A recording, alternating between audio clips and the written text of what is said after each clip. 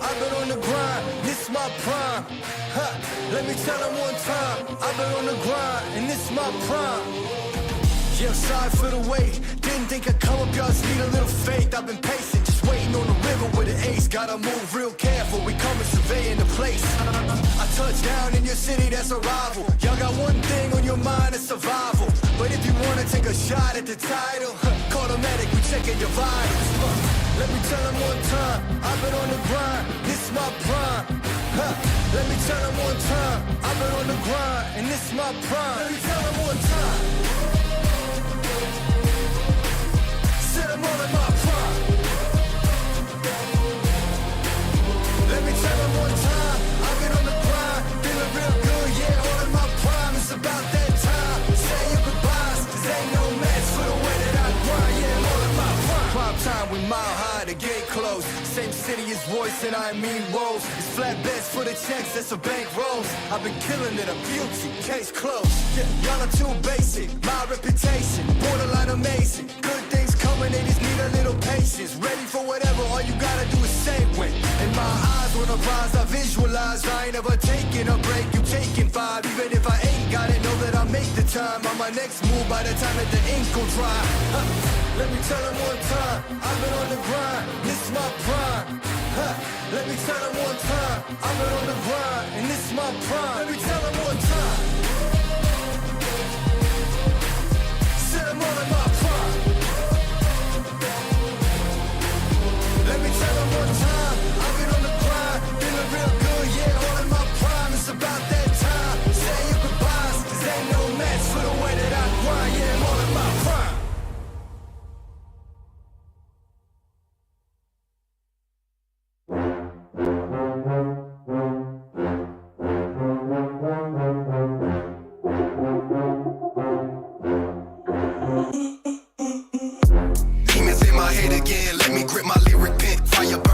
Smoking now, I'm pulling sons. I won't stop, so don't confront too much. A boss to be a grunt. Watch my back and also front. You drop it off, I pick it up. Deep pockets a mean one. Heavy like machine guns. Talking like they heard about me, they ain't never seen one. You ain't really bout it, I can see it through the screen, son. Taking lemon lane, busters never trusted jump. Like you want it, my opponent's never on it. I ain't thinking about tomorrow, only thinking about the moment. Feel the rush from the buck jump. 20s in my loaded trunk. Watch me make another hit. Yeah, I'm tripping off that funk jump. Like you want it, my opponent's never on it. I ain't thinking about tomorrow, only thinking about the moment. Feel the rush from the buck jump. 20s in my loaded trunk. Watch me make another hit. Yeah, I'm tripping. Yeah, I'm tripping.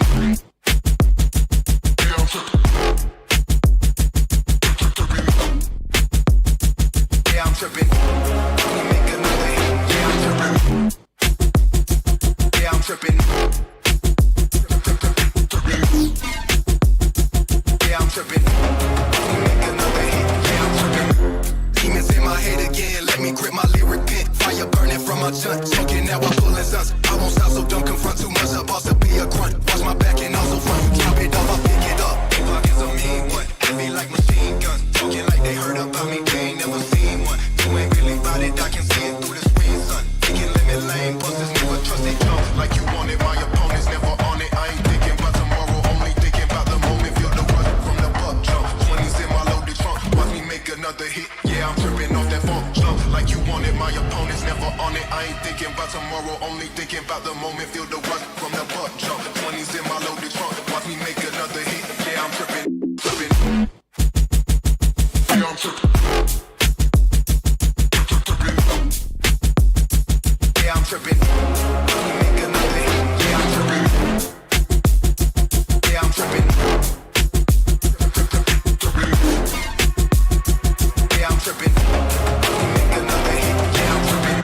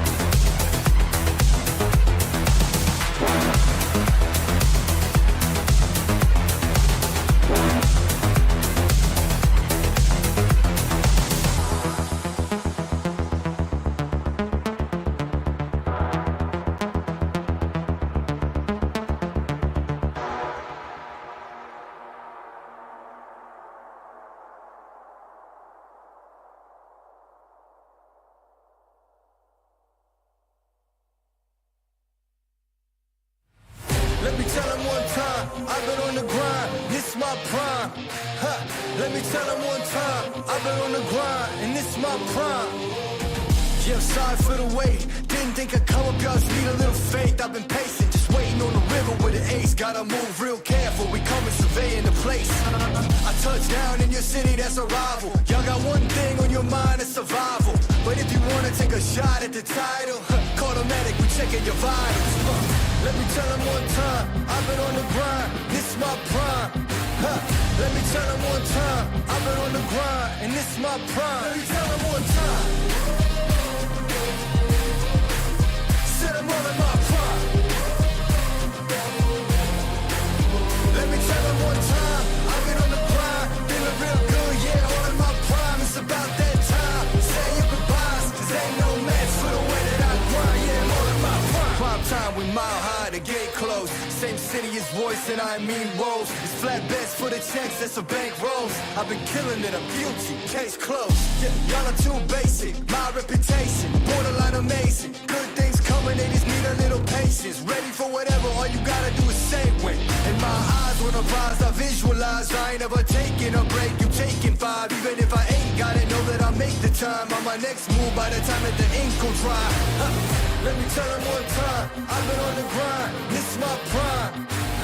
Let me tell them one time, I've been on the grind, and this is my prime. Let me tell them one time. Said I'm all in my prime. Let me tell them one time, I've been on the grind, feeling real good, yeah, all in my prime. It's about that time, say your goodbyes, cause ain't no match for the way that I grind, yeah, I'm all in my prime.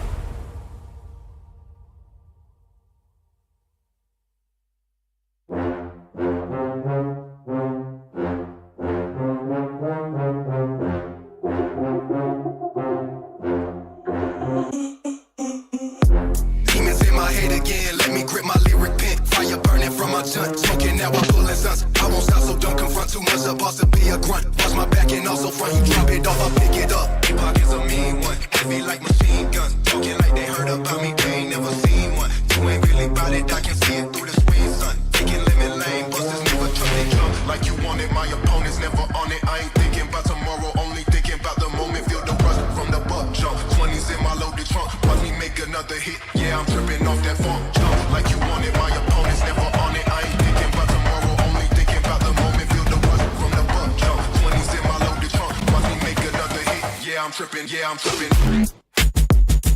Yeah, I'm tripping. Yeah, I'm tripping. Watch me make another hit. Yeah, I'm tripping. Yeah, I'm tripping. Yeah, I'm tripping. Watch me make another hit. Yeah, I'm tripping. Demons in my head again, let me grip my lyric pen. Fire burning from my junk, choking now I'm pulling sons. I won't stop, so don't confront too much. A boss to be a grunt. Watch my back and also front. You drop it off, I pick it up. Hip pockets a mean one, heavy like machine guns. Talking like they heard about me, they ain't never seen one. You ain't really bout it, I can see it through the screen, son. Taking lemon lane, busters never trust they jump. Like you want it, my opponent's never on it. I ain't thinking about tomorrow, only thinking about the moment. Feel the rush from the buck jump. 20s in my loaded trunk, watch me make another hit. Yeah, I'm tripping off that funk jump. Like you want it, my opponent's never on it. I ain't thinking about tomorrow, only thinking about the moment. Feel the rush from the buck jump. 20s in my loaded trunk, watch me make another hit. Yeah, I'm tripping, tripping. Yeah, I'm tripping. Yeah, I'm tripping. Watch me make another hit. Yeah, I'm tripping. Yeah, I'm tripping. Yeah, I'm tripping. Watch me make another hit. Yeah, I'm tripping.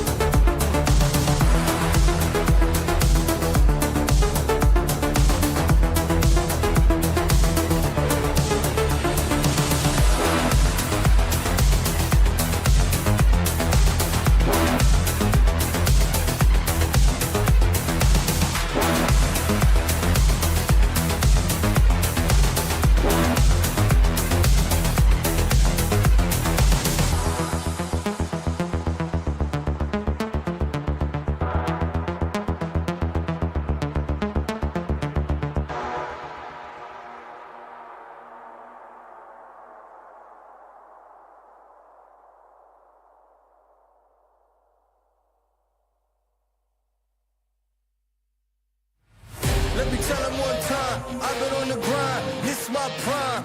Huh. Let me tell them one time, I've been on the grind, and this my prime. Yeah, I'm sorry for the wait. Didn't think I'd come up, y'all just need a little faith. I've been patient, just waiting on the river with an ace. Gotta move real careful, we coming surveying the place. I touch down in your city, that's a rival. Y'all got one thing on your mind, it's survival.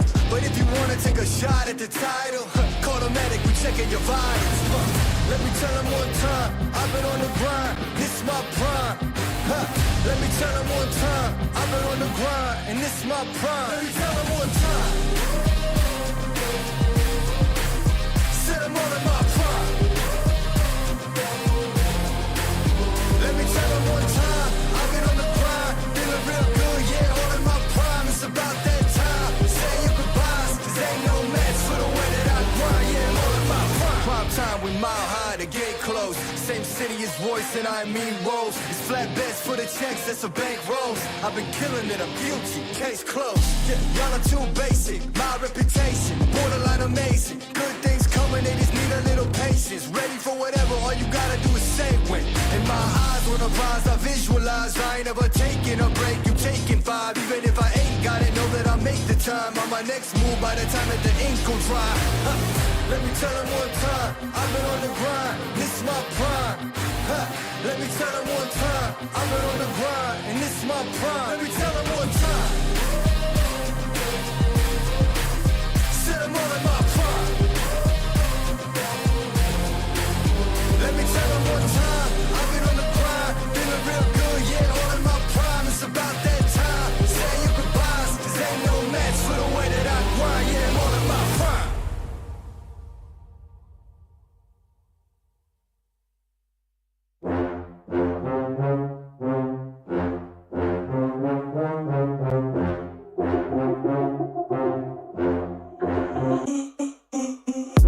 Demons in my head again, let me grip my lyric pen. Fire burning from my junk, choking now I'm pulling stunts. I won't stop, so don't confront too much. A boss to be a grunt. Watch my back and also front. You drop it off, I pick it up. Pockets a mean one, heavy like machine guns. Talking like they heard about me, they ain't never seen one. You ain't really bout it, I can see it through the screen, son. Taking lemon lane, busters never trust they come. Like you want it, my opponent's never on it. I ain't thinking about tomorrow, only thinking about the moment. Feel the rush from the buck jump. 20s in my loaded trunk, watch me make another hit. Yeah, I'm tripping off that funk jump. Like you want it, my opponent's never on it. I ain't thinking about tomorrow, only thinking about the moment. Feel the rush from the buck jump. 20s in my loaded trunk, watch me make another hit. Yeah, I'm tripping, yeah, I'm tripping. Yeah, I'm tripping. Yeah, I'm tripping. Watch me make another hit. Yeah, I'm tripping. Yeah, I'm tripping. Yeah, I'm tripping. Let me make another hit. Yeah, I'm tripping. Demons in my head again, let me grip my lyric pen. Fire burning from my junk, choking now I'm pulling stunts. I won't stop, so don't confront too much. A boss to be a grunt. Watch my back and also front. You drop it off, I pick it up. Pockets a mean one, heavy like machine guns. Talking like they heard about me, they ain't never seen one. You ain't really bout it, I can see it through the screen, son. Taking lemon lane, busters never trust they come. Like you want it, my opponent's never on it. I ain't thinking about tomorrow, only thinking about the moment. Feel the rush from the buck jump. 20s in my loaded trunk, watch me make another hit. Yeah, I'm tripping off that funk jump. Like you want it, my opponent's never on it. I ain't thinking about tomorrow, only thinking about the moment. Feel the rush from the buck jump. 20s in my loaded trunk, watch me make another hit. Yeah, I'm tripping, tripping. Yeah, I'm tripping. Yeah, I'm tripping. Let me make another hit. Yeah, I'm tripping. Yeah, I'm tripping. Yeah, I'm tripping. Let me make another hit. Yeah, I'm tripping.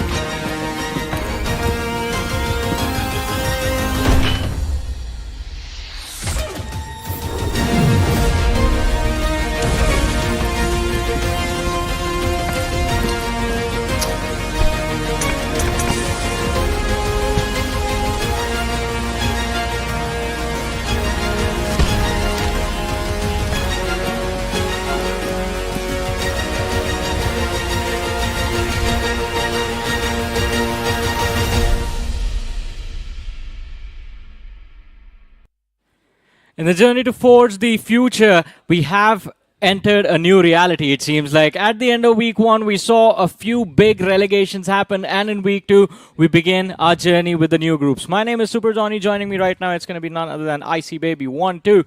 And as we are talking about forging the future, that is what's going to be on the line, the trophy for the BMPS 2026. Icy, I mean, right off the bat, the relegations and the promotions that we witnessed in the first week of BMPS, did they justify or did they live up to your expectations, or are you feeling a little bit let down by a few of those names? Well, there are a few letdowns definitely as well. In particular, obviously, Apex Gaming is one of those teams that kind of gave me a little bit of setback as well. They are pretty much playing in Group C in particular. The one that kind of surprised me is actually Quantum Sparks in general as well. Yeah. Their journey was a little bit unfortunate. They almost made it into the top 4 to qualify for Group C, but I wasn't expecting this team to actually do well at all, to be even in the top 5. So I think now coming to week 2 here, they can still have another chance if they maintain their performances to actually push themselves in towards Group C in week 3 itself. But of course, when we talk about another team that has pretty much surprised us in terms of their relegation here, is going to be Genesis. This is the first runner-up of BGI 2026, where 6 games they've played in Group A, despite the roster shuffles, etc., they have retained their roster, but they just completely crumbled. I think the 2 relegations that you mentioned were the biggest that happened during week 1.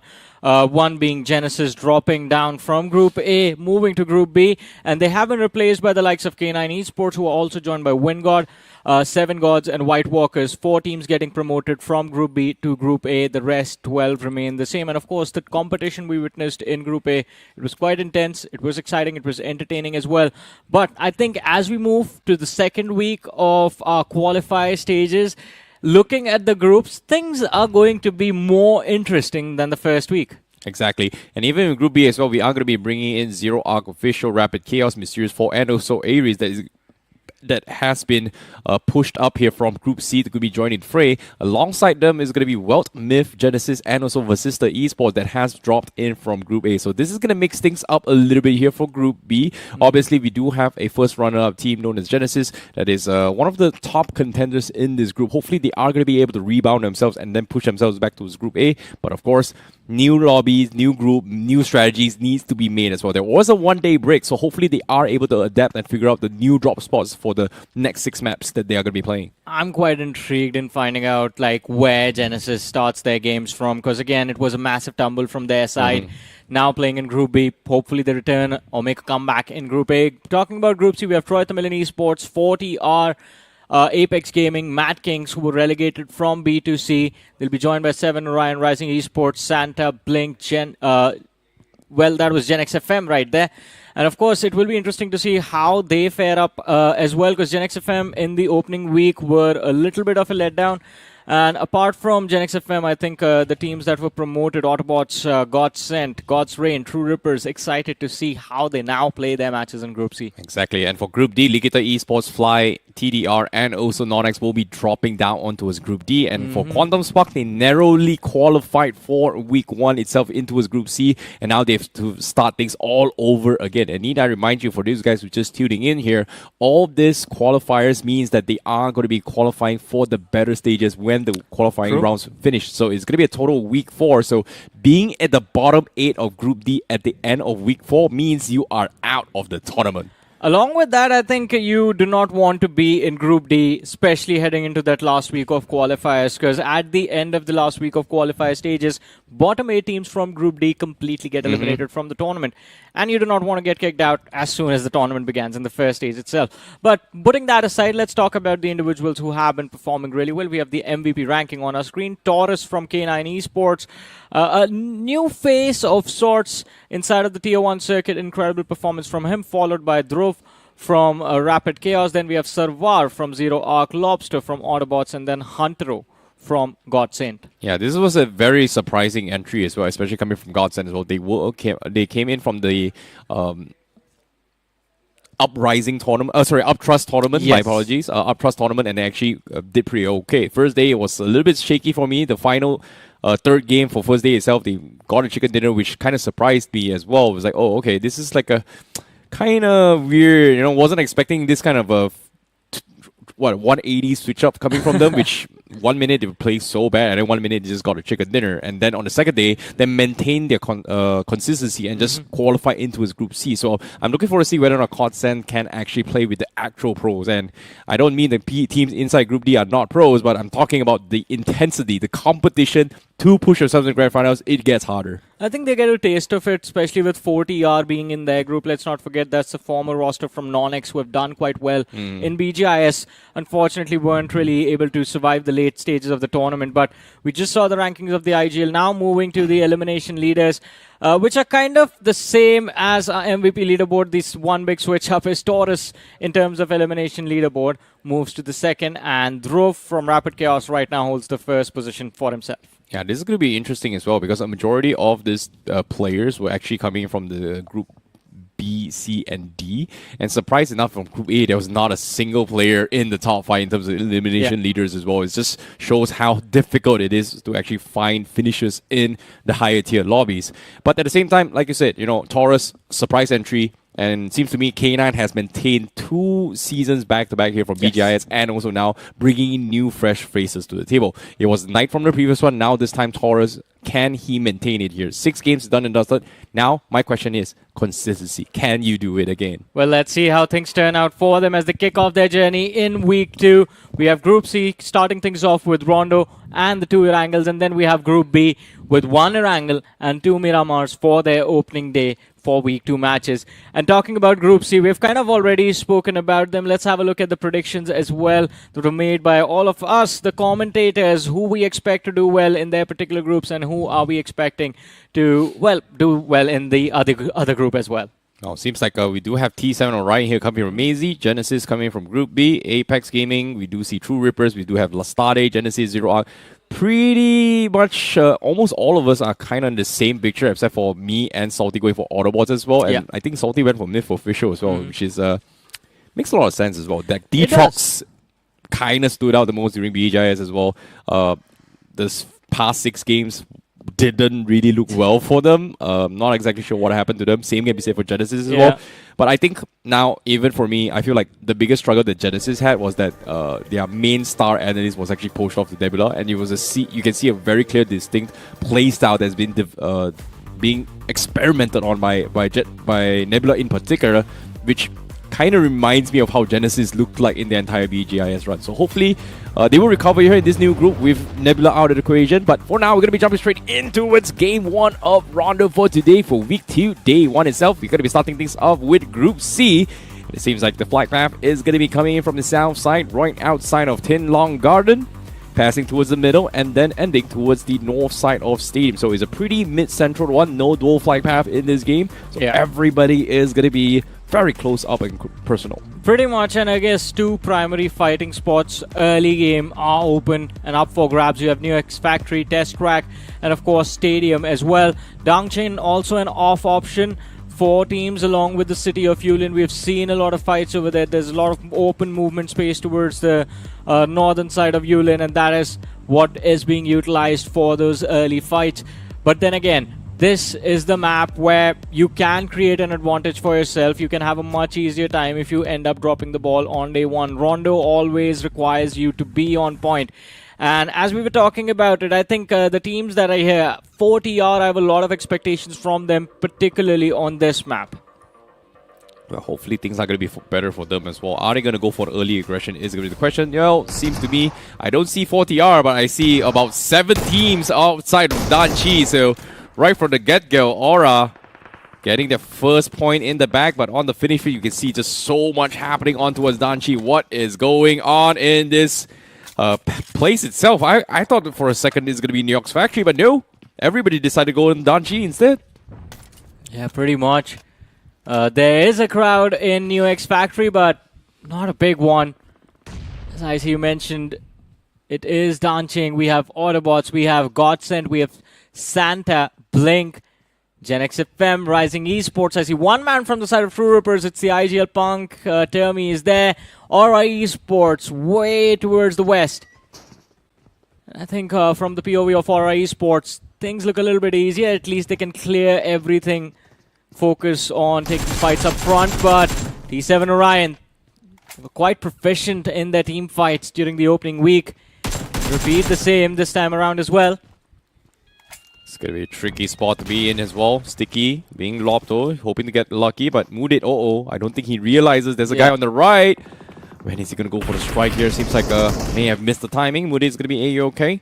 But seems like all of them have one thing in common, right? They are very lacking in terms of resources. That's why they're not over-aggressing too much. Yeah. They've almost every single player and team in this entire vicinity has pretty much got like a one building loot. That's about it. Whatever is there, you gotta make use of it. But for Punk, he was able to find an opener. That's a very nice pick on towards Kaliuk. And that means more loot. Now you can loot his crate. On the other side of things, Aura Esports, I wonder what's going on with them. Because as we saw it from the POV of Modit, he did not know where Fragger was. He was hiding behind the air conditioner there on the rooftop. And there was ample opportunity for Fragger to actually get up, take a few shots, maybe even find a knock. But not taking that chance. Aura Esports, is this one decision going to come back and haunt them? Jonathan from the side of Apex Gaming. They seems like it want to close in on the players of 7 Aces. WINDGOD, he has the HP advantage in this fight. But that is 12k on the other side. Can be very brutal. Yeah, needs to be a little bit careful as well. I'm surprised Jonathan was able to survive that shot here. WINDGOD missing the mark. Now out in open here, he finds Hydro instead. What a shot, but it's actually Simp from Mad Kings who's also tag teaming his way through. So WINDGOD getting some sort of backup, but the rest of Team Apex Gaming has already got him surrounded, so he needs to be a little bit more careful with this. But for Team Apex Gaming, they need to figure out whether or not how they are going to be saving Hydro as of yet. But for WINDGOD, he's going to play outside to try and secure the confirmation, but seems like Apex Gaming, they've heard him. They are going to be pushing up, and they are going to be on the hunt here. He's got the shotties, but unfortunately was completely shut down by Team Apex Gaming. A 2 versus 1 situation over there, and of course it's going to get worse for, well, can get worse for either one of these teams. We saw Mad Kings moving in for the players of Team Apex Gaming, but on the other side of things, Autobots Esports, as they went on to dominate their initial week in Group D, it seems like are going to look to do the same in Group C as well. 3 eliminations onto Ralph, and still looking to clean up the city of Danching. That's a lot of work they've got to do, but for Autobots, they've got a full loot as of yet. But Gen X FM now looking to try and skedaddle out of Danjing. This vehicle has been spawned out. And our Reap decides to, you know what, we're pretty strong right now. They've got the most amount of loot out of all the teams so far in Danjing. And they are going to be playing a little bit more cleanup. But seems like there are a couple of loose stragglers. Huntro now in a little bit of scuffle finds Ralphie. That's going to be the stealth phase through. Ralphie needs a little bit of backup. Lobster with the save. It's actually a Reap that goes in for the save here. Rising Esports, here's a commotion. Now a Reap goes for a spray again, hoping to drop one more. Fox dropped down pretty low. And Autobots now needs to go for the reset, but all these gunshots has called in the cavalry. But Lobster from the outskirts finds an opener to try and stop the push. Man, oh man, this could be tough. Autobots, they need to turn things around right here. Gen X FM, a distraction for the players of Rising Esports. UA is trying to fight for his life from the roof. Damage dished out, but oh, I thought he wouldn't succeed. Not enough HP, but just charges forward and catches that man off guard. Even the Autobots did not think this is how UA was going to play. Now forced against the side of Gen X FM. This has to be a panic-inducing situation. Ooh, that angle, the timing. Lobster could have gotten the knock, but just like that, he skedaddles back to safety. Gen X FM now going to be playing the camping strats as Lobster needs to find a way to go in for the push here. They've lost a player. It's pretty much recalled back out to the city itself, but they're down towards a 2v2v1 situation inside Danching as of yet. Let's see. I mean, with the kind of firepower this team possesses, you can never count them out. Lobster just Lobster crawls his way through and finds the opener and the second as well. The swing through the window knew exactly what the players of Gen X FM were planning. 8 eliminations onto Autobots. The last man still there from the side of Rising Esports, and UA is just trying to see if he can escape his fate over here. No, says Lobster. Incredible start for Autobots. 9 eliminations secured within the first 7 minutes of the game. Holy moly. Lobster, what a clutch. He's found the secret sauce on how to juke shotguns, man. He sidesteps his way through, baits few shots, and then goes in for the hip fire, just taking out every single player. Lobster, my man, this guy's an absolute monster. And surprise, surprise, that prone, that lobster crawl through the window just completely caught them off guard because there was no step at all. It was a silent drop as well. Just pushed in. Didn't see that one coming, for sure. What a decisive push right there. Autobots wins the entire final. Danqing claims 9 finishes. And guess what? Lobster and Ralphie is going to be able to keep their recall available. Well, Reap has pretty much been recalled. Iggy is still outside, and now he's going to figure out how to regroup with his rest of the teams. But this is a pretty amazing start here for Autobots. Yeah, we spoke about this in the opening week. I mean, Autobots starting from Group D itself. They had to make sure that if they even wanted to get close to qualifying for the semis, they needed to go all the way up to Group A. And with how they're starting their journey in this Group C as well, I think it's very likely that we might see them move up to Group B in the upcoming week. I mean, Rondo is off to a great start. Now, all they have to do is just survive till the top 3 or the top 4, and this is going to be a pretty decent game of Rondo from their side.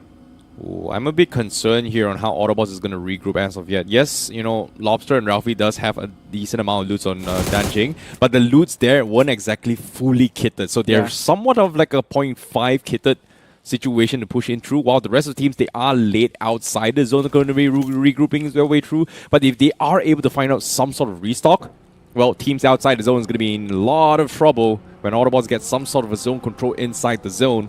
But for God Send Legions, we haven't seen too much action from them, that they do have 3 finishes in the bag. This is where things are going to get a little bit spicy here. Troy Tamilas Esports scouts the mountain far horizon. Even God's Rain is going to be joining the fray. Equinox gets a couple of nice sprays too, but no knocks available. However, God's Rain themselves get shot instead. Oh, and on the other side, Mad Kings, it seems like, are taking a beating as Sim gets knocked and finished off. God Sent Legends still looking for those early frags for themselves. Have found 4, but now in this awkward position, Troy Tamilas Esports managing to take down 2 of their men, forcing them into a reset. Also, just a few moments ago, we saw that circle towards Stadium. Massive cluster down in the southern half. Last time we saw Stadium Circle, I mean, the team that got there early just ended up dominating everyone else single-handedly. And this is the title fight, 40R versus Apex Gaming. This season not really going too well for the players of 40R. Just a single finish on the board as of now. Even though they do see the threat all around them, the shots just don't seem to connect. Ooh, tough spot to be in here. 40R official does have a small little nook and cranny to play high ground, but there's just so many angles they have to worry about, especially this early on in the stage of the game. They're trying to zone people out of the center, but again, Gods and Legions, they already had to feel the front themselves. They're forced to dock there just because there was like 5 teams shooting at them. But disengaging is going to be extremely difficult here. But it's 4-3 for them. Zone is still in play, so they do need to play a little bit more patient on what they want to achieve with this stuff. But as soon as I say patient, Viper getting the knock. Does 40R official want to try and risk it for the biscuit? I think they are going to consider pushing. Yeah, I think so too. That's so far. Let's see. They have priority of center control of the circle. And even with the high ground being theirs, it should be much easier to just hold on to that mountain, maybe call some deployable cover and make a stronghold for yourself. God Sent Legends.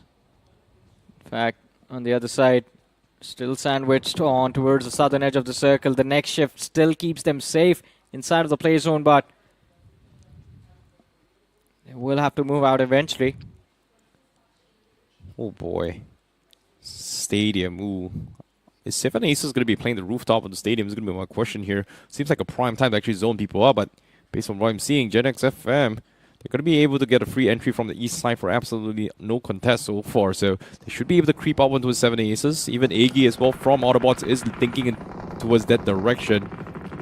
But let's take a look at what T7 Orion's up to. Seems like on the west side, they were going to be playing the edges, and they do find the players coming in from Godsend. That's going to be Levi taken out. Very, very unfortunate. Quite unfortunate, as you said, and quite a distance as well. But Clutch God, there's the revenge they wanted. Harsh gets shut down, and Godsend Legends, as we spoke about them, finally as time comes for them to move out of cover. They start getting picked apart. 1 man lost, 3 still on around 4 their life.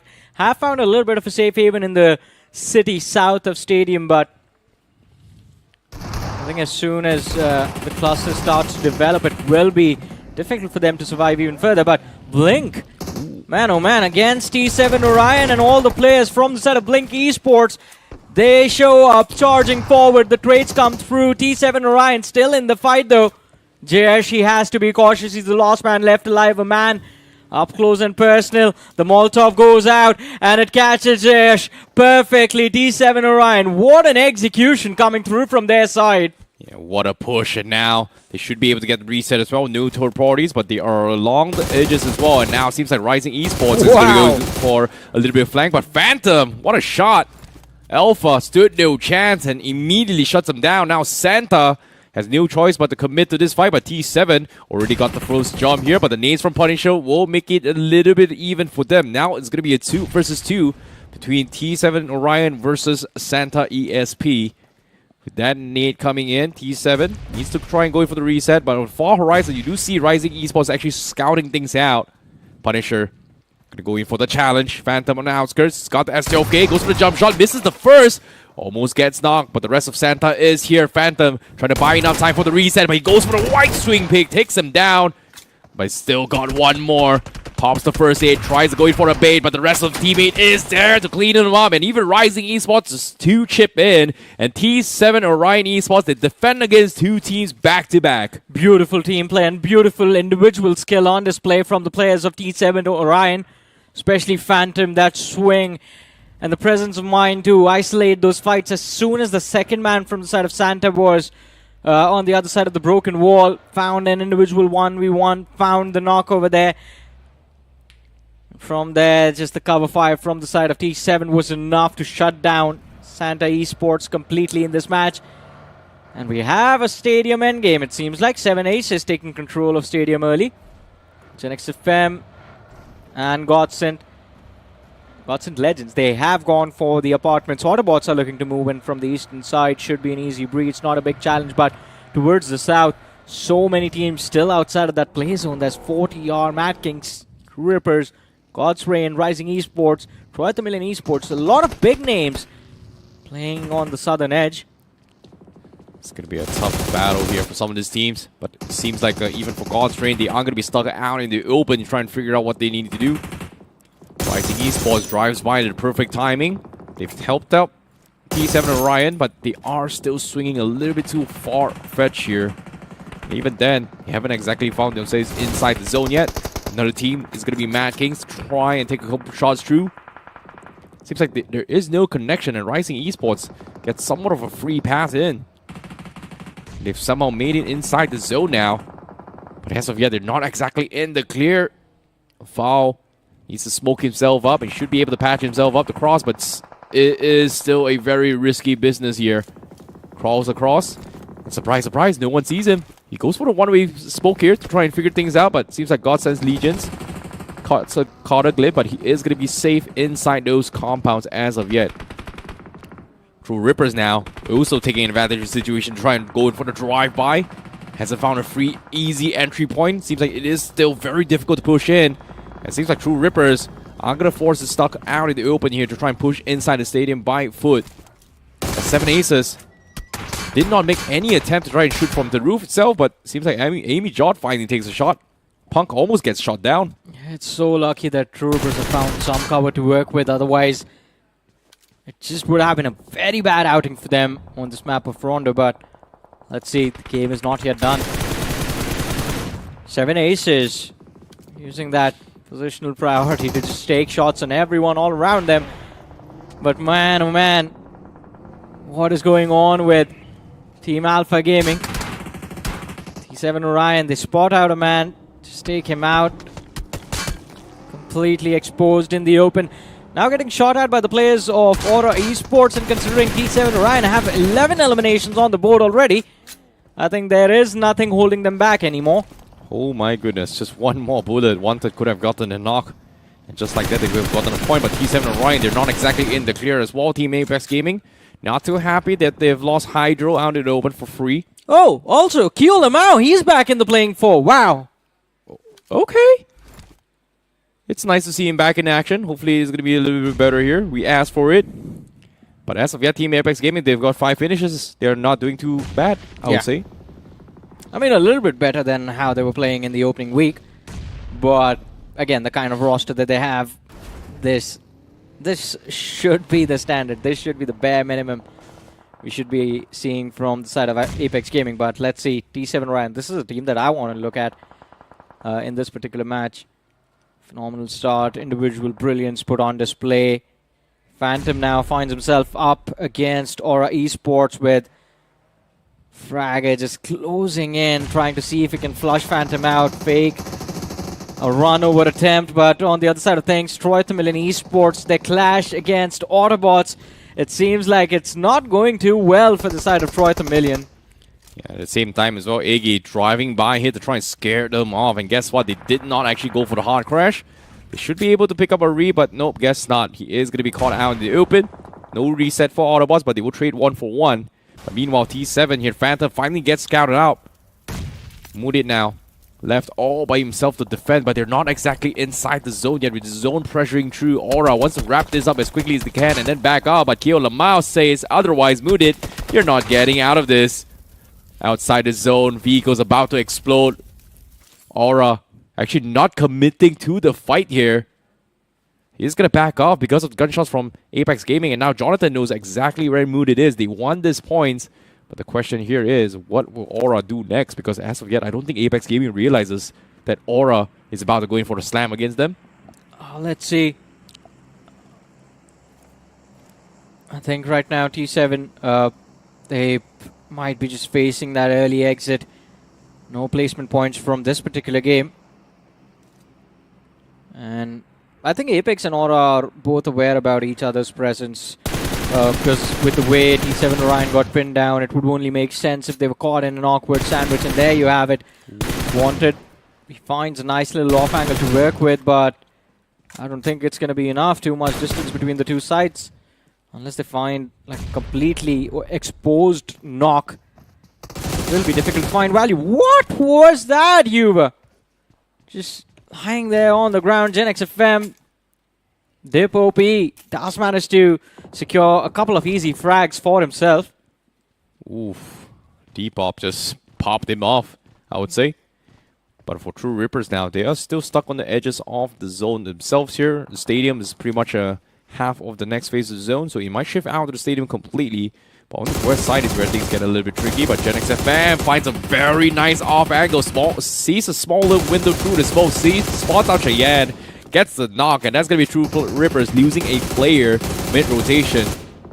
What a dirty angle Gen XFM is Esports has just pulled up of. Yeah, that has... I wouldn't call it dirty. It's quite cheeky. I mean, you would not expect someone to just like have his face through that gap. Gun sticking out. That wasn't how he was, but just to paint a picture. Yeah, but it's disgusting, man. Like, how do you even capitalize on that? Like, why would you, like, how would you expect an angle like that from far away? Sheesh, that's a nice shot. And windows exist for a reason, right? Fair enough. Take your shots on the opponents, but Nobby getting pushed like this by the players of True Rippers now. Odds of survival are next to none, especially with Punk lining up that nade, comfortably spotting out exactly where this man has run off to. And now this might be the end for Mad Kings as well, but 7 aces, they have a backstab opportunity. Nobby gets finished off. That's an easy wrap-up. But Mad Kings, they have done quite well for themselves. 12 eliminations in this match. Yeah, very nicely done here. We're down to the final 9 teams inside the crowded stadium. It seems like the circle will shift into this stadium itself. And 4TR laying low for quite some time. But they have to make a move into the zone as of yet. And Godsend Legions is going to be pummeling their way through. 4TR now has a call to make. Take this fight or back off. But it seems like they don't really have a lot of exit strategy to work with here. The gap between here to cross towards Stadium is going to be difficult. So Godsend Legions is going to try and capitalize on this. Molotov has been dropped. Arthur still holding the angle. Nades are coming in, not connecting here. 4TR is just playing very patiently. But Godsend Legions, they're coming down to knock on towards the doors of 4TR now. Pretty much, and let's see how things turn out. Oh no, Godsend Legion, not the way they thought this fight would start, and a little bit of a mistake makes sure that it's not gonna go on for long. A quick wipeout coming through. 4TR, not a lot of finishes, but at least it gives them some momentum to try and move up the end game now. Very, very nicely done. But look at this. It is a absolute chaos in the stadium itself. Every single corner, there is just some player, some team. Even for Iggy, down to his last player here from Autobots to try and get some placement points. And fortunately for them, they do get 1 point guaranteed. But survival is going to be extremely difficult here, considering that there is so many players on the hunt. And for Aura Esports, 6 finishes. They are 4 men healthy. They have stayed out of the entire fiasco down south. Creeps in. Still has a decent amount of utilities and meds to work with. Vehicles still intact as well if they want to try and push out the zone itself, which in this case, those trees are extremely risky, but considering what we know in terms of the numbers of players, seems to be a very, very nice option to actually have as well to catch a potential off angle where you can see teams outside circling around stadium to try and push in and maybe find some sort of cover to work with. It would be really fun if the circle decides to move towards the northwest. Ooh. There's absolutely no one there. Everyone's just taking control of stadium. And well, with that being said, Autobots finally shut down. Last man also picked off 11 eliminations from this match. But you see, I mean, the teams that are still surviving, Gen X FM, Apex Gaming, Aura, they've done quite well. Decent amount of aggression put on display in the early stages, but this is the late game. From here, you're just aiming for the chicken dinner. Ooh, such a tricky spot to be in. But for Aura, they actually decided to close the gap to try and find an inch, but they lose dope in the process. And True Rippers, they scout all this out. Shots are coming in to stop them from getting through. But Aura, they are going to try and close the distance. They are going to push inside the stadium. Punk finds a couple of shots in, and True Rippers have decided to go the other entryway instead. But for Team Apex Gaming, they've got a knock. They're still on the outskirts as well. Godsend just refusing to let them push in. But it seems like the zone will shift inside the stadium itself. It will come down towards the final zone in this urban warfare. One of the most trickiest compounds to work with. In this case, this urban warfare, it's not the standard ones that we usually see in any map at all. Yeah, pretty much. There's a massive center of the stadium that's just open. And 7 Aces, by the way, have managed to control that area for the longest of times.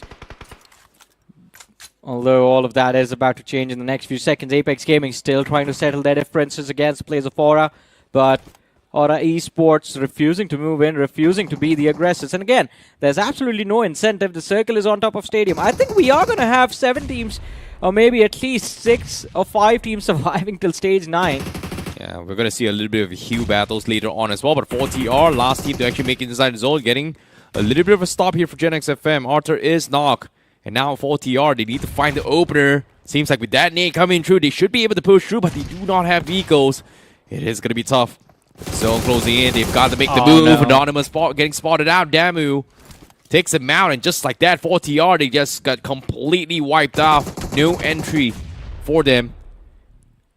It seems like we're down to the final 6 teams, and True Rippers, they heard the commotions, and they are going to try and chime in to clean out the sides first before pushing in. Seems like Gen X FM, they're kind of split off, and True Rippers is going to kind of capitalize on it right now. And that was a very nasty gap. 40-yard, absolutely no way they could have moved through. Gen X FM covering up the front lines, but from the side is where the pressure starts to build up. Only for a little bit, though, as Termi backs off. Gen X FM do, again, have a little bit of breathing room to work with. There's absolutely nothing going on here. Yeah, they can't really do too much. Like we do see a couple of rats coming in play. Fraggy trying to go for the solo warrior. But for True Ripper's perspective, I can see what they're doing. Like they're trying to instigate some sort of fights to kind of force other teams to kind of third party and then take the threat away from them and then capitalize on it. But so far, no one is budging just because this terrain is so unfamiliar for every single player in the circuit itself. Like how often do you see so many players inside stadium? And even that, the closest to this terrain itself has to be Picado Stadium, but the entire inner layout is just completely different. Yeah. So there's just a lot of nook and crannies and a lot of rabbit holes that they can camp their way through. And look at this, 7 Aces. They've already held their shotguns as well. So one wrong move, boom, bye-bye. I think for me, the closest piece of terrain, well, kind of close would be the prison area from the angle. I mean, you have a position with a very high altitude. You have towards the center these buildings that provide a lot of concrete cover and these small structures that a lot of teams can use.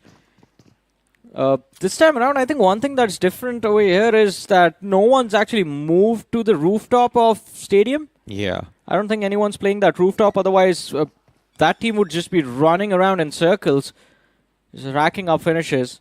Well, we had Amy Jot kind of do that initially. But now they pretty much docked down. 7 Aces still trying to block every single entry point.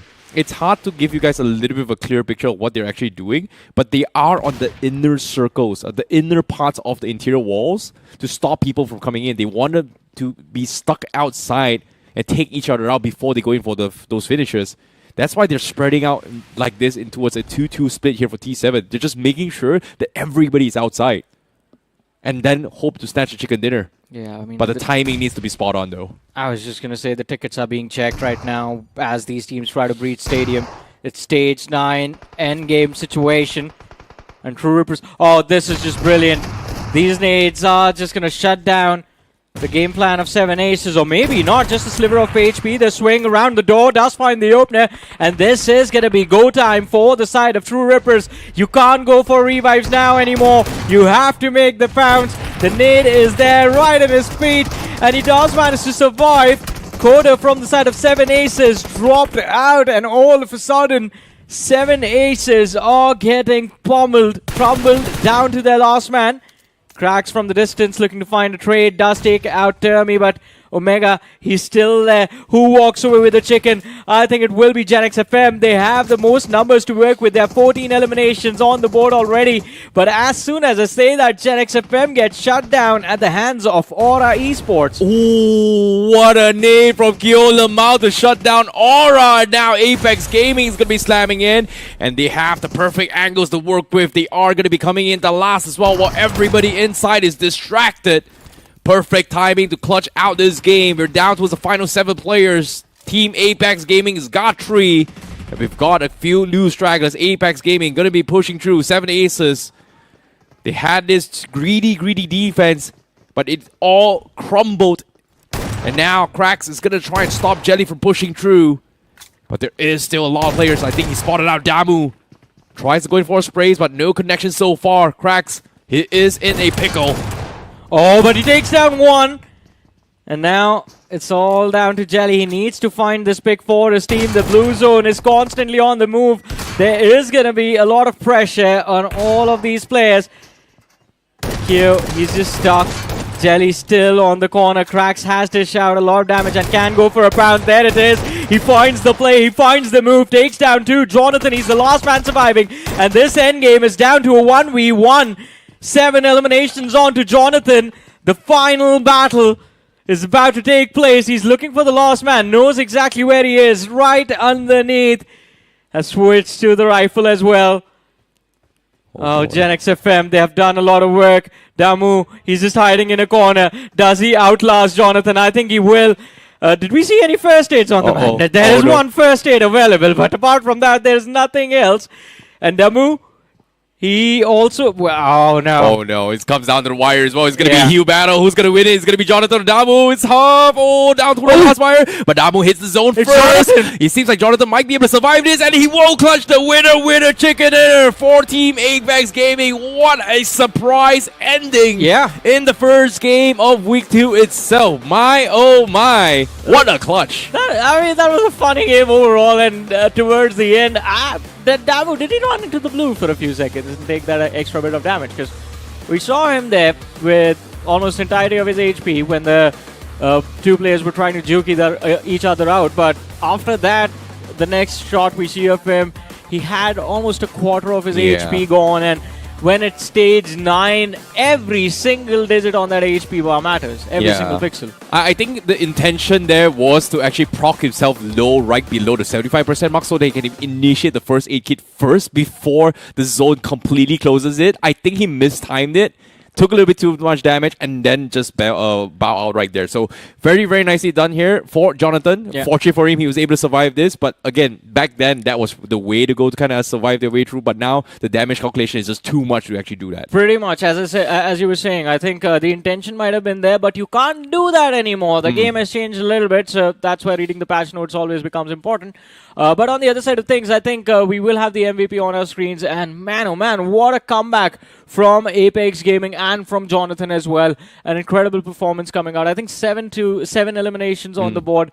And of course, Kyo Lamau as well. Yeah, Kyo Lamau also had a few critical plays. Agreed. But for Team Apex Gaming, they're looking very, very strong. And who would have thought we've seen Jonathan back in action here as the MVP for all this game. 7 finishes back with 811 damage. It seems like they are trying to push back into his Group B themselves here, despite a very, very rough opener.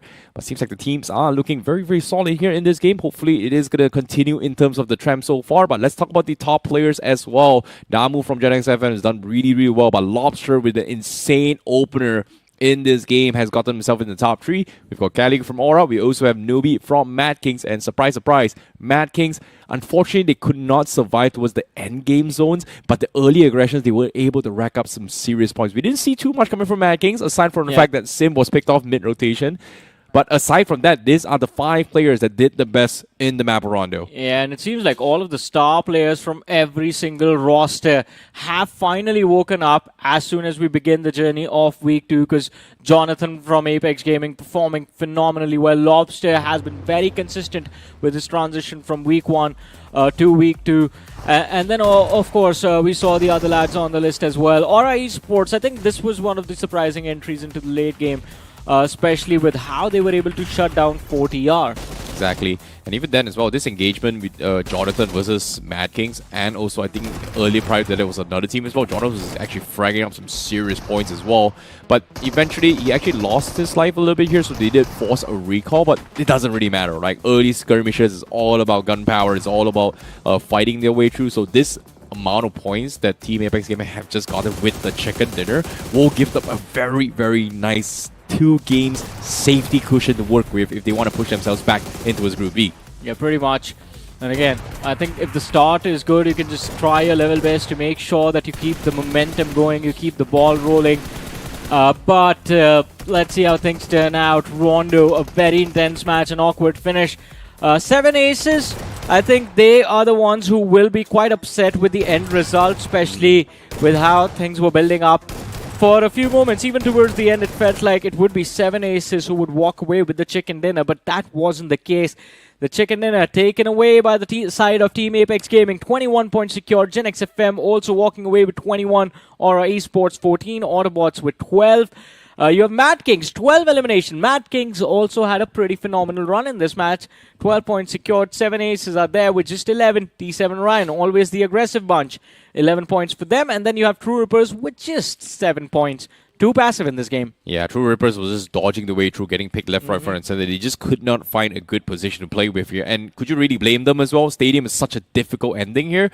But again, I feel bad for, in particular, is going to be T7. Why? Because it feels like T7 had the perfect zone for themselves, right? But they got a little bit too greedy on trying to defend on the inner circles on both fronts. Yeah. And the moment one side just completely gets flushed out, the other side's backs are pretty much exposed as well. That's why True Rippers was able to push in and then get a couple of picks themselves, which resulted in the entire team crumbling with barely enough finishes as well. So I don't know. It feels like nobody has kind of figured out how the stadium endgames are going to be looking like. I think the best performance in terms of stadium endgame since last year, well, since Rondo started until now for BGIS, with the stadium ending, has been Godlike. Godlike, I think there was one game with Team Alpha during the grind stages of fair enough. BGIS. That was the game where all 4 players just climbed up the rooftop. Exactly. And they were just like gatekeeping teams from every single direction, which is why they were able to rack up finishes. I was surprised with that only. No one was at the rooftop. Yeah. 7 Aces just said one man to the top. And then even EVOS pulled back very early. They did not allow the situation to develop even further for teams to try and close. And otherwise, I think 7 Aces could have had a high fragging game in this map of Rondo, but we do have the eliminator on our screen right now. Dhruv from the side of Rapid Chaos. He might not be playing the matches, but he's still leading the charge with 25 eliminations to his name. Exactly. That's still a 1-game advantage for Dhruv as well, considering the fact that these 2 groups has pretty much played and nobody is even close to actually beat him as well. So this is very, very monstrosity, I would say. Yeah. Monstrous performance, I would say. It was a monstrous performance. And if you guys want to unleash a similar monstrous performance in your match as well, you can unleash your beast with Monster Energy Drink, ladies and gentlemen, official energy drink partner for the BMPS 2026. And of course, do let us know how your matches go after you have unleashed the beast within. We have been doing quite well, haven't we, IC? Yeah, definitely as well. Obviously, the players themselves, they are going to be excited and also electric as well. Yeah. Because the amount of energy and the unexpected variable that has happened in that game is just phenomenal. Because who would have thought the ending would be like that, with Jonathan having a very, very surprise clutch as well. His save was the reason why he was able to snatch a chicken dinner. But again, there was just so much what-if situations. And I'm really looking forward to see how the standard maps is going to be looking like as well, especially coming in from this group. It's not just you, it's me as well. But before we move to the upcoming matches, we're going to take a very short break. Don't go anywhere. We'll be back after this.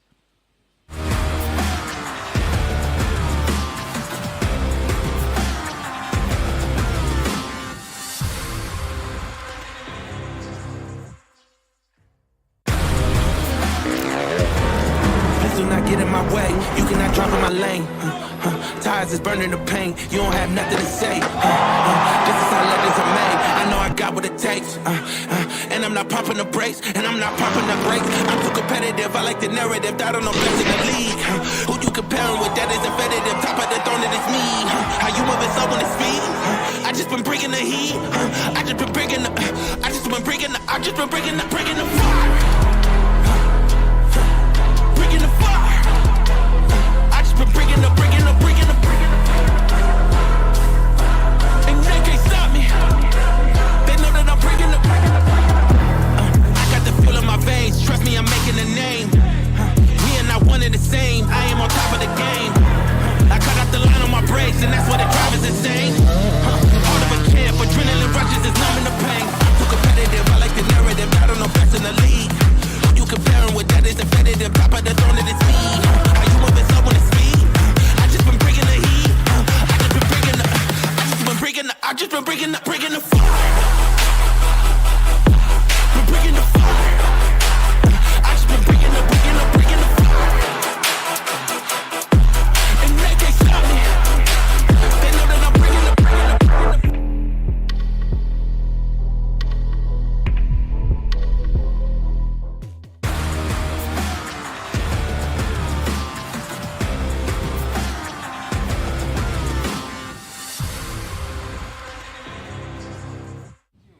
And that was Rondo, ladies and gentlemen. But once again, welcome back to BMPS 2026. You're watching the English broadcast, and my name is Sultan. Joining alongside is going to be my Necro Man back on the panel. And what a start it was. I'm pretty sure my friend is going to be very happy because he's a very big supporter of Gen X FM out there. They actually had a very good game out there. Yeah, top 2 finish, and then TAG. How can we forget about them as well?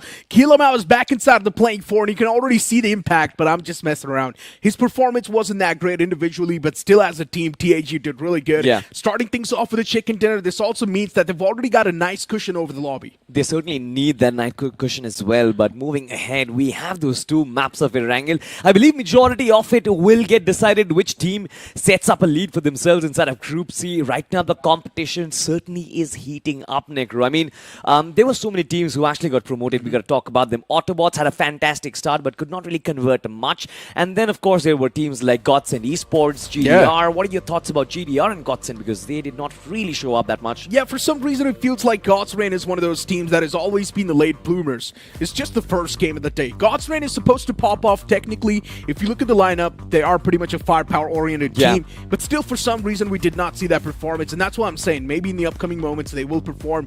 For Autobots Esports, just trying to get the lay of the land. Maybe it's a new lobby, still new players they're facing against, so maybe just Autobots Esports getting used to things. We know they will perform no matter what. They certainly will perform, ladies and gentlemen, and for them to do that, the next game has been started up as well. It is, of course, going to be on the map of Erangel, and this time we are flying from Primorsk towards Mansion. Now, this is going to be a very interesting flight path. I mean, majority of that northern terrain has been cut off from action. You only will be able to play from maybe around the Gatka region, the school, Rozhok, maybe even Yasnaya Polyana.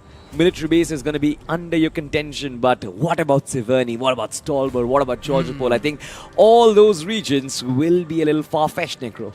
Of course they will be. And especially with this plain flat path, as you mentioned, things are definitely going to be a little bit tricky for these teams. The northern side completely out of contention, especially Severny, Zarki, Georgiopol. It's going to be a rough stretch. For teams like Mad Kings, at least the first game was decent. We saw Mad Kings secure a lot of elimination points, but the continuation, that's what we want to see. We want to see them move on with the same consistency in these games as well. For TAG, yes, they got a chicken dinner in the one game, but are they going to be able to be consistent in the upcoming moments as well? That's also another question I'm wondering. For God's Reign, first game wasn't that great, but maybe this map of Erangel can be it.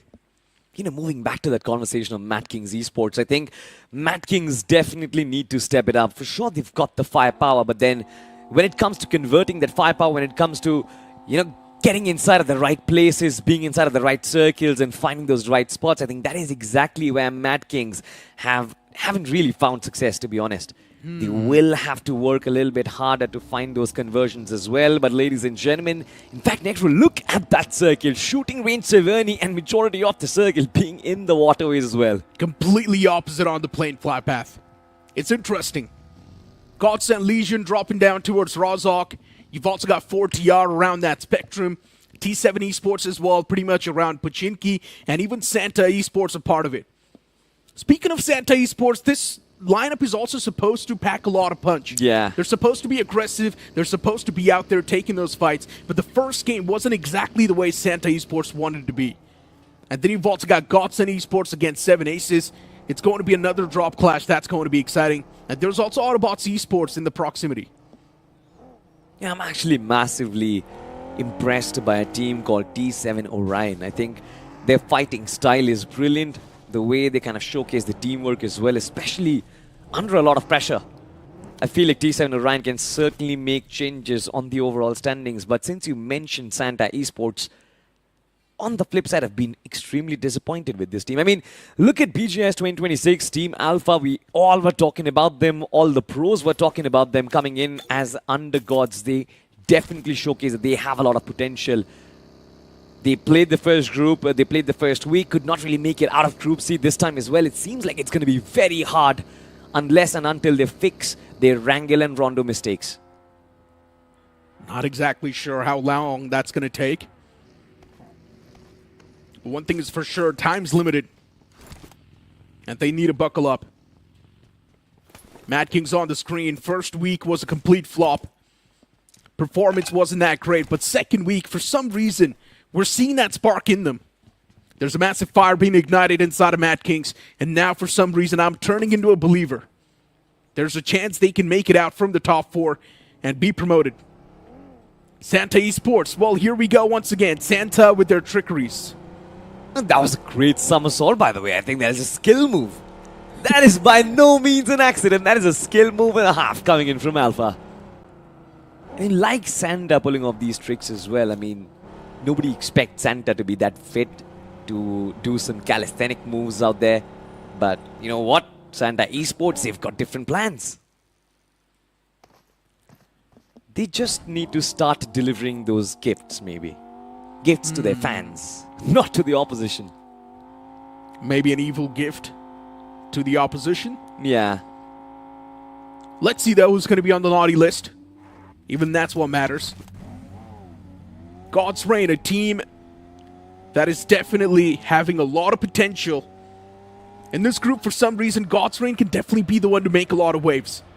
T7 Orion, consistent performer once again as usual. We're seeing those good performances being put up on the board from them. And the crazy part is the top 8 had average points. Yeah. Even if you look at True Rippers, they had 7 points from that game, which is really good. 7 to 8 points per game can actually make sure you're going to be around the safety block. But if you want to be in the top 4, I think bare minimum you need around 15 points per game. Yeah, 100%. I think if you do get 15, you are one of the best, by the way. But have a look at this. Nebula Esports against True Rippers could have been a fight. Those initial shots were taken, but instantly Nebula Esports decide to back off from it. And I guess it's a good decision. It's a very healthy decision, by the way. The circle is shifting up north. It is going to break away from you as well. If you do get stuck in any fight in this region, especially, there's so much out in the open, you're going to be exposed to too many third parties, and that is not really a great place to be. Indeed. Nebula Esports, their performance was so good in the BGS 2026. And now looking at their performance in this BMPS, we're seeing a lot of things lack.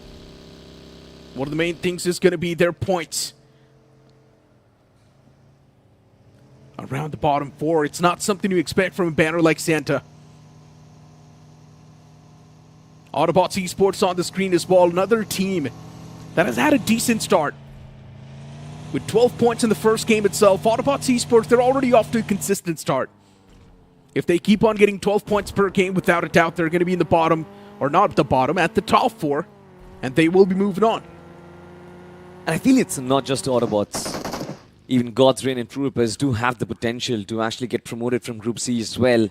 It just needs a lot of consistency, but have a look at this though. Santa Esports Alpha kind of gets stuck behind Nebula Esports, outnumbering him, and of course, man could hear the footstep, but he still had that nade in his hand and couldn't really bring out the gun at the right time. First man dropped down Nebula Esports, man advantage in their hands. It's really confusing. The man did not even try to fight back. And that's why now one of the players from the side of Santa Esports is eliminated from the game. Nebula Esports on the pounce. They're on the prowl, trying to hunt down more players at Santa Esports. Another man falls apart. But Adonis from the top is there to get those traits. Still the man advantage in the hands of Nebula Esports. Actually, you know what? Scratch that. The fight's taken down to a 2-on-2. And a man from Nebula Esports is already pushed up close and personal. Hesperos, around the proximity, wants to do something. Santa Esports is also pretty much panicking. And Adonis is just constantly firing inside of the smoke to suppress the opponents. Santa needs that extra bit of confidence, that extra push, by the way. A little bit of reset in this fight where Team Nebula Esports, they are going in for the revives as Santa. Can they bring back Coffin? Will be a big question. Adonis trying to close in the distance. He knows that all those players, they're hunkered down the corner. Can they find that nade connection? Will be a big issue. No nades, no utilities on Adonis. Shots being fired, but no damage being done. Team Nebula Esports have found the full reset, by the way. Nebula Esports. All the 4 players on the block. It's looking great. Utilities tossed out as well, even from the side of Santa Esports, and even they've got 3 players on the board. I would have said it's a fair, square fight, but now the man advantage in the hands of Troy. And they can really flip things apart if they want. 1-man advantage means they can play for the trades. Look at the minimap. There's yet another team right around the vicinity. Blink Esports as well. Looking to line up from 2 different sides. Adonis finds contact. Jazzy has been brought down. Punisher, though, from the front lines. Can he use a shotgun fruition? Does have the DBS as well, but 2 players in the inside will make it so much more challenging. Team Santa Esports, they are now getting pummeled. Santa is confused, and Punisher, he's trying his best to reply back. Santa Esports, this time, it seems like Nebula Esports is going to be on the naughty list, but still, a couple of shots whiffed, and Nebula Esports, they get a second shot of life. But that man from Santa, Coffin, is trying his best. But even he gets eliminated from the game, but a quick third party from Mad Kings. All the 4 players in that one single house of Nebula Esports, they don't have enough men to defend this compound. Mad Kings utilities on point, and Nebula Esports, they're getting dismantled. Maxioso now is the only glimmer of hope left standing. And for Mad Kings, they gotta be a little bit worried because there's another team who wants to third party this. Maxiosa closes in, gets the confirmation. Mad Kings now in a real tricky spot. That's True Rippers. They're here to third party. But how did Mad Kings come out of that position Oh my alive? God. Not anymore, the True Rippers. The timing on that third party was pristine. 1 nade and Mad Kings go down the drain once again. True Rippers have found control inside of this compound, but the circle just keeps on moving up north. I just request production to show us the map because this is a monstrosity that we have for our players out there. But what just happened in this compound, Necro? Initially, it was just Troy Tamilian Esports and Santa Esports fighting it out. Then came, I believe, Mad Kings, and then, of course, True Rippers just wiping off everyone from that fray. Yeah, just scooping up all those points. True Rippers, they had the perfect timing, the perfect jump. And one single nade claiming those elimination points, just the cherry on top of the cake. Cannot get any better. Blink Esports now against that man from Rising Esports, and somehow Yua, he's still standing. What? Gets back to safety as well, and Mayank, he just does not have enough HP. Nade tossed, and that's going to be the nail in the coffin. Rising Esports eliminating the existence of Blink Esports. I'm not even surprised that Rising Esports straight up went for the shorelines, to be honest. Now, this is where Rising Esports are going to be, I don't really want to use the word camp, but they're going to hold down this position till the very end. And it's not a bad position, to be honest. It's just that you are going to be exposed from the sidelines. Potentially, you're also going to try and battle for resources. You keep on taking 2 fights and you're down in terms of bullets, you're down in terms of ammunition, in terms of resources as well. Throwables are also going to get dried out. I'm not really sure how does Rising Esports plan on holding that position for long, but on the other side, Team Apex Gaming, they're making moves. 40R is going to be in front of them. Aura X is going to be in front of them as well. And Jelly has been looking to scout out regions ahead of his teammates, so in case if he does get knocked out, there will be a lot of support from the backlines, Necro. This is a major problem. 60% of the circle is unplayable. And there's just 40% land available so that the teams can move on and get their hands on some decent spots. Already all the good spots are taken away, by the way, so which means there is probably going to be a lot of chaos soon. God's Reign, they've got a decent spot. Rising Esports, they've got the best spot. But once again, the circle can definitely take its toll. T7 Orion right next to Rising Esports, and now Rising Esports is on the run. And this is one of the main reasons why I'm always concerned for Rising Esports. Just keep on backing away and respecting the opponents. We'll find out though. They've brought in Foul 619 back into the playing force, so it will be interesting since it's so close to the enemy territory. GDR from the backlines as well can threat Rising Esports and their position, but while we saw that map, Necro, there was an interesting bit of information. Team TAG going on a longer rotation down the south side of the circle. They seem to be flipping the way they want to find that entry point from. Can they find it from the west of the circle will be very interesting, but right next to them will be the team of Autobots. Shots coming through, but Autobots couldn't really keep their man numbers up high. Ralphie goes down, Team TAG find first contact, and they're still moving. Oh, but here we go. It's time for Lobster to make sure that TAG will be pinched. A man caught in return, but Autobots Esports, they're losing their man number. The IGL himself taken down, and now Autobots Esports, they have to retreat. Apex Gaming with the massive man advantage in the fight. Autobots Esports left with no other option than to just back away and respect the opponents, and that's what they're doing. Or maybe they've got some different plans. Constantly driving around inside of the vehicle, maybe they just want to catch the players of Apex Gaming off guard once again. But Autobots Esports needs to understand one thing. Right now, their goal has to be to move inside of the circle in a good spot. I think they do have a good spot as well. They are going to be slamming in Guts and Legion. One player inside the shack. Arib knows exactly where he is. Shotgun strikes, takes out the door. There's still that man inside. No peeks available, no nades out there. Arib from outside the shack gets knocked down. And Autobots all of a sudden find themselves in trouble. Punk finds 2 pieces for himself. True Rippers. 5 finishes on the board, but all of a sudden for Autobots, things just look so bleak elsewhere. Have a look at this, Necro. Your favorite team, Genex FM. They're going strong. 3 finishes in this game. Make it 5. 26 points at the top of the leaderboard. Looking really solid. Man, but True Rippers is playing this so well. They've got the circle in control. Every single move that's being made by anyone on the board, True Rippers knows what exactly is going on. They've got the intel. Circle shifting right on top of Autobots Esports. You've also got God's Reign in the same proximity. And look at this, Genix FM now starting to fall apart. 2 players already knocked out, all the way back in the blue. Genix FM, they've got no entry point. They're getting caught off guard by even the boys of 4TR. And at this point, Genix FM, they've taken heavy beating. They will not even stand a single chance as they've been eliminated from this game within the span of 2 seconds. It certainly is. I mean, that was a really bad position, a really desperate move to try and push themselves inside the circle. Look at the way 4TR have been holding on the outside. Close to the blue zone, right next to a shack. They've got a different split as well, so Genix FM just completely fell into a trap.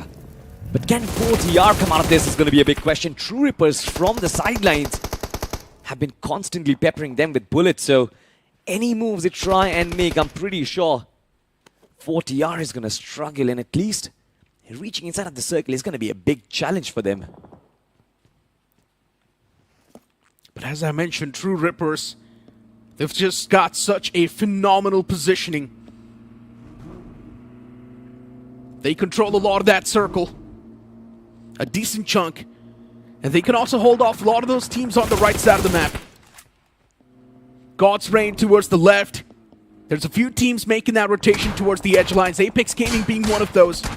And they're also catching a lot of hurt upon themselves. God's Reign once again just raining down hellfire on top of Apex Gaming. Jonathan is pushed down a little bit on that edge. He's also taken down low, but the man patches himself up instantly. Godsend Esports as well inside of the elimination feed, doing a lot better. And Godsend Esports now just pouncing on the prey as they shut down the last man of T7. Right now, there are 4 teams, Necro, on the shorelines. You've got Godsend Esports, you've got Rising Esports, and right next to Rising Esports, there's Apex Gaming as well. And the backlines is GDR. It's immensely problematic, especially for the teams who have been sandwiched from both sides, DAG and Rising Esports. How do you deal with that pressure? Jonathan constantly taking shots from the backlines. This is Justin from GDR who wishes to find that connection. But have a look at this. 4TR on the run.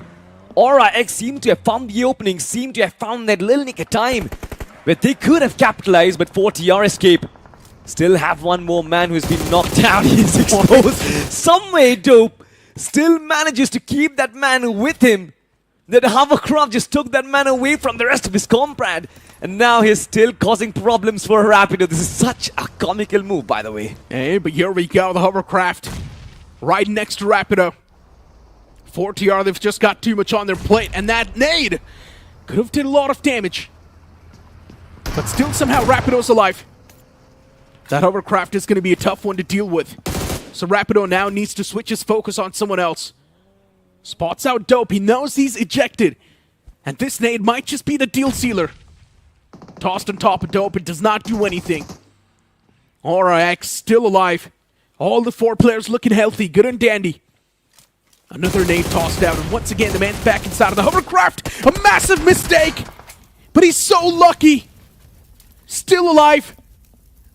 Dope knows. He literally survived because he was lucky. He knows. He has that gut feeling inside of his stomach right now. He almost had his heart in his mouth. But there's also... I'm looking at Team Troopers right now who've been just staring at this fight for a while. Cheyenne is almost next door and is waiting for RIX to come out of their covers as well. He's waiting for 4TR's Rapid to try and go out, maybe, you know, draw Team RIX towards him, maybe bait them out of their covers. Potentially True Rippers will walk away with a lot of finishes, but it's also very problematic and thus chaotic at the shorelines as well. Rising Esports and Team Apex Gaming, they still haven't found a difference in their settlements.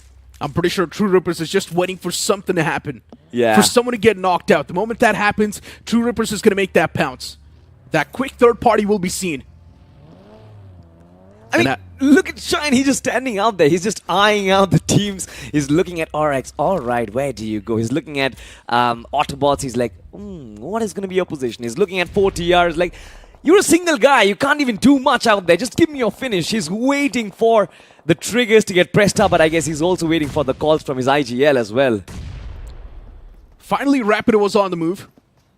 And he's still alive, by the way. For Godsend Esports now, Dealing with the players of Rising Esports is going to be a tough pill to swallow. Utilities tossed out against that man from Godsent. Another nade tossed out. And once again, Fraggy. Even he's tossing out his own utilities. Rising Esports sticking that revival. And Godsent just want to blow that vehicle up. And still that revive is being stuck, by the way. That's a gutsy move. Revival done. Rising Esports now maybe can switch their focus on something else. But no, instead that revival wasn't there. What just happened? What? They can't technically switch focus because right now they are sandwiched from two sides. They kept Beard Baba in the backline to try and fend off that aggression coming in from Apex. Meanwhile, they also tried to hold down Godlike Esports. Now they try and do two things at once, and that is the reason why I feel they are struggling. Constant knocks being there. But have a look at this. It seems like Beard Baba has finally had it. He's out in the open. With Rising Esports, the rest of the players follow in his path. Not really. Punk shuts down Yuva OP. That's a knock. And Godlike Esports might just be reading all of this commotion. Need comes out. Will he find the connection? Not really. This is the massive problem that I'm talking about.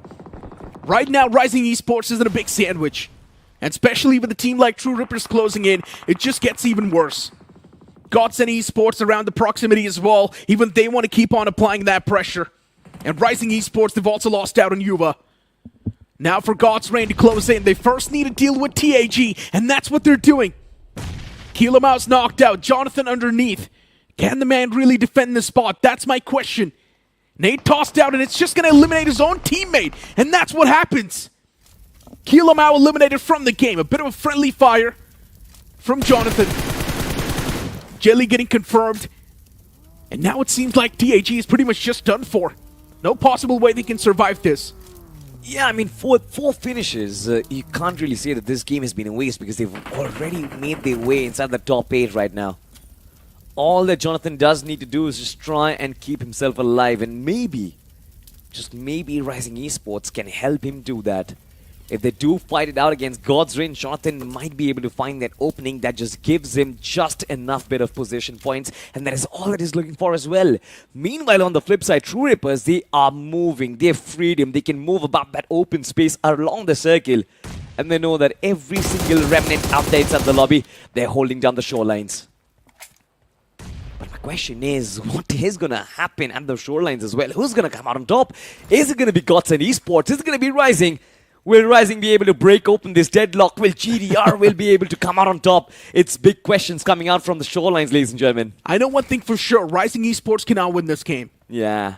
It's really tough. You've got TAG, you've also got God's Reign, Godsent as well being a part of it, and then True Rippers who are just waiting for the right opportunity. So it's going to be a real tough one for Rising Esports. The only possible teams that can actually win the game are going to be God's Reign or True Rippers. Godlike Esports, not exactly sure. They're too much on the edge. They maybe need to push themselves a little bit more inside of the circle, and then maybe things can be decided. Smokes are already tossed out. Godlike Esports is on the move, but one of the men from the side of Godlike Esports gets knocked and confirmed. That's going to be Hunter eliminated from the game. Rising Esports, that cover fire was perfect. Even God's Reign were taking shots at the same time. And now Godlike Esports left with just a two-man squad. That was a valiant effort, but it was just unfortunate. The best game in this map of Erangel has been showcased by True Rippers. No doubt about that. I think finding a good position, constantly keeping tabs at every single opponent out there, and to shut down players systematically. It's not like they're ramming inside teams left, right, and center. They are taking those fights where they do have an advantage, and they are slowly racking up those points. And look at that, they have 8 finishers to showcase for it. Top 4 finish already. True Rippers, they've got those 4 players up. Let's find out what happens. God's Reign with 5 finishes. And True Rippers now finally moving a little bit on the right side of the map. God's Reign. The fact that they're so close to Rising Esports and still nothing is breaking out, it's just so anxiety-inducing. I just want to see something happen. It's just making anxious. Yeah, true that, man. I mean, If you look at the situations of Godsin and Godsrain right now, two-man squads, I don't really think they've got the numbers advantage whatsoever. Being stuck in those shoreline situations, you know that your nades are going to run out as well. I'd love to watch the resources on these players once again, but the circle does keep a little bit of the waterway still in place. So those players were trying to hold down maybe possibly Levi from Godsin Esports and his comrade as well. They're going to be safe for now. Fox OP behind this vehicle. It's going to be a test of patience right now. Who will make those unforced errors? Who will come out of their covers first? Who will lose their trigger discipline, potentially just making it worse for his own teammates? The circle is now in court of Rising Esports. And all they need to do is just wait it out. That's it. Yeah. If Rising Esports goes for even a single peak, that will be a rookie mistake from them. All they can do is just play defense, but I'm also worried about the fact that there's just Fox OP on this line. And he needs to pretty much 1v2. If he does not win this fight, Rising Esports, they lose the control instantly. But Fox OP, he wins that first duel. Now switches his focus on the second player as well, pulls out the AOG. He's already taken too much damage, and Fox OP loses a crucial fight. Godsen Esports, they steal a bit of that control. And now Rising Esports in a world of hurt. Yeah, they're going to really, really lose and rather miss their fallen comrade out there. Fox OP was important in their firepower, but now he's been taken down. To take advantage of the situation, GDR also look to aggress from the south side. It is going to be interesting, though. We just saw that one nade being popped off. And look at Justin, by the way. What is this man on? 6 nades inside of this arsenal, inside of his bag. He can potentially launch an artillery strike on Rising Esports, and it seems like that is exactly what he's doing. Yeah, that's what he's going to do. The utilities are definitely chipping away some damage, but some damage is not going to be enough. They need a knock. True Rippers, they just want to send it. Collecting information first, that's what Punk is doing. And God's Reign now knows what exactly True Rippers is trying to do. The moment the next circle pops up, that's when True Rippers will make their first move. The Blues ult's going to be on the move itself, so God's Reign now is going to be forced to do something. Next circle. Once again on top of Rising Esports. They're just so lucky. All they need to do is just maintain control once again. You know, this game reminds me of my playing days, Necro. I used to play like Justin back in the day. Loot up a drop out there, find yourself a ghillie suit, find the corner of the map, and just sit there till the very end. Because, you know, back in those days, I didn't really have the best of devices out there. My one used to lag a lot. So can't really go up and take those fights. Why not just keep yourself safe out there, stay in the back lines, find yourself one track, and just sit there. Interesting. My idol used to praise me a lot for that, by the way. So you were basically like the supporter. I'm a camper, bro. You were kind of like the backup insurance. When things go bad, they know you've got things under control. I was Rising Esports before Rising Esports was cool. Wow. So technically, you are the main guy who introduced Rising Esports, this strategy. Let's just have a look at what happens. Come on, my True Rippers, just do something at this point. Look at the smokes, by the way. They definitely do have some plans, but what are those plans going to find? Oh my god. Neo finds an opening, that's brilliant. Termi in the backlines has been finished off, so that is True Rippers down to 3 man right now. GDR do have a fighting chance, but those nades can cause problems. Justin is down to 20% HP. Neo, of course, hunkered down in the corner, and the blue zone kicking in as well. True Rippers, they might just have a chance and finishing off GDR right now. That's what it seems like, but the utilities. One nade on top of Justin, and that's going to seal the deal. The second Molotov on top of Neo, and the man's literally on fire. He's taken down a barely any sort of HP. Utilities coming through even from the side of Rising Esports, but the precision is not exactly there. And Neo too was in the smoke, but not for too long, as the man goes extinct. And with that, God's Reign will be eliminated from the game too. True Rippers on the screen, and now they just want to shut down Rising Esports. That is the only massive foe they need to deal with. The moment Rising Esports is done and dusted, then for Godsend, there's just one man standing. So the big showdown is now going to be between True Rippers and Rising Esports.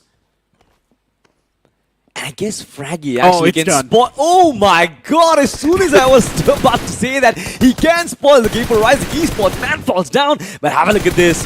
Foul 619, he finds contact against Cheyenne. This is going to be a big fight. B8 Baba from the backlines find the second one as well. The fight all of a sudden just flips on the tables. Tables have turned Necro. Rising Esports do have an advantage. Just one man surviving from True Rippers. And can he hold his ground? It's going to be a big question. Rising Esports overextend. Fraggy finishes him off. Just to one man standing from Godsend, one from True Rippers. And two players from Rising Esports leave Godsend behind. It's a 1v2 for Rising. Can B8 Baba take this game with him, or Omega is going to give his IGL the first chicken dinner of the day? Necro, what do you think? Rising Esports is out in the open, too exposed. And in the end, Rising Esports will be the one to seal the deal and take this chicken dinner home. It got way too close for comfort, but one thing that was extremely funny was that man from Godsend just got one free elimination point in the end, and I'm pretty sure he's so happy about it. He certainly is very happy, to be honest, because that was not the only finish that he actually got as a freebie. He also got Fox OP as well, who went in for a 1v2, and Fox just inside of the smoke lost track of time and space and everything else. Lost his life over there, but Rising Esports, 8 finishes. B8 Baba coming up with a 5-5. I think Necro, not a bad performance in my opinion. I think they kind of held their show line pretty well. Could have been anybody's game, could have been TAG, could have been GDR, could have been TR, but Rising Esports against all odds, brilliantly done. That's the whole point about Rising Esports, right? They're so good when it comes to playing defense. But when it comes to playing that offense, that's when Rising Esports do sort of struggle. If the circle would have moved away from Rising Esports on top of True Rippers, they would have lost the game already. Yeah. That's what I'm saying. When the circle is on top of Rising Esports, no matter what, they will always come through with a victory. And that's what happens once again. But that's what you expect when the circle is going to be on top of you, right? But True Rippers, even though the circle was constantly moving away from them, they did a phenomenal job. For God's Reign, they only had 2 men standing, so surviving that long was great. For TAG, I still feel like things could have been a lot better. They messed up a little bit there. They certainly messed up, but at least one thing actually is working out. The fact that Kyo Lamau being inside of the lineup is allowing Hydro to kind of express himself. Yes, he's going ahead and getting knocked out, but still, you know, with Kyo and Jonathan in the backlines, they're providing amazing backup. But speaking of backup, this man had the back of Rising Esports through and through. 5 finishes, 835 points of damage. Truly the MVP of that game of Mirror Angle. Rising Esports, one thing is for sure, after this game, they're going to be really happy because this sort of game really propelled you in a good spot in the overall standings, and especially in this sort of a format where you've only got 6 games to play. Even one single chicken dinner can make a massive difference. It can be day or night. And right now, Rising Esports, they've already got the momentum that they need. All they need to do is just get one more chicken dinner, and you already secured inside of the top 4. 100%, but I'm looking at True Rippers and the duo right there. Cheyenne and Punk, especially Punk, to be honest. I mean, you look at his IG-ship throughout Godlike, throughout Revenant XSPARK, he was always the man in the backlines. He was always the man who was only doing the job of a scouter, finding information. But now, as an assaulter as well, Punk really wants to step it up. And with 4 eliminations, I think he's doing a decent job, to be honest. And Cheyenne, you know, what do I even say about this lad? I think he has always been consistent under Hector, under Always, and now under Punk as well. I think he always delivers. True Rippers certainly are making strides, Necro. It seems like their qualification from Group D to C was definitely a possibility. Now from C to B, looks like it might actually happen. Yeah, I think it will happen. They're just so consistent. First game, they had 7 points. Second game, they made it till the top 2 with an okay amount of elimination points. So now True Rippers is going to be in a promising spot in the overall standings, possibly pushing down a team like TAG as well. So there's a big possibility of that. And the way they third-partied this entire fiasco was also great. Moved in at the end, got all those elimination points scooped up. For a moment, we thought that TAG might just be able to do a lot better since they had a great spot as well, but they messed up big time. God's Reign also started to pepper down a lot of those shots from the back lines, and that's when TAG crumbled. For Rising Esports, they were destined to win that game since the circle was just constantly favoring them. You know, I kind of feel like this is just experience difference between an IGL like Neo and an IGL like Punk. Neo knew that that was the best spot in the house to try and go down the shorelines, hold that position as well. But Punk knew that if he wanted finishes, he had to stay out in the open and take those shots systematically, and that is exactly that he does. Rising Esports with their chicken dinner, they find themselves 18 points, ladies and gentlemen. That seems like a decent performance. True Rippers with 16 has been consistent in the first game. They had about 7 to 8 points, 16 in the next one. Godlike Esports, that is a recovery. 0 pointers in the first one, 13 points in the next game. But then comes GDR and TAG, 10 and 7 points respectively. Necro, what are your thoughts about the top 5? Man, the overall standings are going to be extremely close. One thing is for sure. The points are just so scattered. First game, Autobots Esports did really good. Now they've got 5 points. Yeah. It's okay. Gen X FM as well was in the top 2. Now they've got 6 points. So even they're going to be in a decent spot in the overall standings. TAG, they got 7 points. Average points once again achieved. For the latter half of the board, yes, there's going to be a major dip. Especially speaking for a team like T7 Orion, the performance wasn't that great. For Mad Kings as well, we will see a massive dip in the performance. And they will also be taking a massive dip in the overall standings. I don't know why, but I feel like Mad Kings are terribly unlucky in this game. I mean, they had such a good third party. They found those finish points as well. They had to fight for it. And somehow out of nowhere, True Reapers just come in. They're like, Kobe Bryant, 1 nade, Mad Kings down and out. I'm like, what do you do against that situation? How do you try and You know compete what? against it? I also do feel like, especially that one man who was alive on top of that entire house, Yeah. he should not have been allowed to push that deep. Yeah. He just got down the staircases, went inside of that bathroom, finished one of the players, and then he got taken out Yeah. himself. So defense should have been played a little bit better from Mad Kings. That's what I believe. He should not have been allowed to steal away that one elimination point so easily. And the latter half of the board, as I mentioned, concerns are definitely there. Santa Esports, a known face, once again struggling too much in the overall standings. First game wasn't that great. Second game as well, pretty much around the same spectrum. Now a massive chicken dinner is the only thing that's going to save the day for them. You know, I feel like I'm kind of figuring, or rather losing out patience from Santa Esports at this point, because I was heavy backers of this team when they were known as Team Alpha. I always speak positively about these boys as well. And I thought that, you know what, they had mastered Miramar, they had mastered Rondo. Yes, they had differences on the map of Erangel, but they will be able to overcome by the next tournament comes around. But this tournament, their performance, in my opinion, it's been unapologetic. And the best way they can make amends is by getting a big chicken dinner, but qualification to the next stage with such consistency, Necro, it seems to be not possible in my opinion. Simply put, their performance has been worse than what we saw inside of the PGIs. Yep. We thought they would improve in the BMPS, but no, that's not the case. Instead, they've also forgotten how to play on the map of Miramar. So that's just concerning, or at least that's what we saw in the week 1. But I really do hope that we will see some recovery in the future games. Yeah. They've still got one more game to go, and Santa Esports can definitely get 25 points and once again just propel themselves on a good spot. Right now, the main focus is going to be on the top 4. Yeah. And right now, there's just so many teams extremely close to that top 4. The top 8 is just so scattered. And it's Absolutely. really tough to say who's going to make that pounce. Absolutely. And I think with one game left to go, I guess there is still an opportunity, ladies and gentlemen, to build up that lead. But before that, we will take a very short break. Don't go anywhere.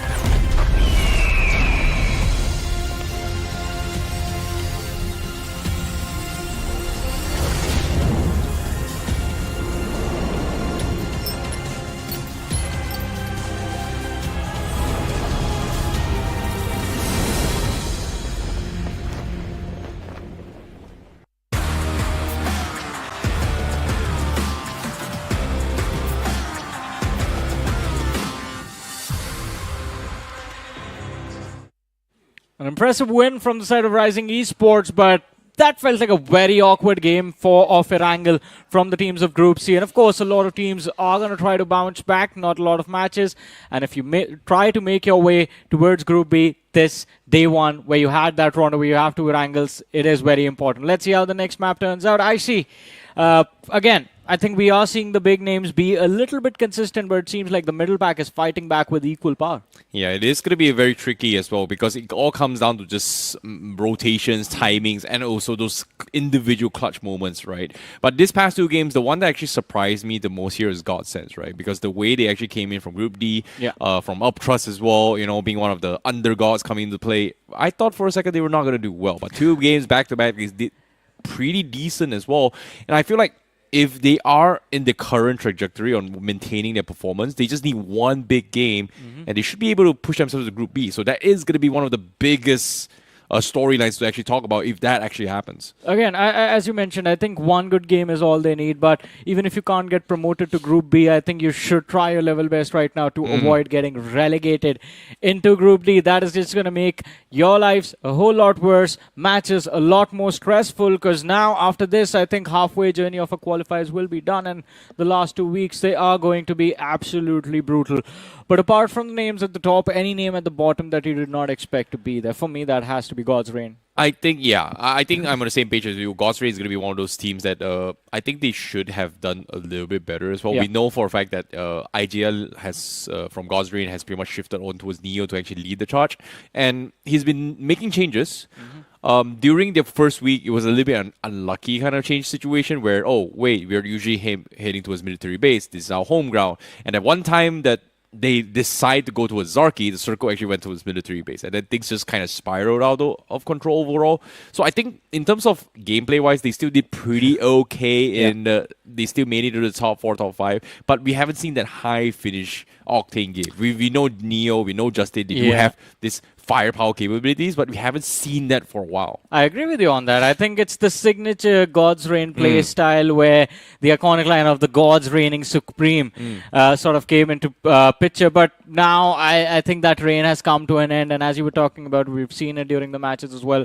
The performance is a complete stark contrast of what it used to be. But let's just have a look at the schedule. One more angle to go. That means one more opportunity for this opening day of week 2 to have at least like a 15 to 20 point match, build up morale, and make sure that the fans are still excited to see you on broadcast. Exactly. And of course, one more game to kind of set the tempo. I think Team Apex Gaming has done a very, very good job in terms of maintaining the lead. They should be able to push up to Group B, but of course, every single match counts. So this upcoming match is going to be extremely important for them. We've seen massive leaps in performances the past few well, not past few days. I mean, like last week or so, in week 1 in particular. One particular name that kind of stood out for me is going to be Esports Socials, because in 3 games, they were able to get themselves 40 over points, which, quote-unquote, should have gotten you into as a promotion, but the remaining 3 games of less than 5 points, less than 10 points, which resulted in them getting kicked down and not promoted. It was just very, very unfortunate. It was unfortunate. I agree with you on that. But I think Group D itself in its entirety is quite unfortunate. That's the real group of death that you have to survive. Survive the elimination, of course, the tough competition that will be there from the teams that also have a lot of star players within them. I mean, Esports Social and Quantum Spark still sticking around in Group D, by the way. But let's see how the next map for Group C is going to turn out. We head once again towards Erangel. Well, there you have it. One final game for today itself here for this group. Group C is going to set the benchmark. Whether or not will they be able to do well tomorrow itself, it all comes down to this. Every single match, every single point matters, because as of yet, staying out of bottom 4 is exactly where you want to be at, and getting up towards the top 4 is where you want to be to push yourself into Group B. Now, Team Apex Gaming were one of those teams that got relegated from Group B, and now they're trying to push themselves back in. However, another team that joined them here is going to be Mad Kings, and so far this past 2 games has not been looking good for them. But they're still part of the top 8 equation as of yet with 15 points. Well, let's see. I mean, still part of the top 8, but top 8 does not cut it. You have to try and finish inside of the top 4 to try and get promoted to Group B, so that you can stand a chance of making it all the way towards Group A. Mad Kings, I think, again, that start that we saw from them in the map of Rondo weren't really able to keep the ball rolling on our screens, though. We do see a splash of colors building up towards the southern side of that flight path, with Godsend present towards Milta, Autobots taking control of Milta Power, 7 aces. Milta and Farm split going on from them. Apex Gaming headed towards Novorepnoy, so that southeastern side, it is there with a very heavy cluster. Same goes for the west, but you do have the northern half of the map available to go for those late game rotations, especially the entire northern side, north of Georgia Pool, completely empty. Well, this is going to be a little bit of a weird spot to be in here, in my opinion. But seems like we are not going to be seeing a lot of drop clashes this game. They are going to be playing a little bit more passively, I would say.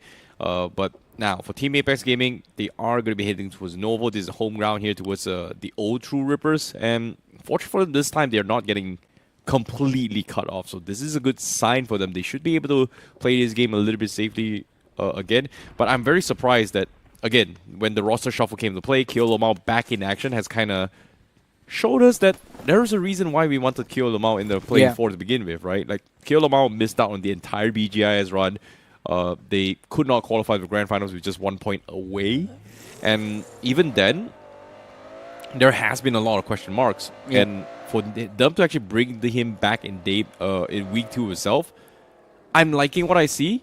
They are currently sitting at the top, but this gap that Team Apex Gaming has set is not really a wide gap as well. So consistency is going to be very, very important. This one more game, they need at least a top 4 finish with at least 5 finishes. Man, I mean, this might be a hot take, but Kyo on his worst day does quite a lot better than, well, at least like 1/3 of Harsh. the Tier 1 circuit. Why do you say harsh? Well, that's who they started with, right? Oh, yeah. I thought you were comparing Kyo Lomao to Harsh. No, I'm comparing him to everyone. I mean, Okay, like, fair enough. he overall does quite decent. Like, every single match you see him and secures at least 1 or 2 finishes consistently. And I think even that can bring a lot of value as long as you're getting points. Some points off of one player making individual plays as well does make life a little bit better. But let's see, I think it's a longer run that we have to focus on from the side of Apex Gaming. I think to clear that cutoff position, they would need to cross about 50 points, get promoted back into Group B. They're almost there, 28, halfway done. In this match, if they can get 10 to 15 points, makes their life easier for tomorrow. I was expecting an early fight, by the way. Matt Kings and T7 Orion ended up dropping quite close to each other towards Boatyard, as Matt Kings do end up scrambling for vehicles towards the northern side of that river. But the clash has been avoided. Both the teams, they take their separate exits and move along their merry way. Yeah, it seems like there's a little bit of a split here coming from them. But now I have a very, very different hot take on what's happening in this game here. It's going to be, in particular, Mad Kings and also Autobots. Mad Kings, they usually go towards Hospital just because Georgiapo is kind of very, very occupied as well. And I'm very surprised Autobots has decided to shift their drop spots in towards Milton City themselves, which, again, they are known for North George for the longest time. So I'm very surprised that they actually got away with this new drop location. And hopefully it's going to be working out for them because their previous map Wrangle wasn't exactly up to the mark in which we usually see how Autobots kind of dominate from the North George. So they are a little bit unfamiliar with their new drop spot.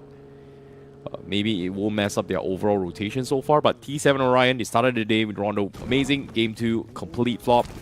And even then, the map of Rondo for 7 aces in particular was also one of, like, in my opinion, a flop because they got a little bit too greedy with that stadium control. But for this map, I think right now, it's all about just playing the normal meta playstyle. And what I mean by meta playstyle is where we get a normal circle where everyone has a fighting chance. And talk about a fighting chance, seems like True Rippers, they are planning to take theirs against the players of Santa Esports. Termi trading out some damage. He has to be very grateful that he did not get knocked out over there because the remainder of the side of True Rippers had completely abandoned that play. They were already on the move. And Santa Esports now questioning or trying to figure out whether they want to circle back around, try and see if they can shut down Termi. And the decision has been made of not doing exactly that. But as you were talking about playing the meta play style, I think especially for a circle like this that's present towards Shelter, Prison and Mansion, meta dictates that you get to cover early. It's quite an open position. There are a few stronghold compounds available, whether you talk about the museum, whether you talk about the prison compound itself, all the or the shelter trenches. But wherever you want to go, you want to get there early and just make sure that you make it a stronghold, you make it a fortress, and no one is allowed to breach. And I think that is why we are seeing a lot of early rotations from True Rippers, 4TR, Aura Esports, Santa Esports, Godsend as well. We see them move towards prison quite early, but all the late breaches now will have to settle down towards the edges. And I think we are going to see those fights happen extreme late game. Yeah, but for True Rippers, for them to actually take this compound in the middle here, it's a very clear indicator they don't really want to hold there. They just want to react to whatever the circle actually happens during Circle 2, right? Before they actually hard commit to a specific spot in particular. Shelter is one of those spots where once you hard commit to it, it's hard to get out. That's one of it. Museum is also going to be like that. Same can be said for that elevated hill house near towards the north side of Shelter, west side of Mansion as well. It's one of the highest points where if the circle shifts there, everybody gets pretty much messed up as well. Yeah. So that's going to be a spot where I think True Rippers is adapting rather than praying for Circle to be in their favor to actually win games. And that's something that I really like about True Rippers, because 80% of the time of the Circle is not going to be in your favor. So they are always thinking about how they want to have an exit strategy, which is something that I think half the teams in this lobby is still not accustomed to yet. Yeah, I think I kind of agree with you on that. Like, majority of the teams, just a full frontal assault and no escape options are taken into account. But I think if you can rack up enough eliminations, then even that front focus play style can work out. But this time around, Mad King's on the move. Spotted out by God-Sent Legions. Shots taken, no contact, too much distance between the two sides. But let's not forget, north of Mad Kings, T7 Orion are still lying in wait. Well, seems like wait no more, because the circle is about to move in, and it is going to shift on towards the Mansion vicinity. So True Rippers, they were expecting it to be maybe potentially Yasnaya as well. So they were also sending up Punk and Termi to potentially move up north. But it seems like they will go for a little bit of a spread here to try and secure the compounds on the west to try and gatekeep teams and punish teams rotating their way through. So a very interesting approach, but Circle seems to favor Troy Demon Esports. But on screen now, we do see Santa going for a slam against Rising Esports. And this one kicks off with Rising Esports getting a slight HP advantage. Beard Barber wants to go for a push. And he does find the knock, but it's a little too late. Rising Esports, they have lost two. Now it's down to Beard Barber. Shots whiffed. And he falls. Rising Esports, it seems like after the chicken dinner in the previous wrangle, this one is going to be an early setback for them. There's the reset found on the naughty list, and instead of presents, they get their lives taken away. Very quick takedown here as well, coming from Santa ESP. Adonis with a big 3-piece. And just like that, they save Coffin, they get the full reset, and they've got 4 points. And this is actually good for the lobby itself here. 15 teams left alive means more space in towards Circle 3, Circle 4. But for Santa ESP, all they need to do is just take a chill pill, because the only information they got was literally Rising Esports and no one else. Yeah. So they need to wait for audio cues, I guess, before they make their next move. But at least for now, they will have a stronghold to work with. No one Agreed. around them. They can stay safe. Yeah, fair enough. Just wait, I'd say, pretty for much. Circle 3. But for teams outside the zone, seems like Blink is going to be having a little bit running here with T7 Orion, which in this case has not made their way inside the zone yet. A very tricky zone to actually play with here. The circle may shift back towards Prison. It may shift on towards the north side of Yasnaya. It may also shift on towards Mansion as well. So it is still a free-for-all situation until Circle 3, which we will get the sure confirmation of where the battlefield is going to be looking like.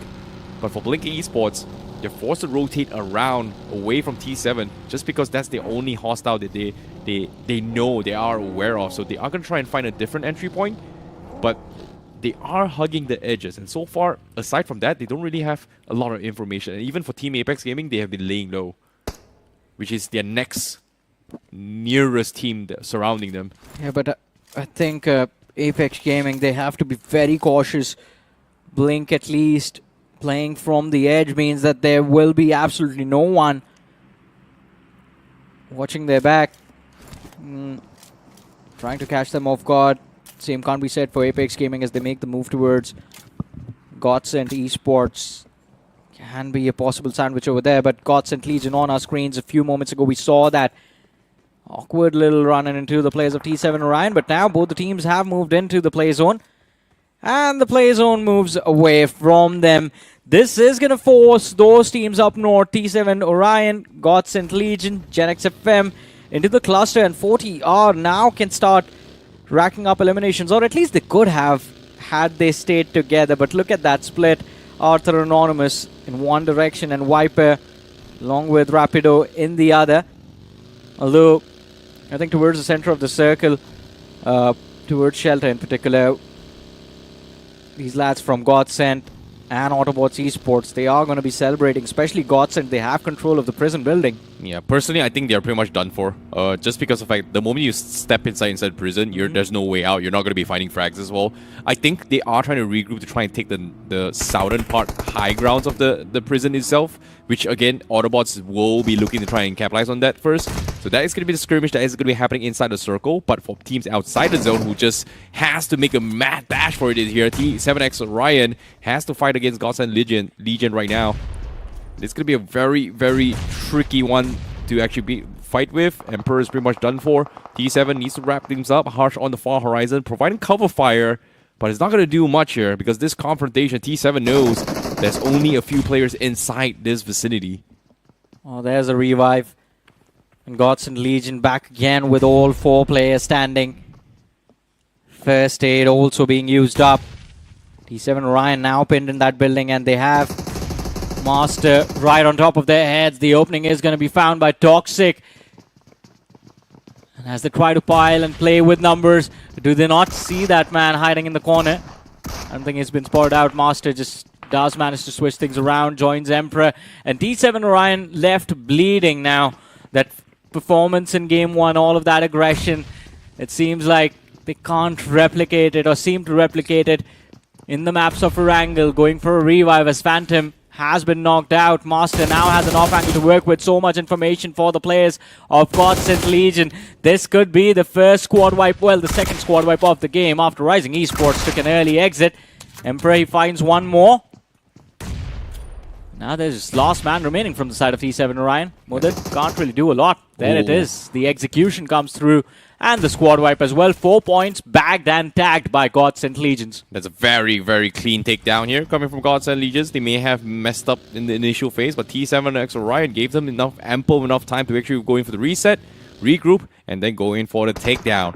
But now they're still outside the zone. They need to make a push inside the zone though. But True Rippers, seems like there are a lot of problems that we'll be facing very, very soon as well because of all the places that the circle actually dwelled in. It dwelled into its prison, and now they're forced to hug the edges just because all the prime spots has been taken, and now it's going to shift back even further into prison itself. So True Rippers, they've got a lot of heavy lifting they've got to do from the west side here. They've got Santa, they've got Troy, they've got Aura they have to deal with while pushing through.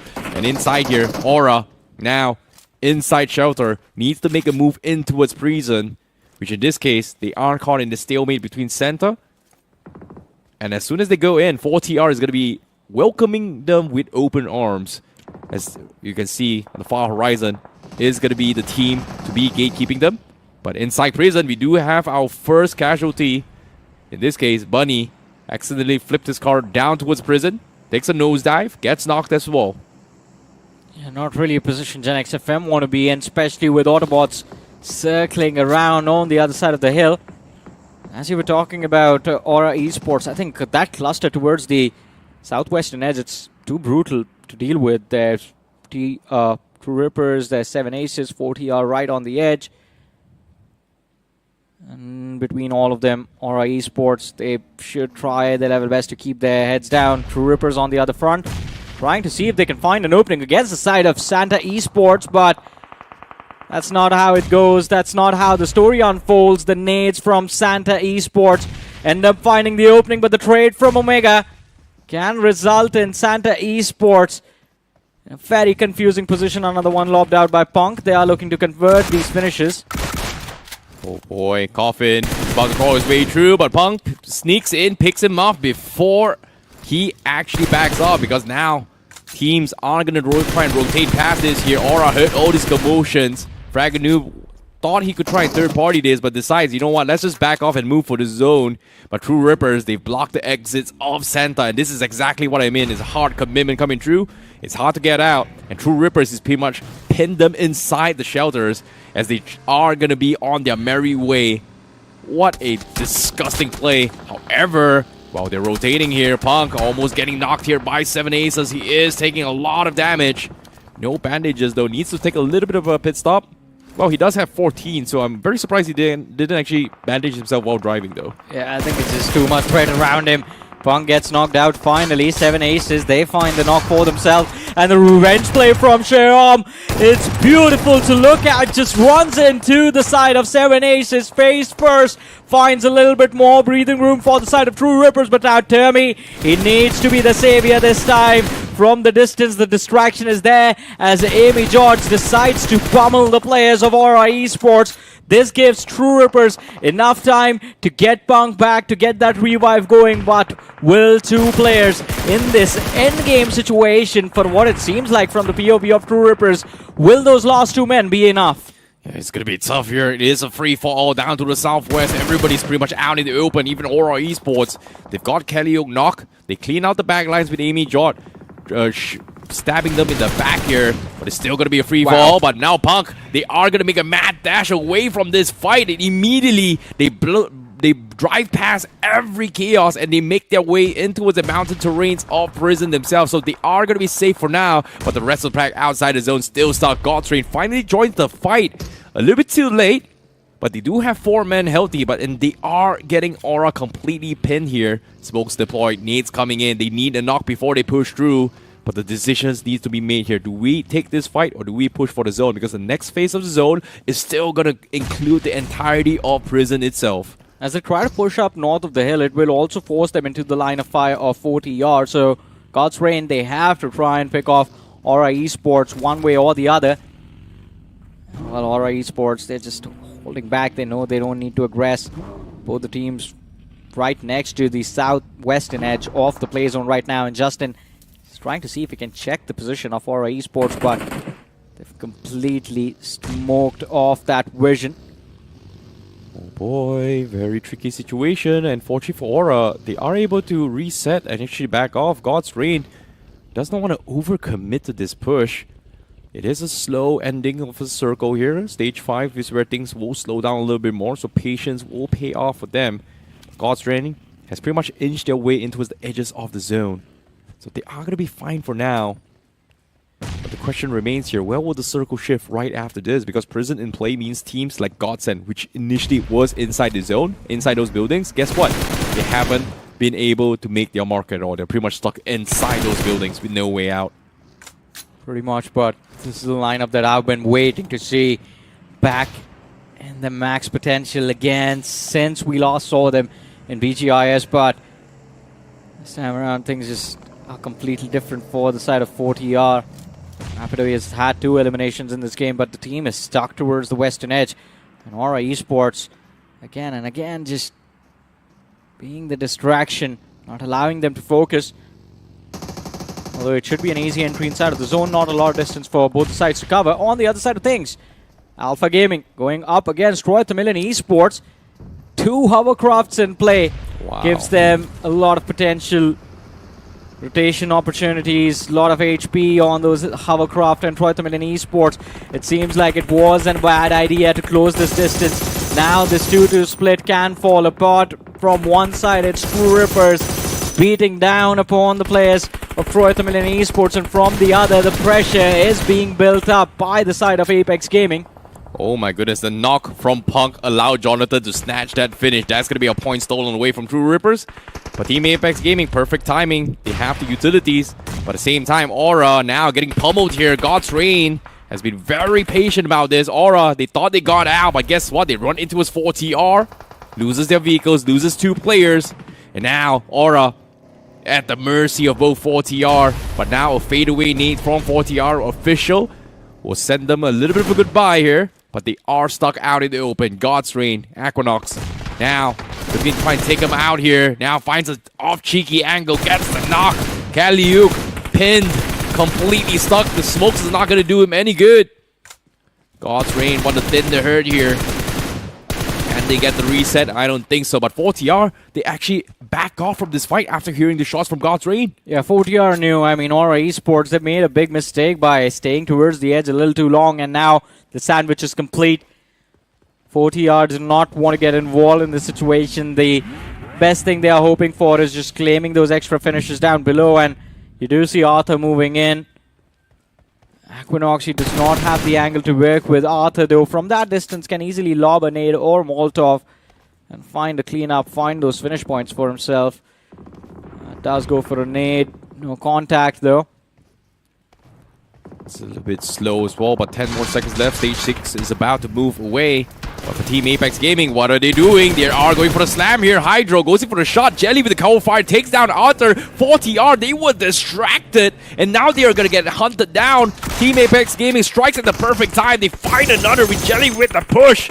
And just like that, 40R, their entire formation is in shambles with Apex Gaming completely dismantling them. Kyolamau on the push. Absolutely phenomenal stuff. And just like that, 40R official, they completely get shut down as Rapido Usa goes down. Team Apex Gaming, they take a little bit of casualty, but they still win that fight. What was that? I mean, 40R, they were supposed to have the upper hand, but Apex Gaming, out of nowhere, show up, catch them completely off guard while they were distracted, and find those extra finish points for themselves.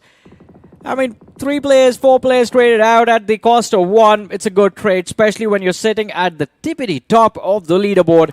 33 points on the board for Team Apex Gaming as they are almost there within the placement point bracket for this match as well. All they have to do is just make their way towards the top 7. And we're already inside of the top 9. What a slam. They were just... Oh, that is so unfortunate for 40R, man. They were just so distracted with Aura. Oh, my goodness. Perfect timing as well. The zone immediately shows that it is going to shift outside of prison on the west side. So Apex Gaming made the right call to make those rotation push to try and snatch that Harry Potter for themselves. But for God's sake, they heard all those commotions and realized that, you know what? Let's do absolutely nothing. We've got the high ground. The only problem here is going to be Blink right beside us. Take our own sweet time. Don't need to over-aggress. Seems like they've caught a glimpse of where Blink is. Seems like God's reign. They may shift their focus back towards the high grounds and away from Team Apex Gaming as of yet, which I think should be the sound play to do. But they do have a decent amount of space here on the high ground, so as long as Blink doesn't over-push them, they should be fine. But let's talk about teams inside this zone here. Autobots has been hugging those mountains for the longest of time.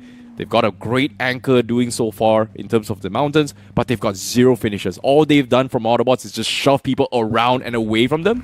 But aside from that, no conversions yet. Let's see, I mean, with how they're playing, it seems like they are playing for the end game. They're playing for the chicken. Just 1 player lost amongst the early conflicts. Autobots still managing to hold on to the high ground. Do you see the players of Apex Gaming grouping up front, and no, God's reign is at the top of this hill.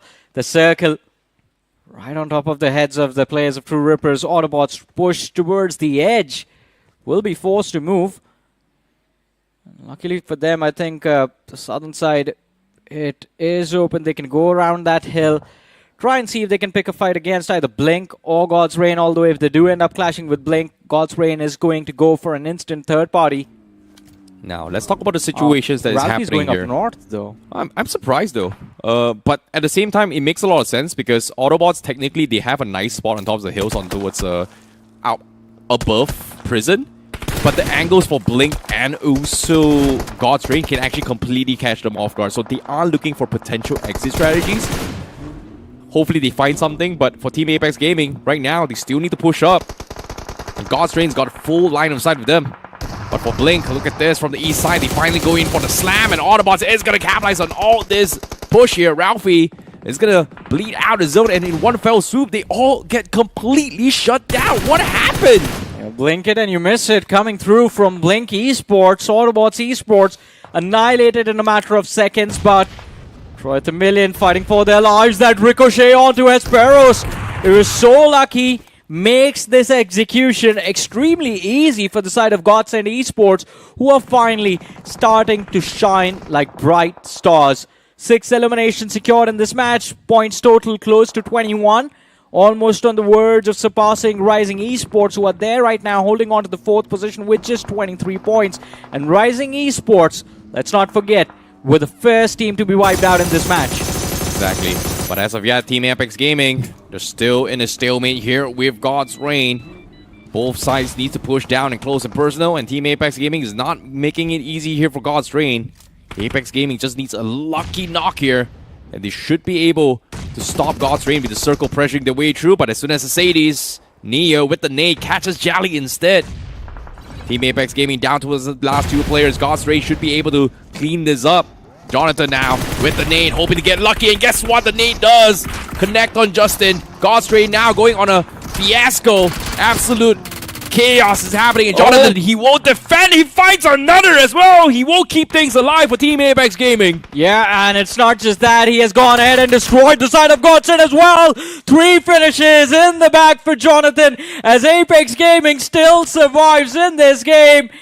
And even though I think they are about to be eliminated soon, I think they might be closing in on the promotion bracket, headed back towards Group B. Blink, they are moving in, trying to shut them down. They are going after the Danger Man first and foremost. Jonathan gets knocked out, and in the backlines, the remainder of the side of Apex Gaming also get finished off. But man, oh man, what a play against the side of God's Reign.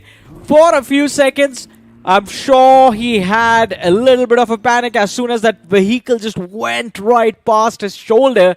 But he stayed alive and made sure that the opponents knew that leaving Jonathan alive inside of the match is a big mistake. Yeah, with the P90 to help him out as well. That was just phenomenal. But at the same time, we're down towards the final 4 teams. And guess what? It is going to be a game of whack-a-mole. Punk finally makes their way inside the terrains themselves, but this endgame circle is going to be extremely tricky here because Godsend, they have been inside those buildings for the longest of time, and right now they do not have an exit pathway in towards the high grounds at all, so they are at the mercy of Blink. And let's forget, they just need to hope and pray that the circle actually pulls them down from the mountain, making them drop a nosedive into the city. But based on what I'm seeing here in stage high, it seems like the circle is going to be right on the edges of where Blink is. Comes down to 14, Punk. He's found him a little bit of safety net, but eventually Godsend Esports will hunt him down. So a few more position points is going to be very, very nice. But for Blink, they know Godsend is in the main buildings. All they need to do is just wait for the zone to flush them all out. And it is going to be, well, hunting duck seasons for Blink. Yeah, Blink still has a little bit more terrain that Godsend, my apologies. Godsend will be the first ones required to move out of their cover, as you said, IC and Blink. They can take full advantage of that, but let's see how things turn out. 2 outliers in this mix. One is going to be Damu from GenXFM, and Punk from the side of True Rippers, who has also survived all the way inside of the top 4. Can cause a little bit of chaos. You never know, maybe a few shots onto Nexus or Professor. They get knocked out, and Godsend are able to turn things around, but it is Damu from the side of GenXFM who kicks things off, finds a knock, and Blinky Esports for the next few seconds are down to 3 players, but it doesn't matter. Jayesh from the flank takes down 2, and Blinky Esports finally do end up getting that shutdown onto the players of Godsend Esports. And that pretty much does guarantee them the chicken dinner. Now it's all about just claiming those finish points. Exactly, and Punk is going to be very happy at finishing second as well, despite a very dirty, disgusting circle that he had to play. Got the team onto the top 2, but it all comes down to Blink. Whether or not can they go in for the flush, but seems like Blink, they are going to go in for the hunt here. They're actually committing to the fight with the zone pushing them down as well. It seems like they have to go in close and personal. They don't want Godsend to be sacrificing those points as they go in for the hunt. Punk now getting flushed down. It seems like Blink, they want to get all these points instead. And it seems like Godsend in the backlines are getting a reset going as well. Blink, all of a sudden, the situation has taken a turn. And it's all thanks to Punk. Well, with the Punk move onto Blink Esports, Mayank, he gets knocked out as he takes fall damage, and Blink now down to their last 2 players. Godsend, are they going to try and bring their third man back in as well? It can't happen. The blue zone damage is going to be a little too much. They will get knocked out. But before that, there are the nades. They go flying, still trying to lob them indoors. They haven't managed to catch anyone off guard, but Nexus, he has taken a lot of damage. He's going to run on top of that landmine. It's too close. Blink, they are down to their last man. Godsend 2v1 end up closing out the match with a very, very intriguing, interesting, and an unpredictable chicken dinner. What just happened towards the end? Thank you, note to Punk who has just gifted this win to the players of Godsend Esports. But at the same time as well, the circle actually forced Blink to come down as well. Godsend, they prevailed, they hold on, and they were able to snatch it away. We thought they were done for, but the circle gods has something else to say, because that is going to be a big win here for Godsend. Seems like everything is in line with their stars right now. Yeah, I don't blame the circle for that though. It was the decision to just lob all of your utility from that high ground. I mean, they just threw everything from the first position and did not even try to close anything in against the side of Godsend Esports. They had those 2 knocks. They could have closed the distance first and then put up the pressure.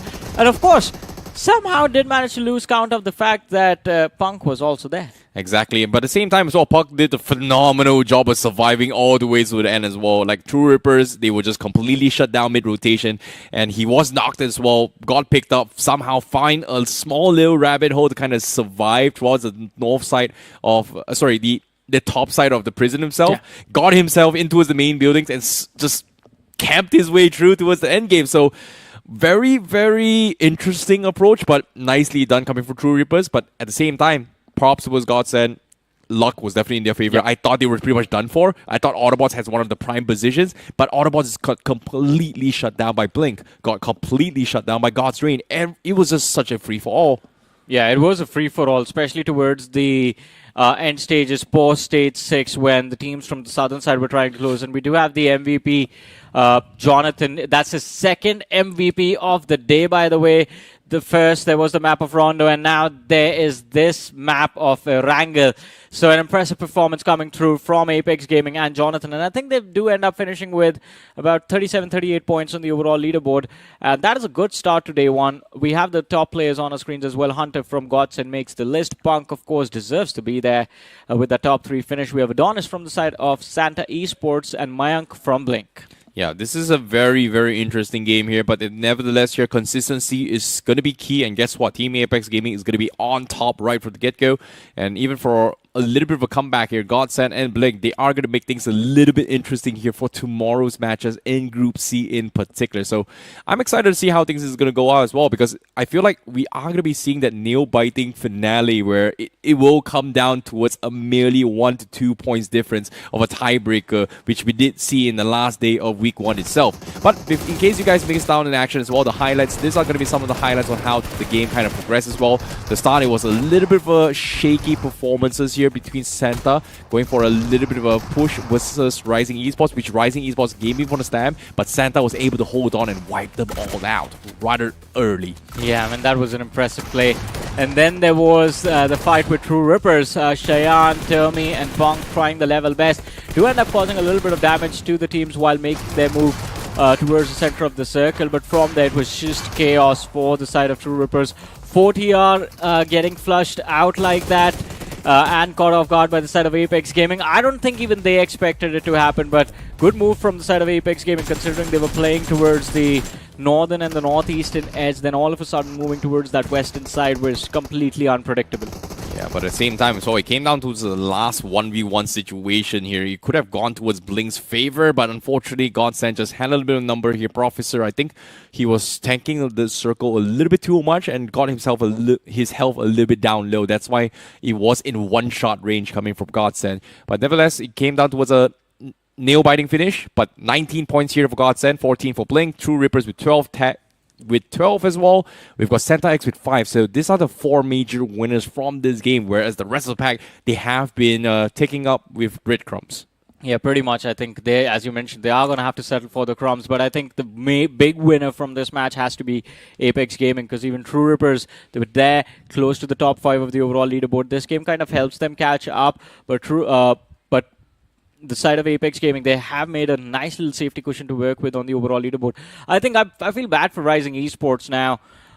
This was supposed to be the game where even they would have found themselves with a little bit of difference on the overall leaderboard had they done well. But now they will be forced outside of their top 4. Yeah, it is going to be a very, very unfortunate for them. But let's take a look at the overall standings after 3 matches and how it's going to be looking like here. Team Apex Gaming still retains the number 1 spot here with 40 points in 3 games. A very, very good start for here. On this case, a recovery coming from Team Apex Gaming, but a very nice debut back for Keo Lamau in his performance in the team itself. But going on second place here is going to be True Rippers as well, with Punk ending into the final 3 moments here, get himself a total of 35 points just like that, push themselves into the top 2. Godsend also pushes into the top 3 here with 34 points. Gen XFN retains the number 4 spot here with 31 points, but the rest of the pack is in the 20 marks. Pretty much, but I love what Mad Kings are trying to do this particular week. 0 placement points, 19 finishes in the 3 games that they played. I hope they make it through back towards their Group B, after they are done with a performance like this. But let's see, it's going to be difficult. But one thing is for sure, if they are going to try and play all aggressive, they will have to unleash the monster within. And you guys can do that same with our energy drink partners, ladies and gentlemen. That is Monster Energy. We do have the Ultra right here and the standard one there. That's IC's favorite. But one more thing, that's a favorite. It's the next group. Not really. We're going to watch their action, but before that, a very short break. Don't go anywhere.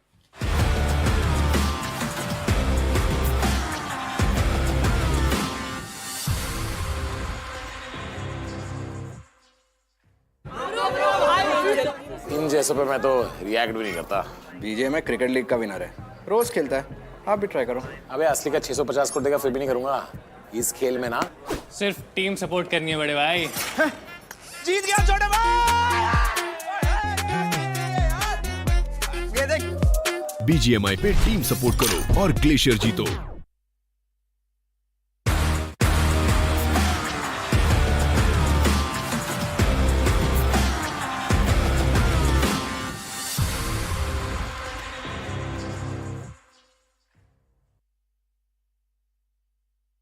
And welcome back to BMPS 2026 here. You guys are currently watching the English broadcast, and this is going to be week 2, day 1 itself. We've pretty much concluded 3 matches in total here for Group C, and we are going to be bringing in a new, fresh group for you guys. And of course, right now, I'm pretty sure the community is going to be celebrating right now with Team Apex Gaming on top. Who would have thought they would be dominating today's games? I mean, nobody, absolutely. But then again, knowing Apex Gaming, knowing their stature of Jelly and the rest of the boys, by the way, I think it is expected that they are going to come out of Group C, make their way back towards Group B and hopefully towards Group A as well. But still, Jonathan's performance today, he has surprised me, to be honest. I was not expecting that fight against GDR for him to actually win that, but he was outnumbered but still stands tall. I think he still has it, man. He's not an old man just like you yet. Oh, well, fair enough, but he is a GOAT for a reason, right? And there has been a lot of talks, maybe he's out of his prime here, but for him to actually completely shut down God's Reign's advantage, that was very, very impressive for me. Yeah. Because technically, God's Reign should have won those fights hands down easily, considering the situations that Team Apex Gaming was given. But, well, that's a story that is pretty much ended, closed. We are going to be moving on. That has pretty much for the games here for Group C. They will be continuing their matches tomorrow, which in this case now we're going to be resuming with a brand new group. It is going to be Group B here with Varangal, Miramar, and also Miramar in play. Now, this new group in towards Group B here is where things get a little bit different as well, because we do have 4 new teams that came in from Group C, and we have 4 new teams that got kicked down from Group A. Yeah, and to be honest, in my opinion, I'm going to be looking out at Myth Official. I'm going to be looking at teams like Wyld Esports. And, you know, they are going to solve a big issue for us.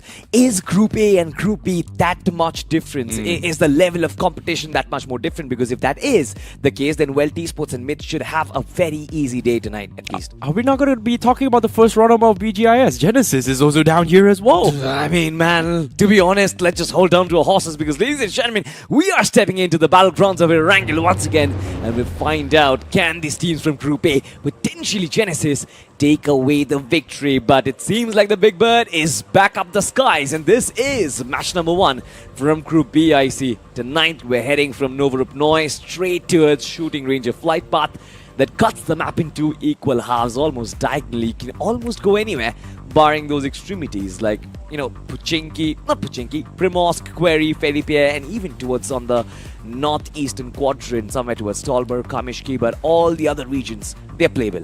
Yeah, it is going to be a 50-50 here, but I don't think we're going to be seeing a little bit of drop clash here. I'm excited to see how Miramar is going to be looking like here, especially for Vasista Esports when, well, Revenant XSPARK is no longer in the picture in this group respectively. But we shall see, only time will tell.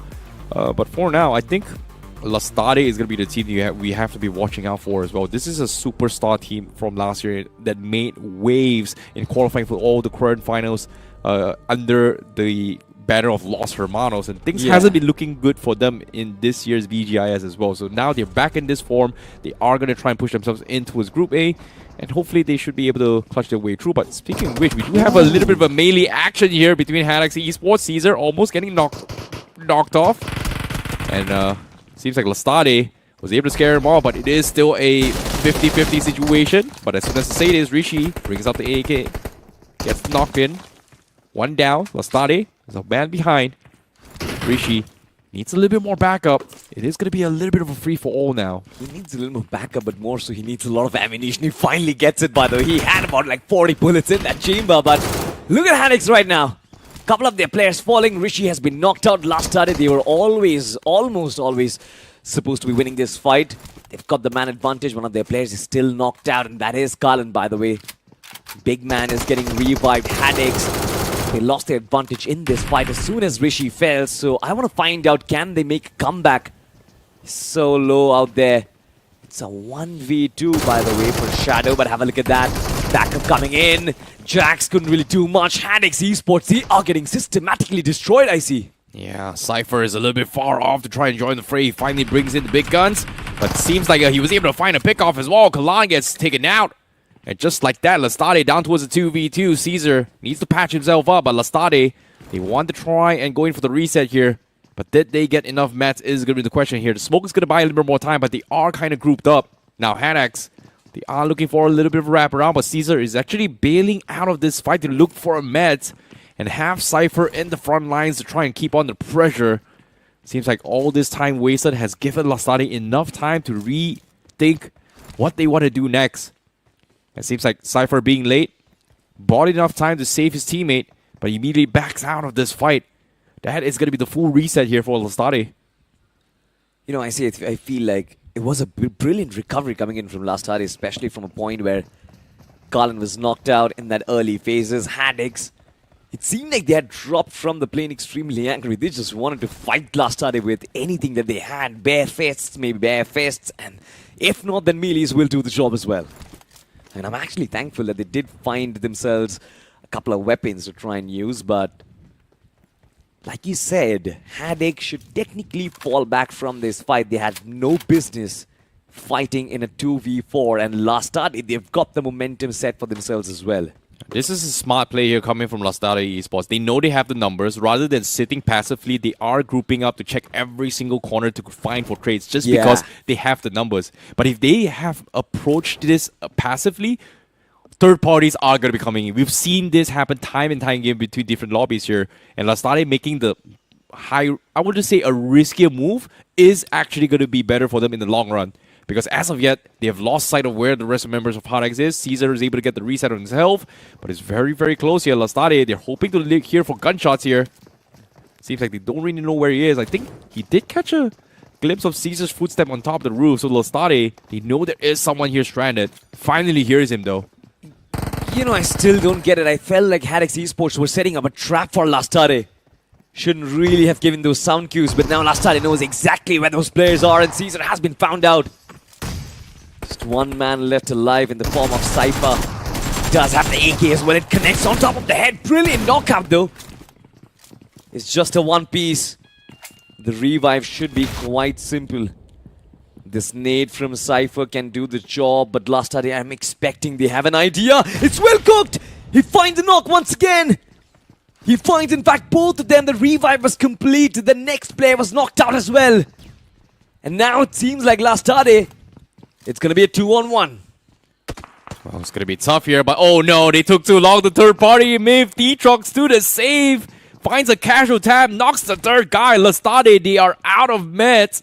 And Hadex, does he know that this is happening as well? He is going to try and check this. But it seems like with all these movements coming in, he thinks that there's nobody as well. Lastade is going to back out of this fight completely, knowing that there is a third party. The time is ticking. Hadex, they're going for the finish. And Cypher picks up two. Now it's going to be a 1v1. Uzi versus AK. Swapping their way through, jiggling the way through. Who's going to win this trade? It is going to be very close. Both very afraid of what's to expect here. Cypher gets a chip damage way through. But no connections for Lastade. Things has turned for a disaster here for Lastade. And it's a game of putting in damage and getting back into covers. Cypher just wants to find the right time. Finds the end of the fight. He eliminates Lastade. 4 finishes in the back for Haddix Esports. It was an extremely long-drawn battle, but Cypher finds the end of it all. Brilliantly done, and look at this man. 4 finishes under his belt. He should be very proud of himself, but now it's time for survival instincts, I see. What a clutch coming in from Cypher, but at the same time, he has to thank Detrox because that could have changed the entire dynamics of that fight if Detrox did not get the knock for Cypher from the side of Myth Official. But again, Lastade, they really took too long. Yeah. Like, I thought they were going to be able to clean this up quickly here, but surprise, they've attracted too much attention. Myth came saying hello, finds a small little pixel, gets 1 shot in. And coincidentally, that player from Lastade, Kalan, he was just down to his last health as well. That is just so unlucky. They played it to the best of their abilities, but that is pretty much 2 teams now out of commission from this game.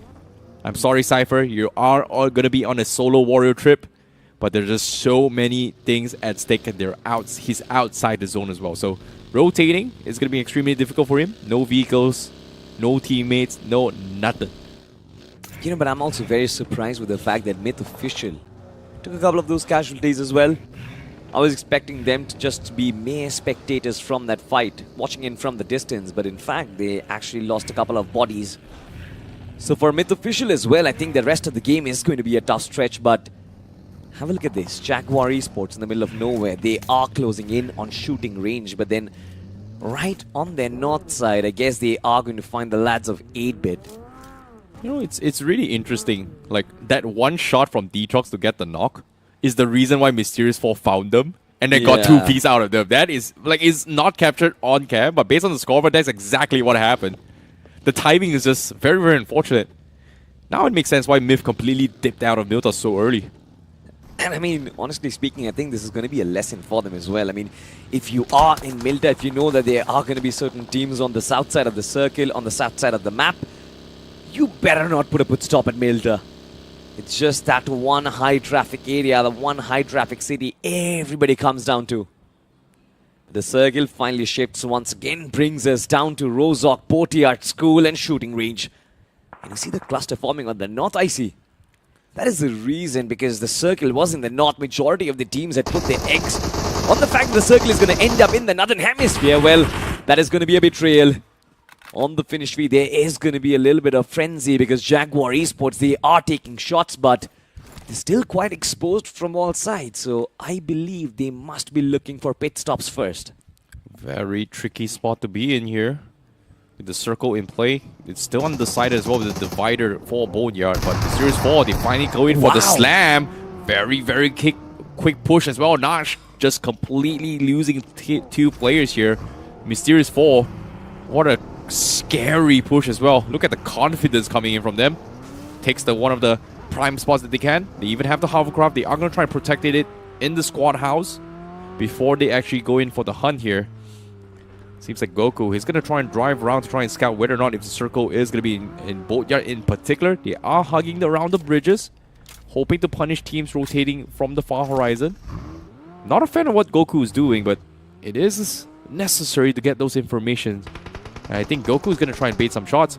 But now shots has been made. Riot Nations, seems like they do have neighbors. Goku getting spotted out. He made a mistake and Sunoj takes him out. Now Mysterious 4 needs to scramble to try and pick him up. Welcome to the Pro Series. That's all I can say to Goku. It's not going to be easy. You make those errors, you take a split second, and you are going to be down in the drain once again. Mysterious 4 this time, of course, is going to get that fallen player back up, but Riot Nations, the way they have established authority in this fight, I don't believe Mysterious 4 are going to do any naughty business anymore.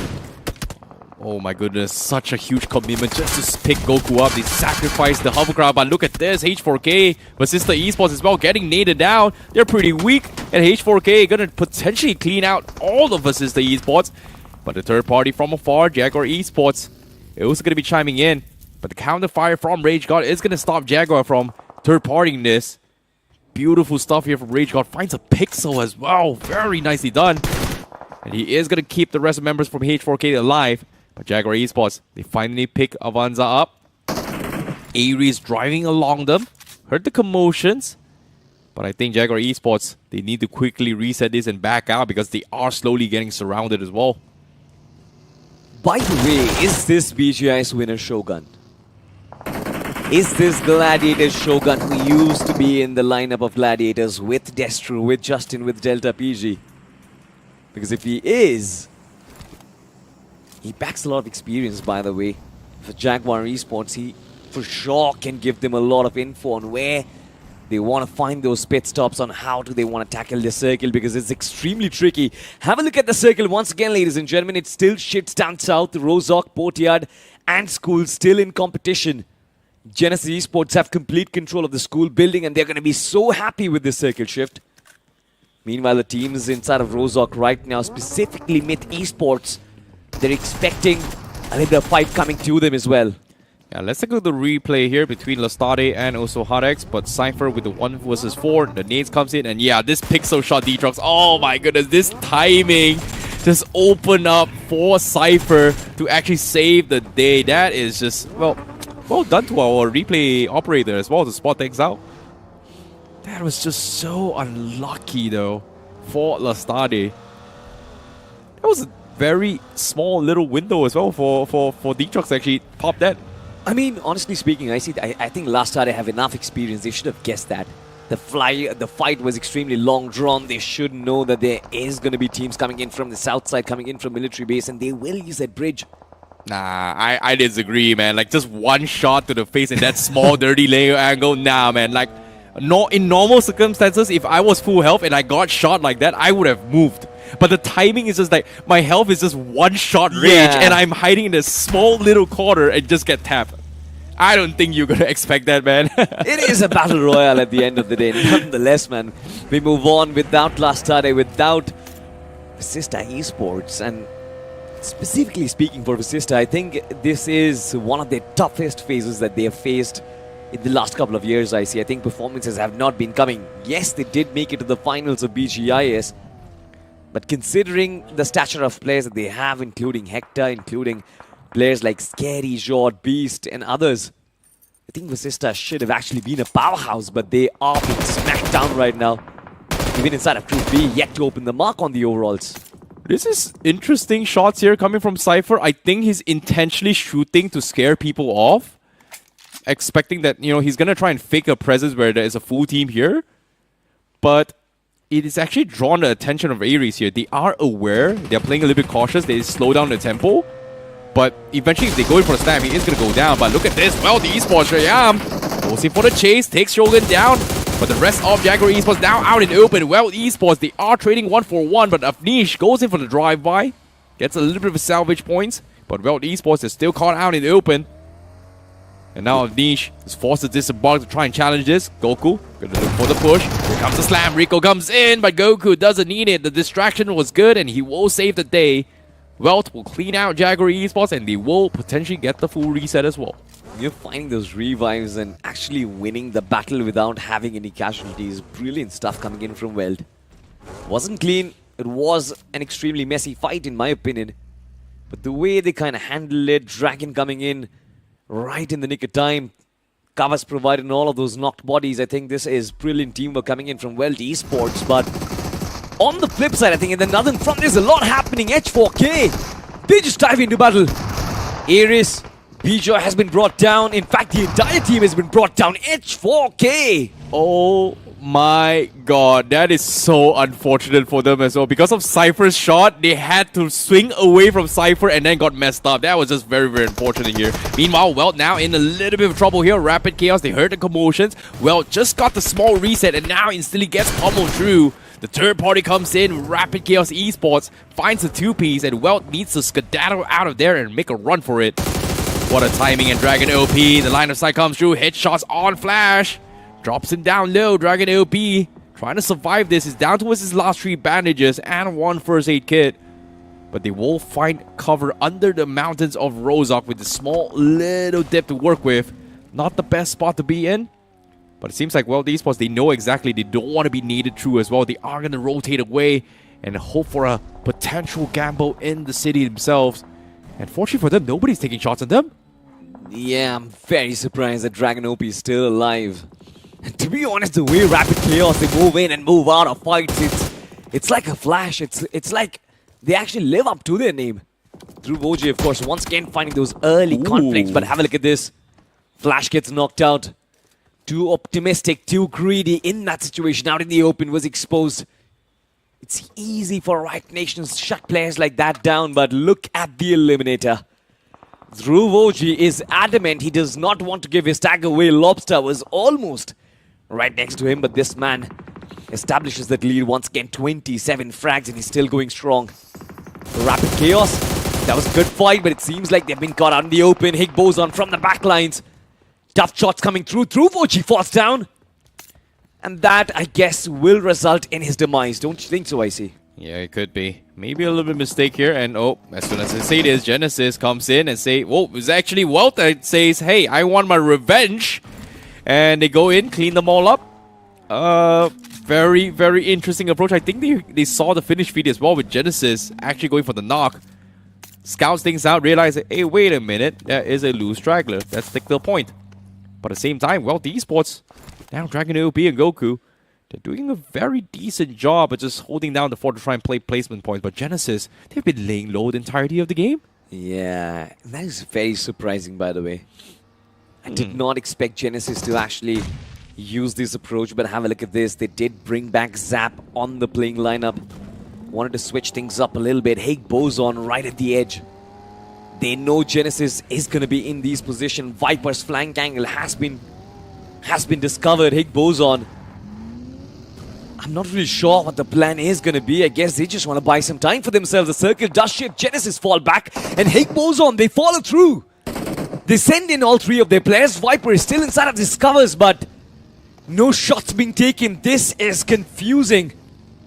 Still not sure what the plan from Genesis is going to be, but it seems like they are backing away from this fight. In Genesis, or rather, pardon me for that, Higbozon have a much needed space and ridge to play from, I see. Oh, there was a disconnect here from Genesis. They wanted to fight, but it seems like after realizing that the zone is away from those mountains, they have to push in the city. Genesis, I think Gravity made the call to say, hey, you know what, let's back the hell out. But as soon as Sades 8-bit inside the zone finds Viper, that's going to be a knock. And for WELT, they also get completely shut down as they try to push inside the zone. Myth Official had a little bit of a hand in that, but they were not the ones that actually could connect and snatch it away. It seems like teams inside the city have new problems arise as they have to push out the north side Rozok instead. Riot Nations, Higbozon still outside the zone in a stalemate. And this is a situation where whoever moves first is going to get shot in the back. 100%. On the north side, Genesis Esports, they've already found settlements inside of Rozok already. Right Nations, Higbozon, they might have to find a different point for injection, but have a look at this. Movements coming in from Higbozon, nades from Right Nations to push them back, but still, it seems like Right Nations, they're having a tough time, but they run over. Adi does find a Nox. Sunos finds a connection for as well. Higbozon Esports are going to be in shambles as Godlike collides. Head-on collision still finds contact. Knock is going to be there, but from the backlines, Adi with the shotgun finishes them off. And Right Nations, they survive with just one casualty and a big name in the form of Higbozon sent back to the lobby, I see. Yeah, good call there coming from Riot Nations to take that fight. In order to survive, they need to take them out before they actually push through. Very, very convincing stuff here coming from Riot Nations. But now problems arise. They need to push inside the zone. Genesis, who completely dodged the entire fight, made their way in towards the north side of Rozok, crossing the road. But they've lost Viper. And as of yet, they've only got one finish. And this is quite concerning. But would you agree, I see, that this has been Viper's lowest slump ever? I've never really seen him struggle to perform for such a long period of time, actually. Well, last year BMPS was also one of his lowest points. But yeah, I agree. But Riot Nations now getting shot outside. Myth was able to find a couple of shots in. Genesis Esports also had a hand in. But it was Mysterious 4 that is capitalizing on all these points. Seems like they are looking for those confirmations. Adi pretty much almost getting taken down. Mysterious 4 now has to reposition with Henry backing out with the zone coming in play. It seems like Henry being left all alone to be sneaky has been snatching up some serious points here. I mean, it wasn't even about points. I think Mysterious 4, they just wanted to deploy the 2-2 split. which did pay them dividends. I mean, they had that spot inside the zone under control, and then Henry's flank angle could have given them points, but wasn't really the case. But Mysterious 4 in this position, they are quite exposed. I mean, Myth up top. I think Harshal does have that line of sight. I guess he is going to watch this commotion unfold, but as soon as he gets that opening, I'm pretty sure Myth Official might just be able to feast on some finishes right there. Yeah, you can see Mysterious 4 is getting a little bit paranoid as well. Maybe there were teams in the north side. But the biggest trend here has to be Myth as of yet. They have one of the most strategical vantage points in terms of position, in terms of information as well.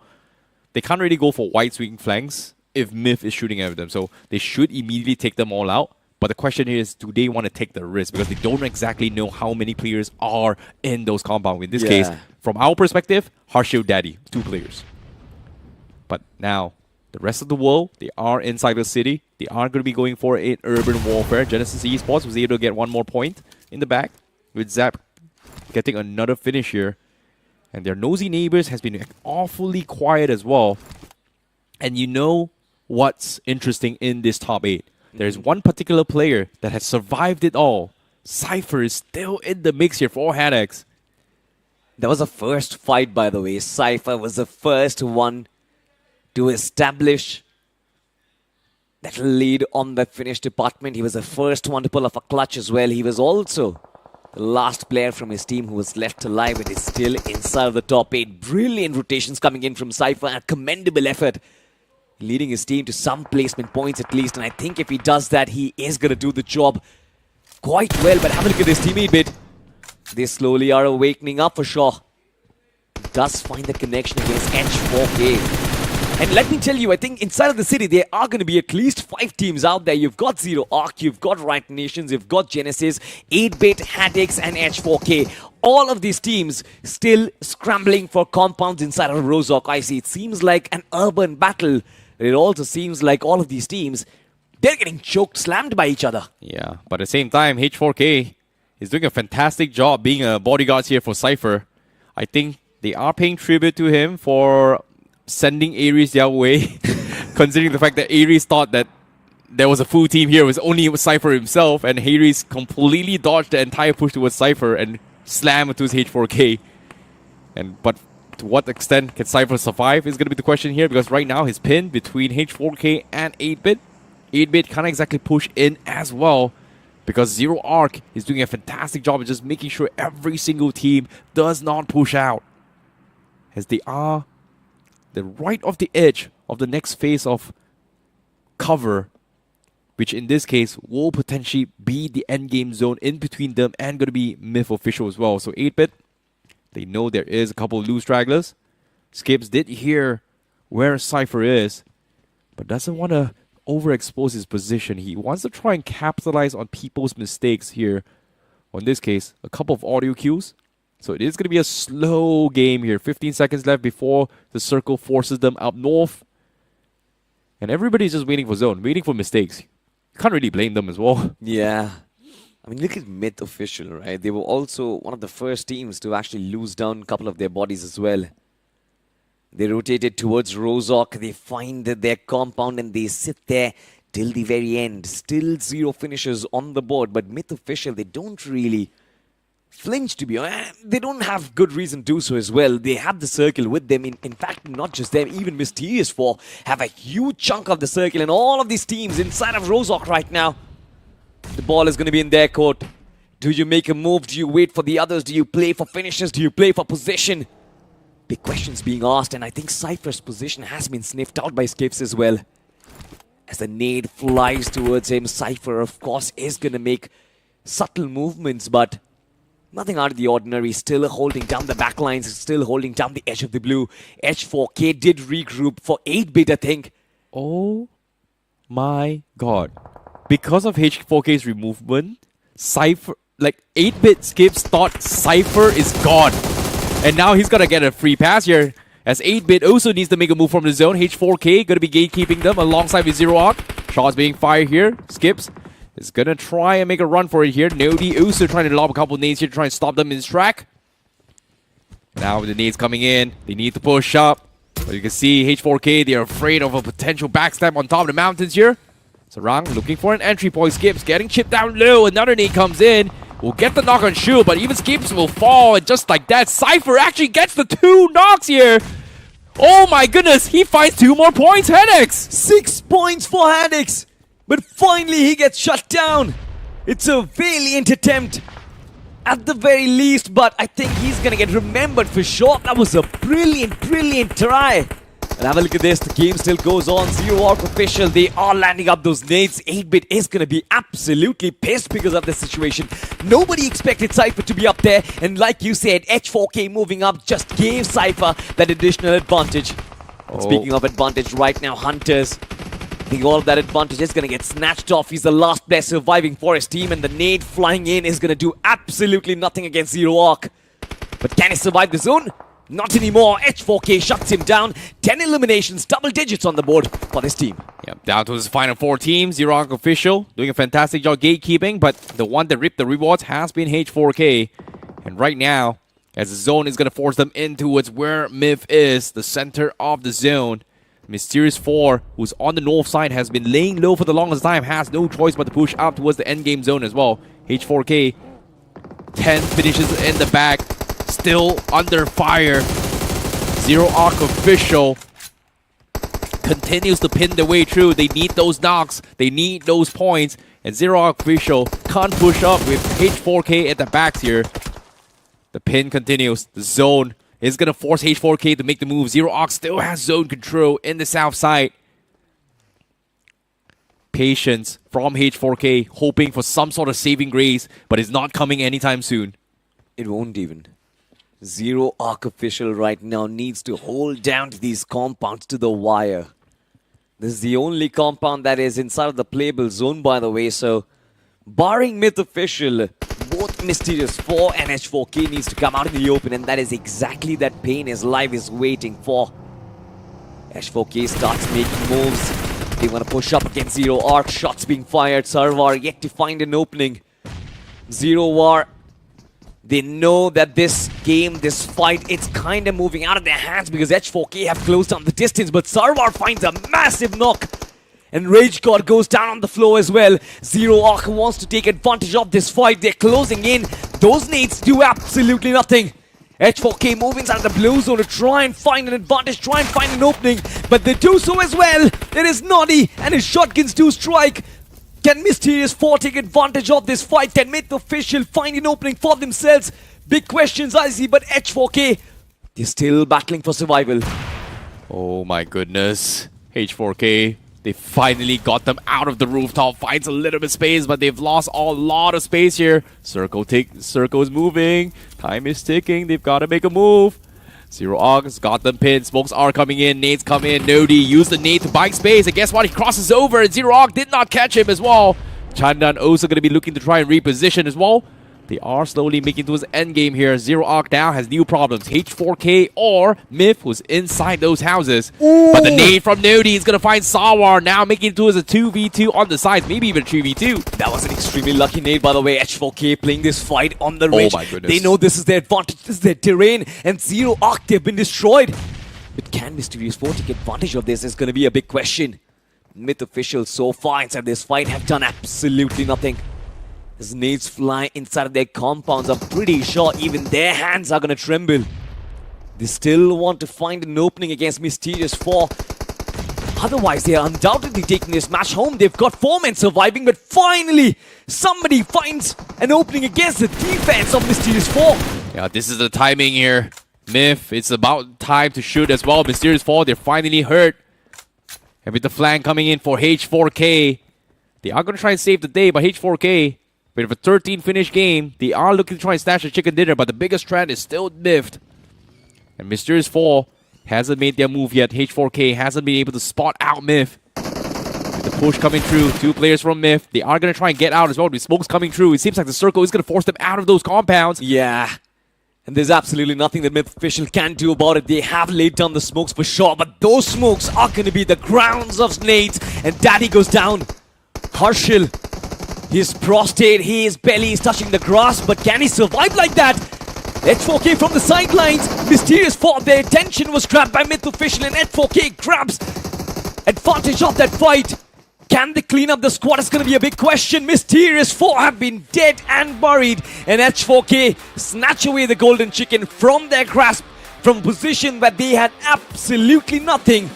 They bang on. An absolute super performance coming in from Nodi and Wizard. Oh my goodness, H4K, what a masterclass performance coming from all these 4 lads as well. Just absolute domination here in Group B. First match, they took the fight to everyone and came out on top. The fight with Zero Arc was one of the most important fights for H4K, and guess what? They came out on top. They were able to outplay them and then make it towards the end games as well. And the knock for Mysterious 4 was just phenomenal coming in from H4K. What a game we are watching as well.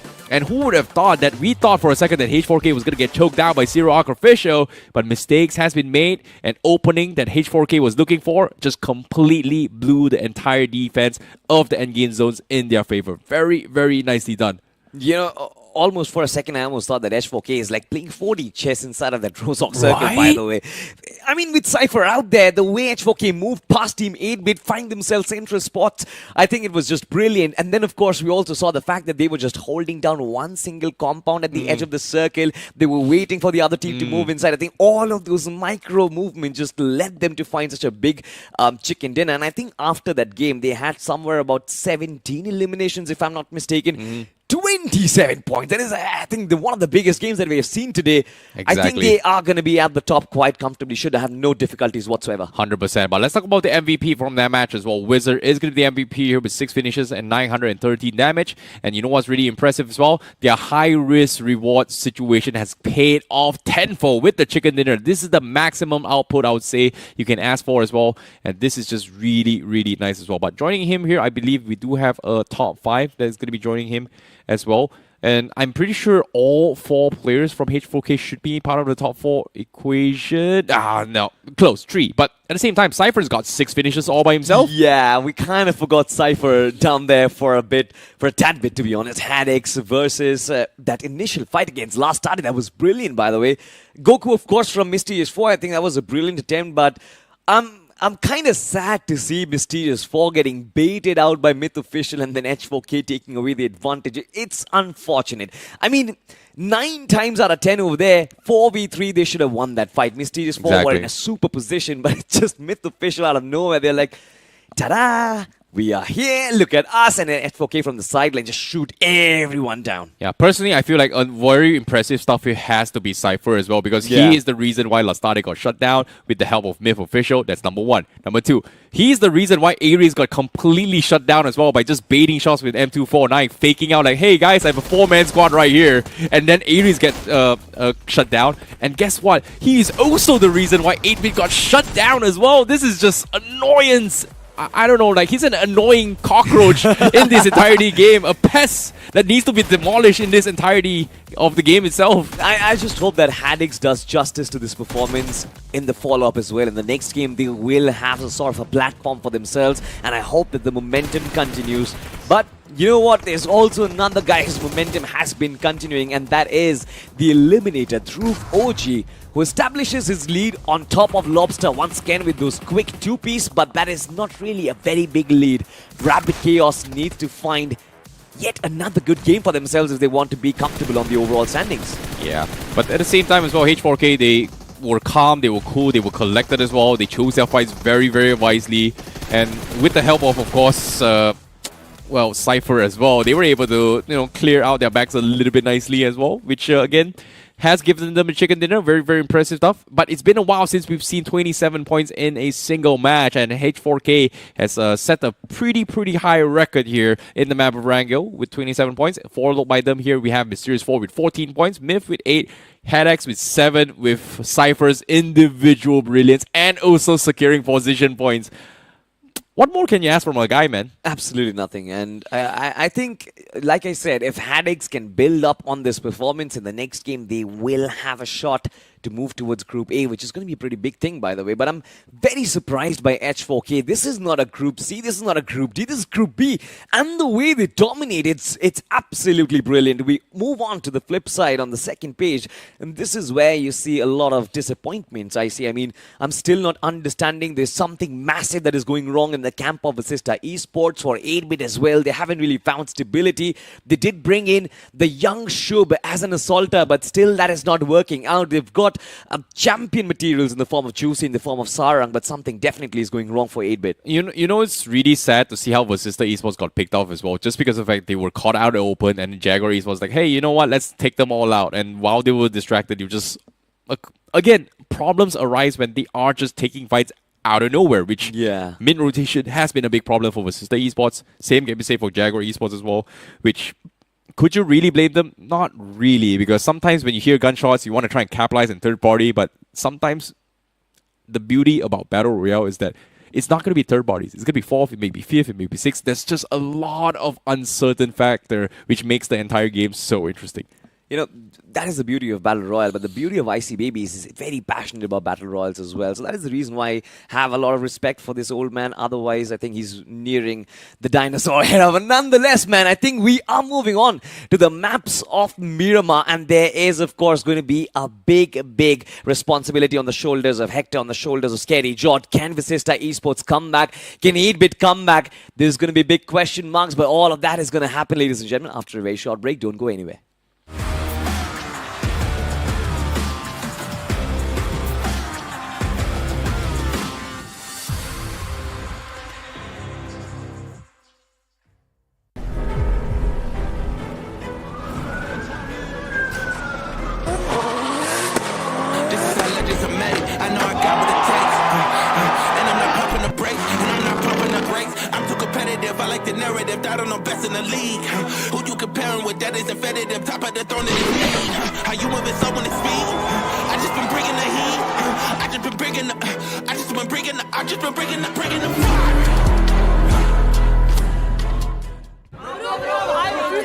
इन जैसों पे मैं तो react भी नहीं करता। BGMI cricket league का winner है, रोज खेलता है, आप भी ट्राई करो। अबे असली का 650 करोड़ देगा फिर भी नहीं करूंगा। इस खेल में ना सिर्फ टीम सपोर्ट करनी है बड़े भाई। जीत गया छोटे भाई। ये देख BGMI पे टीम सपोर्ट करो और ग्लेशियर जीतो।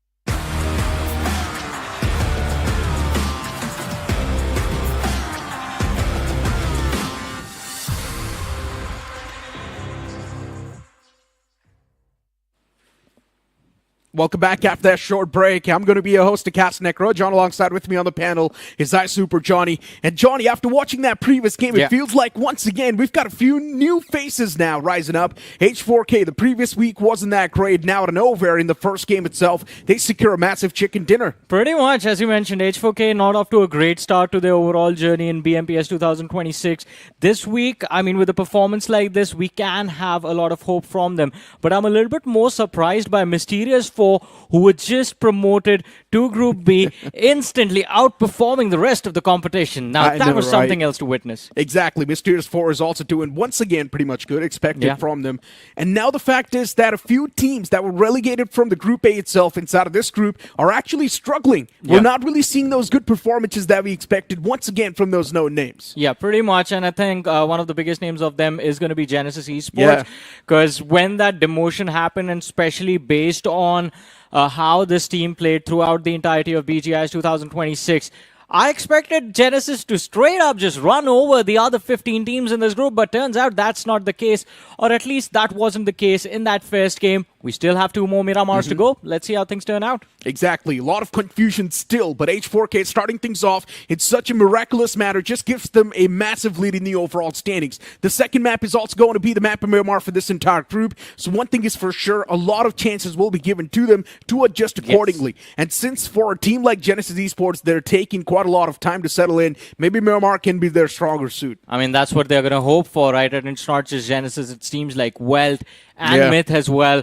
All of these teams that faced relegation, Wyld Esports in that list as well. All of these teams that were relegated from Group A to Group B now have to fight back once again to make it to Group A. Because let's not forget, while if you stick around in Group B, you can still stand a chance for qualification for the semi-finals. But if you are in Group A, you can fight directly for the grand finals. I know, right? Top 8 directly heads on towards the grand finals in the decider week, though. Exactly. Not right now. Right now, it's just about placing yourself in those good spots and maybe trying to get your hands on that Group A itself. But you know what? Moving on the conversation towards a few more names. NH4K, since they've already secured a massive chicken dinner, now it's going to be a wake-up call for the other teams. If you look at the previous group itself, the top 8 is really close. Everyone from top 8 was constantly getting good points, and that's why now the competition is so high up. For this group, they just need to learn from the mistakes. I think let's see how things go, because this group is just starting out their journey, and of course the map rotation also plays a big hand. You start on Wrangle, 2 Miramars next to next.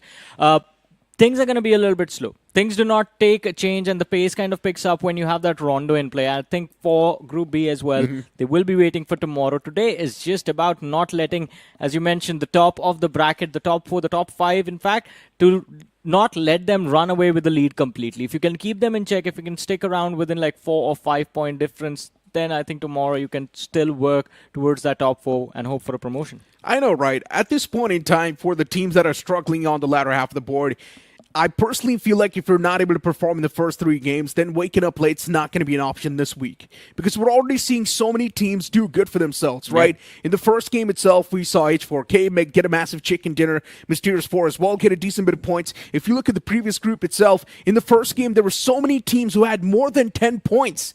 That's what I'm talking about. Now you cannot be lackluster in the first 3 games. You need to perform no matter what. I mean, it is all about just having that one big performance. As long as you find yourself inside of that top 4 and are able to hold on, I think it should all be good. But now, since there are 2 teams that are fighting for the top, let's not forget that Rapid Chaos can also enter the mix at any time. Just be in that top 4 bracket. They have that top fragger in their team. Of course, we are going to wait to see whether Dhruv or Sarwar, which of these 2 players starts to step up. I mean, for now, Dhruv just has a massive lead towards the Eliminator batch, right? That man just has a lot of elimination points, and I'm pretty sure right now as well, he's going to be at the top in the Eliminator factor. So that's a great thing for Rapid Chaos Esports, but at the end of the day, what matters is the scoreboard. And since it's a new week, the scoreboard was also reset. Rapid Chaos Esports now needs a lot of rapid movements in the overall standings. Now, heading on towards a team like WELT Esports, it's of course quite a known name. We know there's also known faces in that team, but I just hope we're going to be seeing that spark that was missing from them in the last week. Pretty much, I think that is what we are hoping for, right? Once the leaderboard resets, you can start off fresh, and since you are already in Group B, there is not a lot to worry about. Even if you get demoted to Group C, the worst thing that can happen is you end up back in Group B during that decider week.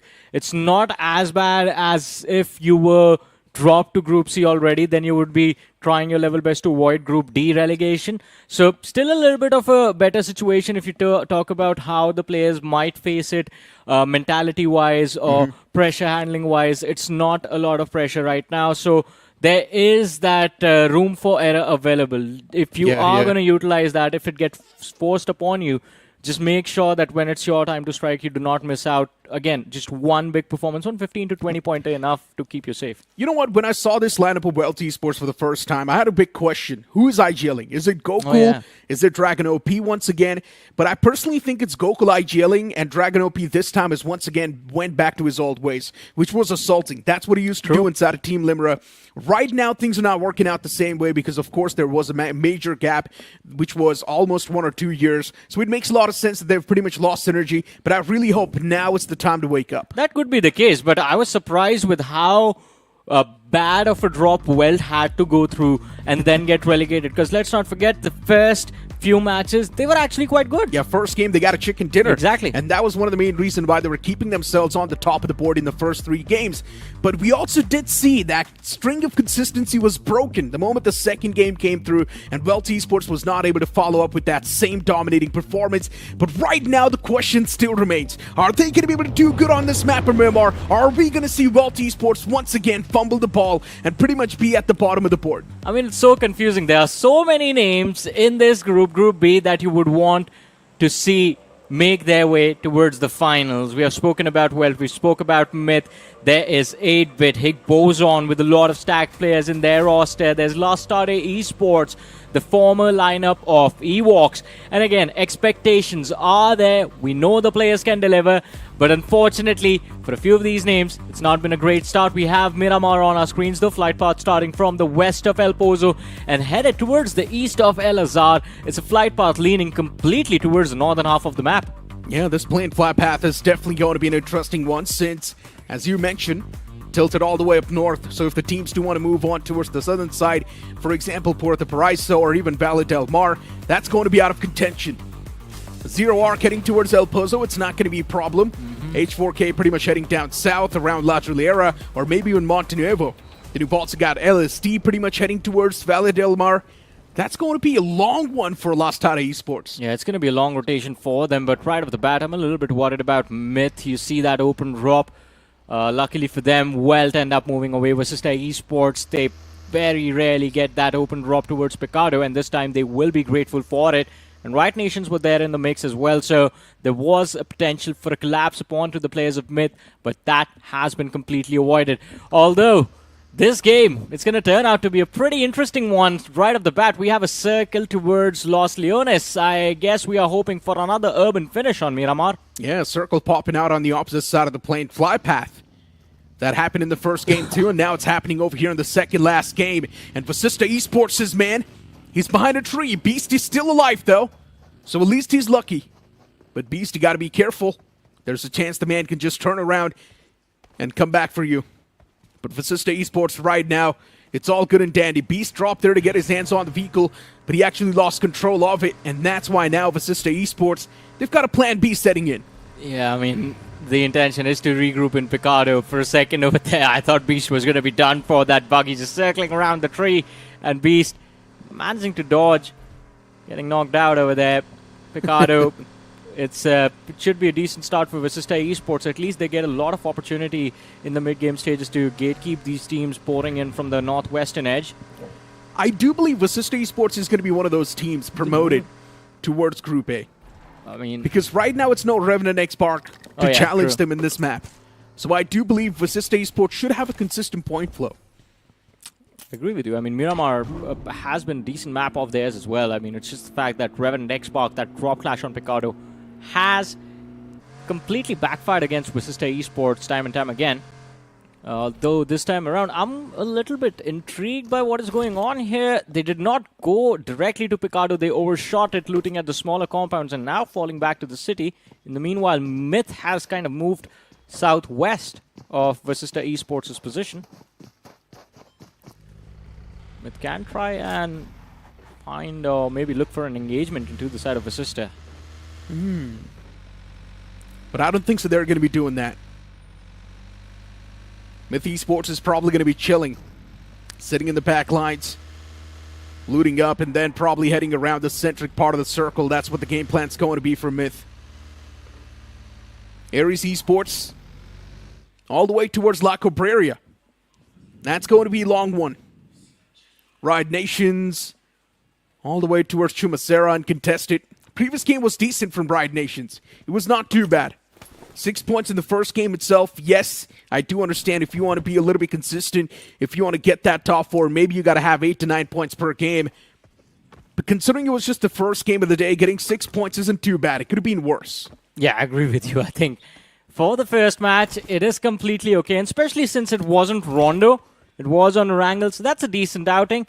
But, yeah, one big game is going to be needed right off the bat to bring yourself back into a fighting position as far as the overall leaderboard is considered. Lastade on our screens. And I want to know your thoughts on this, because for me, personally, might sound like a hot take right now, but I feel like there's a massive difference in performance of what we were seeing from this lineup when they were playing under the banner of Ewoks versus what we see from them right now. They were just much more confident. That's what it feels like. In Evox, they were taking those fights, not scared of anyone. They were constantly topping the board as well. But it's also a different factor that Evox wasn't able to perform that well in the late phases of the tournament. So we did see a performance dip from their side later on. Yeah, pretty much. And since then, they still haven't recovered, I guess. Hopefully we'll get to see that confidence back again, because that Evox was something else, especially the one we saw during the grind itself. On the other side of things, Genesis, I think a picture similar to what Wyld Esports are going through. Genesis don't really get that much control of Impala for free. Always contested, but this time around, there's no one there. The entire city belonging to Genesis Esports, and it's a very nice spot inside of the play zone right now. Control of the Eastern Highway as well. Exit strategy to move down south. Then there's the hill of Los Leones that you can play from if the circle actually shifts on top of Los Leones as well. As of now, Rapid Chaos Esports a little bit closer to a threat. This time it's going to be Hadex. They're there right around the spectrum. And Rapid Chaos Esports driving a little bit far away from them. So they're going to be good as of now. Around truck stop, actually opting out for a massive rotation. And the route they're headed to, there's another team around that same block as well. It's going to be Nux. This fight seems inevitable. Hadex, they find themselves in a massive scuffle against Higbozon Esports. And Higbozon, man oh man, these shots are extremely devastating. Harmful. Another man is just out in the open. That was a massive move. But still, those shots did not connect. Higbozon Esports, they've done significant amount of damage to the opponents. And Hadex, they also lost out on a man. Yeah, Hadex, I mean, an unfortunate start for their journey. And Caesar, he has to be quite grateful to the gods of BGMI that he's still alive. A single shot on his body over there. And that would have been a second player from the side of Hadex shut down. But what is going on with Rapid Chaos? One after the other, the entire team has fallen apart. Nux Mysterious 4. Well, not Nux Mysterious 4 anymore. It's just Nux Esports, Mysterious 4, different team. Nux have managed to rack up 3 eliminations for themselves. And Rapid Chaos now just left in the game with their best man, as we were talking about him, Dhruv. What can he do now? Well, all he can do is just drive around. And maybe try and keep that eliminator badge. Even if he gets away with 3 eliminations in this game, that's still going to do it. Not a lot of pressure. Rapid Chaos Esports, though, this game, they were counting on it. First game, only 2 points. This game, none. With only a man standing. That's even worse. Hadex, these shots are real close. But none of them connect. Do you like the sound of M416? M416, yeah. I mean, this particular skin. No. Well, I mean, the favorite sound of mine is always going to be the barrel. It does not sound like a 5.56 weapon, but hold on! Genesis Esports, what a trace that was! Zap, he gets instantly knocked out as well, but it's not going to make a lot of difference since Nux, they're taken down to just that one last man. With the utilities tossed out, he's fighting for his life, and skillful. Can he really be the difference maker? Genesis Esports, how are they dropping down like this? Another man knocked out in the back of the util.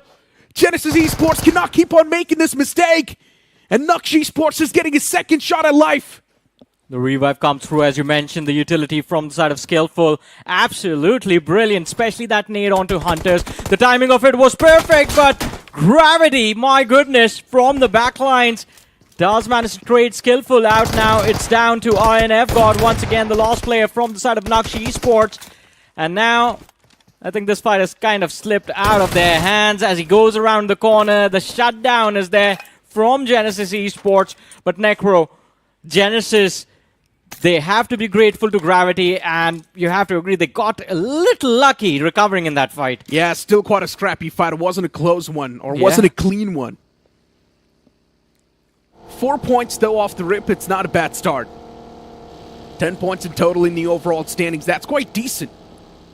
And Genesis Esports, they're still alive with all the 4 players, but the moment I say so, a man gets knocked out. It's going to be Jaguar Esports now knocking on the doors. Jaguar Esports want to be the opportunistic bunch and maybe third party this entire fight. Gravity as well, he's regrouped up in that compound. Genesis Esports, they're not set up for success. All the 4 players completely trapped around this compound as Zap gets confirmed. And now for Genesis Esports, everything just starts to collapse. 3 players trapped in this compound, and Jaguar Esports, they've got him surrounded. All the players from Genesis Esports, they start to crumple as Jaguar Esports, they're clenching their fists. Hunters, He needs to be the same Hunters that we saw in the BGS 2026 Grand Finals. He needs to be the savior of Genesis Esports. Now is the time. With the bell ringing and the sword on top of his neck, can Hunters perform? The pressure is all-time high, and even the man gets shut down. The decision to just charge forward when the opponent was cooking the nade was just perfect, but then he just completely decides against it at the last second, and that little bit of distraction, that hesitation, causes Genesis to miss out on what could have been that extra point they needed. But I have to say, Jaguar Esports, the timing of the third party was just perfect. No delay, no time given for Genesis to celebrate or maybe even go for a reset. Just get absolutely destroyed. Just 4 points coming through for Genesis from this match. And on our screens now, Hig Bozon going up against the side of 8-Bit. And 8-Bit, they have been playing Los Leones from the start of this match. That is their primary drop. But now as the circle is moving towards the southwest of Los Leones, I think everyone's expecting it to just force these teams outside of the city. Even 8-Bit have moved towards the periphery. Oh, Riot Nation's now in a tricky spot. And Aries with a quick drive-by. They find a two-piece. Riot Nation's a man is in the back, and even he just vanishes. Aries Esports making some quick work of Riot Nations, and they probably do not even know what just hit them. Pretty much, and I think it was a brilliant fight as well. Look at how much map control they gain off of it. Just taking control of that western edge. They have some time remaining in the zone as well. But WELT now right in front of them. I think that's going to be the next fight brewing up for the side of Aries. On the other side of things, switching back to the players of Hig Bozon as they take on the players of 8-Bit. Both the teams sharing the same building. But right now, there is no incentive for either to actually force this fight. Both the teams have decent position inside of the circle, as we see right next to the airdrop as well. 8-Bit. Oh no, not a big fan of these stalemates. And especially knowing it's 8-Bit, you already know it's going to be extended to the maximum. I'm not a big fan of this stalemate. You're just going to be burning through so much time. And utility, apparently. They've used a lot of smokes just to cover the windows. Yeah, even worse. Luckily enough, they're still inside of the circle, so that's a good thing. They can definitely buy some more time, but the moment the circle moves away, man, the bell's going to be ringing. And that's when you got to buckle up. And looking at the elimination feed, Zero Arc against Lastare Esports, and Lastare, they're getting dismantled. Kalani's already shut down completely. And Lastare completely lost one player, as you mentioned. They did kick things off with the opening knock. Chandan in his live, he's on the front lines and needs to fall back. I think Zero Arc, with the kind of position both the teams have in this fight, Zero Arc, they have an opportunity to go for a reset, and they are going to take it. Lastare, though, forced to fall back, can't do anything over here. And you see on the map, Welt was visible. That means Aries is there towards the north of Lastare as well. Another team they have to be cautious of. Oh, he knows exactly what's going on in the front. But do the opponents know that Buddy's right here? Almost found a knock. Oh no, he misses the opportunity of having the surprise angle on the opponents. And now because of that, Hig Bozon, they need to make the pounce no matter what. 8-Bit is somehow almost winning the trades, but the moment I say so, 8-Bit, they lose out on a crucial player. Juicy in the back lines. He's there to save the day as Hig Bozon has been eliminated from this game. What a blunder this was. Yeah, Juicy just landing that finishing blow on all three players. Does get a 3-frag trifecta for himself, but 8-Bit, I think more than that, it's just the fact that they didn't lose players completely. There is still hope to recover. They can loot those crates, find the utility again, and plan for their future rotation inside of this game. Oh, even the circle is favoring them. Look at the map control they have now towards the northern side. Majority of the teams are going to be forced towards the south. Vasista holding the center of the circle. And as we have Myth on our screens, I think it might be time for them to get involved in the action, since they have Jaguar Esports, Hadex, and Mysterious Force surrounding them. Well, Esports is definitely in quite the commanding spot. With Sister Esports as well, the same thing can be said for them. They've got a prime spot in their hands. And this is why, as mentioned, Vasista Esports without REVENANT XSPARK can definitely do good on this map, since they don't have to deal with them off the rip. Firefights are not exactly Vasista Esports' thing, but positioning themselves in a good spot and playing that defensive game, that's where Vasista Esports flourishes. Yeah, the only problem in their game plan is that on Miramar, Firefight is the first thing they get. Yeah, or maybe you could just keep your egos aside and drop somewhere else. That's what they did later on in BGIS, and it kind of worked out for them. Yeah, that's why they were able to make it till the LAN finals in the end, right? True. But Jaguar Esports, oh no, crumbling apart. And the utilities, it's just assault on top of the wounds. Jaguar Esports not having the man number anymore, and Mysterious 4 moving in as a pack, moving in as a unit. But they also got to be careful off the sidelines and the back lines itself. Jaguar Esports is still not out yet. There's a man surviving with not a lot of HP. Just one single bullet and the man will be eliminated. But even that connection is tough to find. It's tough to find, but I think with the direction he's headed in, maybe Myth are going to look to completely shut down Jaguar Esport in this game. He's done. In fact, actually, the play zone gets him. What was he thinking? We have nowhere left to go. It's a move made out of desperation because, as I was about to say, talk about getting stuck between a rock and a hard place, right? You have Mysterious 4 on one end and an in-form Mysterious 4 as well. That's just on a path of destruction. And then you have Myth, a team that's playing for their redemption. There was no escape for Jaguar Esports, but here we have it, the recap. 8-bit against Higbozon. This was just a scrappy fight from Higbozon. What could have been an advantage, they just messed up. The first knock should have came through from the window, straight up. The moment that knock was not there, for some reason I knew they messed up.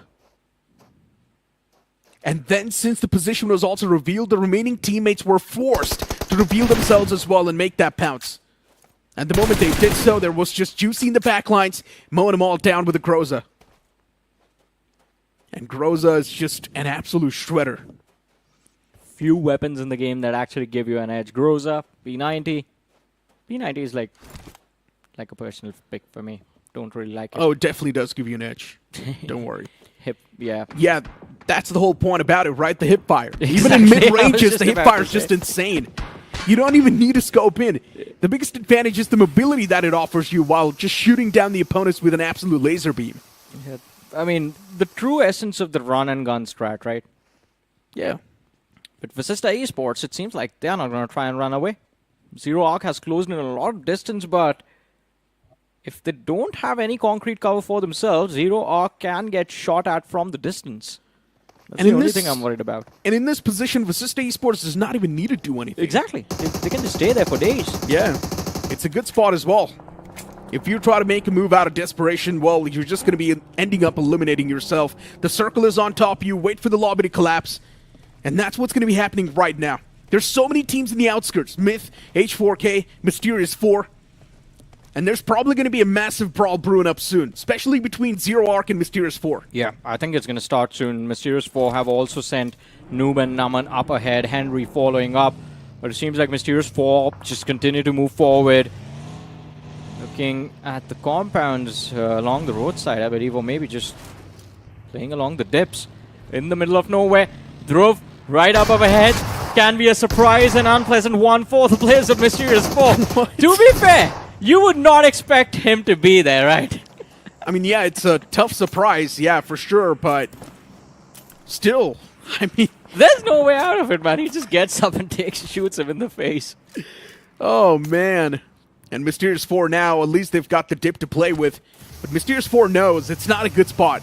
Yeah, it's not. Since their position is now revealed, it's definitely not a good spot. One single nade in that dip and both the players are done. I think that's probably one of the reasons why Dhruv was hiding there, because you would not expect someone to just play in a position like this. Yeah. And he got one finish point, by the way. Exactly. Took a gamble, works out quite nicely for him. Still an eliminator. Is he? You said he needed 3. He did get 3 finishes. He got 2. All right, So, works. I think it sort of works. Yeah. Depends, though. If there's someone right underneath in this game alive and doing good, then maybe that position's going to be gone, but I don't think that's the case. Oh, no, Myth. They try to make a run out into the open, and it doesn't really work out too well. By the way, Myth is forced outside the circle along with H4K. If H4K goes down, door is wide open for Mysterious 4 to actually try and see if they can close in the difference. Oh no, Myth is falling apart. They might just be a myth at this moment. Another man is just getting chipped away. It's so low. Sujul just getting the confirmation on the player.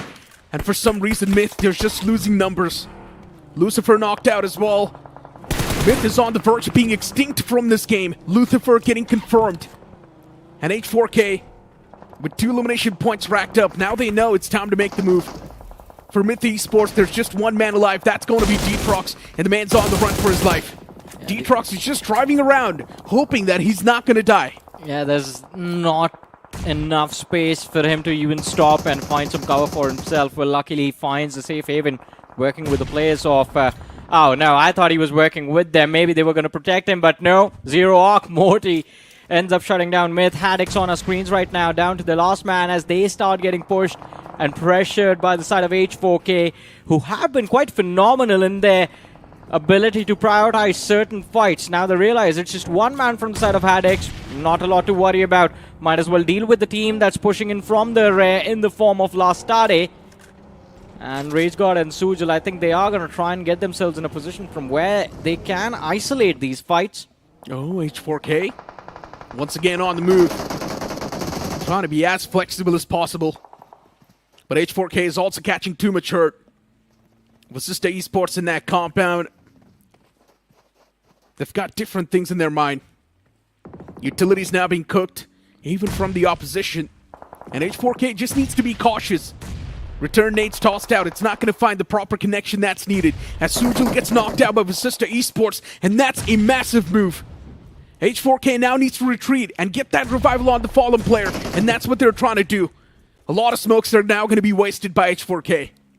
And as you were talking about Vasista Esports, I think the one thing that's there on their mind is the fact that for some reason now they are finally forced outside of the play zone itself. And now it gives Zero Arc and H4K the opportunity to pressure Vasista Esports and try and eliminate them from this game. And 8-bit as well, you see them on the radar itself, on the flank. Could be a potential threat. Vasista need to make sure that H4K is gone if they want to stand a chance of making it to the next play zone. Nate's tossed. H4K, all the 4 players still around the edge. Naughty as well, right next to Wizard. And Vasista Esports now finally decides to make the move. This time taking a fight against H4K. These drive-bys, they're so risky. But H4K, they still lose out on the number. Sujil from the back is there as a cavalry. And he's shutting down Vasista Esports like an absolute mammoth. Stands against him. He's not going to give up this easily. Sujil all by himself eventually crumbles down under that pressure. And Vasista Esports, they get the game in their hands. They get the fight. What a play coming through. 3 players still left standing. Vasista Esports somehow do manage to make it through, but make that 2 players. Just 1 revive over there for the players of Vasista. They made it to the top 7. Decent amount of eliminations, but Zero Arc, they made sure that Vasista makes it to the top 6. 1 nade from Sarvar OG, and Lastade gets sent back to the lobby packing. By the way, WELT is still there in this game. They've kept their heads down, but hey, at least they are in the top 6. That's how they like to play, passive. And once again, executing that same playstyle. As long as it works, I don't mind. But the moment it does not work, that's when you need to be a little bit more flexible and adapt on the fly. And that's where WELT Esports sort of lacks. Now, if the circle moves away from WELT, I'm telling you, they will be instantly eliminated from the game. They're not going to be able to adapt on the fly. Ares Esports in the proximity of 8-bit. Even 8-bit has been taking it slow. After eliminating a team like Higbozon, 8-bit's definitely got to be feeling better. Oh, and there they are. Players of Ares, I think they have spotted out those vehicles. They have seen the players as well. It's just the one man in an off position. Sarang could have caused some trouble, but now even he gets spotted out. The opening is going to be found by Shob. Ares down to 3 players. Another man in the backline spotted out, and 8-bit does have a line of fire to engage. Those shots, deadly. 8-bit now against Ares Esports. Since they've already found the first knock, 8-bit knows they've got the man advantage inside of the fight. Applying more pressure with the utilities, stopping that revival from coming through, and they've got one of the players pinned down completely. Ronnie now advances a little bit more. Basista Esports on the opposite side as well, challenging a fight. But Ares Esports, they lose out another man.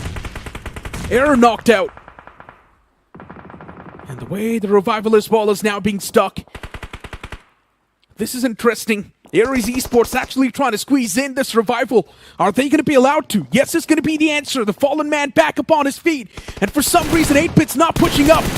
8-Bit is supposed to take advantage of this fact and maybe make that pounce, but there's a man from Ares Esports all the way in the back, providing that cover fire, stopping for 8-Bit from making that push. It was still a 4 versus 2 situation, so I agree with you. 8-Bit should have made that pounce. They should have punished the players of Ares, and now they might have to pay a heavy price because of this. Both the teams outside of the play zone. And the nades from Ares are way too close for comfort. Almost his entire HP gone in a blink. But luckily he's still on his feet. Oh, Basista Esports taken out from the game with 10 points though. That's a pretty decent performance. Ares Esports, they make the pounce atop of WELT Esports and end up giving all the points. WELT Esports with just a 2-man squad. Somehow the defense works perfectly. Shutting down those 3 men from Ares Esports now just brings him back on the court. And for 8-Bit, losing those elimination points is not going to be feeling too great, but it's fine. The foes are getting eliminated, and 8-Bit is now advancing towards the end moments. I don't know what to make of Ares Esports, to be honest. I mean, for a few seconds, they played like absolute gods and then looked so mortal when faced... in fact, when they made that pounce on the players of WELT Esports, no cover fire at all from the back lines as they decide to move, and a brilliant punish coming through from the players of WELT. But I think this is the showdown between Zero Arc and Mysterious 4, sitting at the top of the leaderboard. Mysterious 4 also looking to control the play zone itself. Unfortunately, they're down to 2 players. 8-Bit with all 4 and control of the northern half. A big opportunity for them to actually close this game out with a chicken dinner. Oh no, Mysterious 4 dropping down on bodies. Henry's in the back. And now the Revival needs to be there. 8-Bit. They're trying to close in. 8-Bit knows they're hurt. Driving around those vehicles. They know Mysterious 4 cannot stand a chance for too long. They cannot keep on fighting for too long. But it's 2 teams making the pounce at the same time. And somehow WELT Esports, they survived this wrath. It's just 1 man, Rico. And this 1 man from WELT Esports is still keeping the team alive. Zero Arc, Painter's Live is in the back lines. And Zero Arc, they're just trying to fight for the 2nd spot in the game. That's it. Yeah, pretty much. That's all they would want right now, especially since Mysterious 4 is gone. Zero Arc, although I think overall have done quite well for themselves. Decent amount of eliminations, made it to the top 3. Same goes for WELT. But WELT, they need to be consistent with this run, with this momentum. 8-Bit though, as they drop the ball, they've lost numbers, they're down to 2 players. And if Pain is live can just pick off 1 more player from either side, he completely swings the endgame into the favor of the other. Pain is live around the edge. And a bit of a drone view too. So now knowing the fact that the positions are pretty scattered, playing this end game is going to be even more tough. 8-Bit, it's a massive split between the boys. Reuniting now might just be impossible. Those players from WELT Esports, they messed up for a moment. They had all the 4 players standing. They were dropped down to a 2-man squad. But now somehow this 2-man squad is doing a lot better than the 4-man squad they had before. Yeah, don't give them suggestions to play like 2-2 splits in the upcoming games. Hey, maybe that's what they need to do. You never know what the players of WELT are going to do. But at least for now, they're going to be forced to pin down. Nade being cooked. Sarang falls back. I don't know why he did that. Oh, the nade was real close. Yeah, he should have kept on going. The Molotovs as well tossed. WELT Esports with the man advantage. 8-Bit, they just need to play together. Juicy as well needs to reunite with Sarang, but I guess 8-Bit, they've got no intentions of actually making the pounce yet. 8-Bit might believe it's a 3 versus 2 against them. They don't know that it's 2 different teams left on the other side. Or maybe 8-Bit's waiting for those 2 teams to duke it out against each other. But now 8-Bit realizes it's got to be them breaking that sweat. It's got to be them breaking that deadlock. And finally, WELT Esports through the smoke. Dragon LP once again with those connections. WELT Esports, they're just melting every single team down that stands in their path of glory. And now with just one last man as a challenge, I highly doubt WELT Esports will even break a sweat shedding that player down, but Pain is live! He almost shuts down both of them! Just one man standing from WELT Esports, and even he gets taken out! What just happened, WELT? How do you mess up like that? I guess some things just never change, Johnny! Yeah, they choke yet again, even in this map of Miramar. What is wrong with that play? I think there's a lot over there. Pain is live, first of all, phenomenal with the nade. That extra bit of damage made it easy for him to take down the man that was enabling that rotation, and towards the end he had already dished out enough damage onto Dragon to just shut him down with a shotgun at a distance as well, by the way. There was just like one shell connecting on him and he was done. For a moment I thought we're finally seeing some improvement from Dragon and the boys. But then in the end, they tell me, no, we're still the same. Necro, there was improvement. They finished top 2 with 8 eliminations. Yeah, I guess. It's a lot better than what they were doing. But all right, they need to be consistent. That's when we'll call it an improvement. But understanding the fact that they also had the circle for the longest of the time, and they still lost out on 2 players, even though they had the circle. Yeah. Now, that isn't acceptable. That's what I personally believe. I agree 2 with players you. moved on all by themselves, got eliminated, and then it was just Dragon and Rico left all by themselves to hold it down. So yeah, WELT Esports should have gotten away with a chicken dinner quite easily, to be honest. But the way they messed up is just... You're upset with WELT, I'm upset with 8-Bit for the same reasons. They had so much map control towards the northern half, that push towards the players of WELT that was made kind of half-heartedly, costed them the entire match pretty much. I mean, Sarang is running forward, no utilities on him, wants to take a firefight, does drop Dragon to about 50 HP as well, and then just instantly hesitates and falls back, takes that nade damage and got pinned down.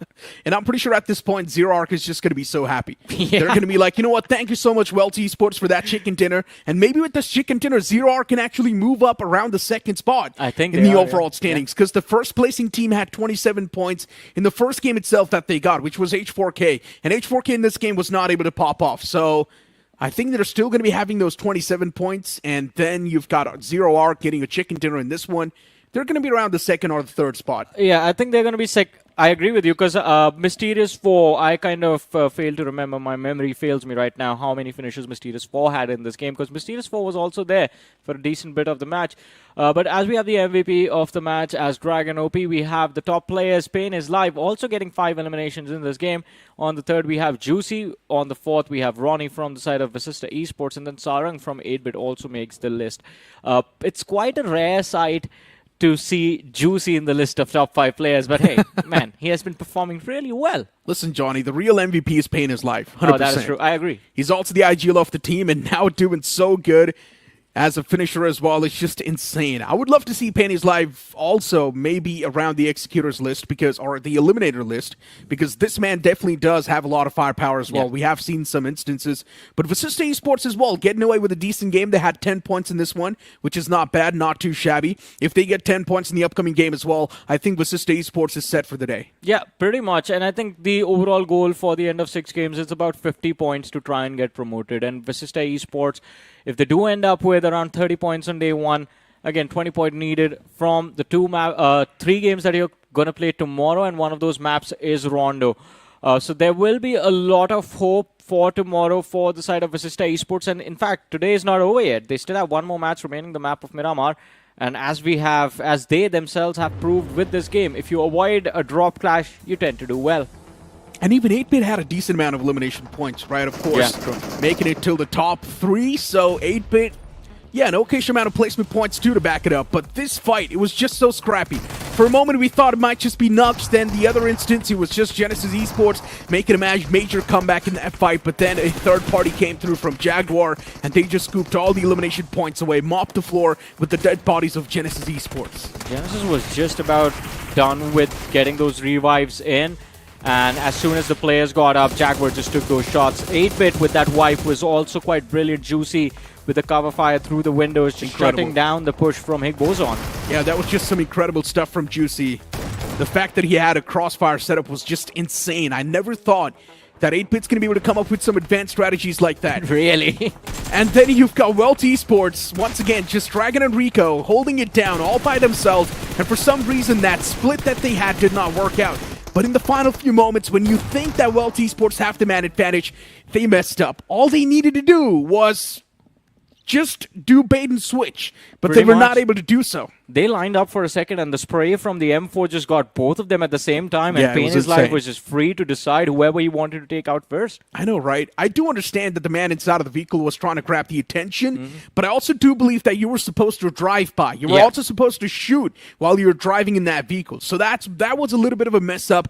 He tried to move up to an advanced positioning towards a good position, but he completely forgot, I guess, the blue was on the move and his teammate had to be exposed as well. Yeah, exactly. As soon as he pushes out from the ridge, that is when the fiasco sort of went down. But we have the rankings of the game on our screens. And of course, I think not a lot taken away from WELT, though they might have just messed up that 2 versus 1 fight towards the end to close out the game. But they still walk away with a decent number of points. Yeah. A little bit of an upsetting news, though, from Myth and Last Star Day. What is going on with these teams? Not the start that we expected from them. Yeah, I mean, Lost Tide Esports, I'm not exactly sure what's going on, but as I mentioned in the BGS 2026, in the later phases, we clearly saw the performance dip. And maybe that's one of the main reasons why they're just not able to do that great, because the performance is still constantly dipping. They're not able to find that great momentum. But here's the confusing bit, right? As you mentioned, yes, there was a dip in performance, but there was no clear reason as to why. It just seems like all of a sudden, the confidence with which Last Star Day would pick those fights was not there. And it wasn't like they lost fight and then they started to back off. Just one day they just decided that, all right, we're just going to hold our angles and do nothing. Yeah, I think that's the whole point, right? Last time just stopped taking fights. That's what I think happened. Because at the start, you would see Lost Out Esports, which was, of course, Evox back then. They were taking too many fights. Left, right, center, just in those fights over and over again. But then later on, when things really mattered the most, when they moved on towards the semifinals, that's when you saw them slow down the pace by a lot. And maybe that's where they sort of struggled. Right now, we've also got the overall standings top 8 on the screen. Myth is still sitting on the 8th spot. There's a chance for recovery if Myth gets a chicken dinner in the last one. Vasista Esports just getting 10 points. Not a big fan of that performance, but I hope in the upcoming game, Vasista Esports as well gets a chicken. Yeah, I mean, I hope for that too. At least they're in a decent, manageable Yeah. position, though. And as Yeah. you were talking about Myth, I think a chicken dinner with about 5 to 6 eliminations does get the job done. It will help them to get inside the top 4, theoretically, considering the team on the 4th position is there with just 19 points. And if by any chance Myth gets a shutdown, then they can hope for that 4th position to be theirs. One last game to go. If they can end that day in the top 4, that takes away a lot of the pressure off their shoulders for tomorrow. I know, right? There's still going to be a lot of pressure, though, at the end of the day. Since it's also going to be the last game of the day, everyone wants to end on a great note. And it's also going to be the map of Myanmar. So what's going to happen? Well, let's find out after this short break. You guys don't go anywhere.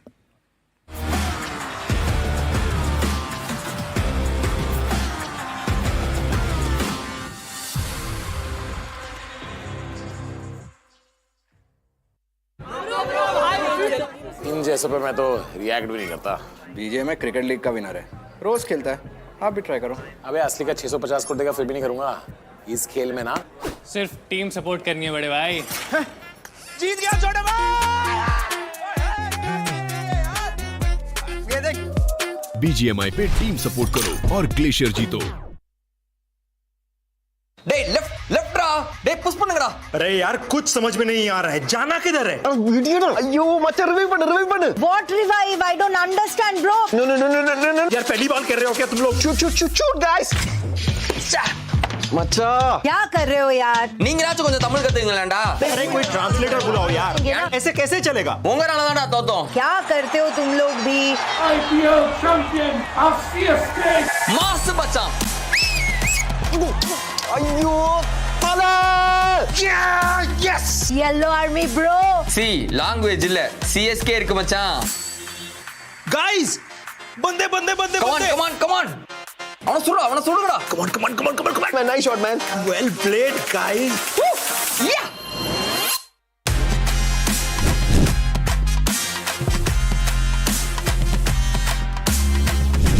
bro CSK skins இது நம்ம கொலாபுடா Now we don't need call outs. Just whistle podu. BGMI ஆடு whistle போடு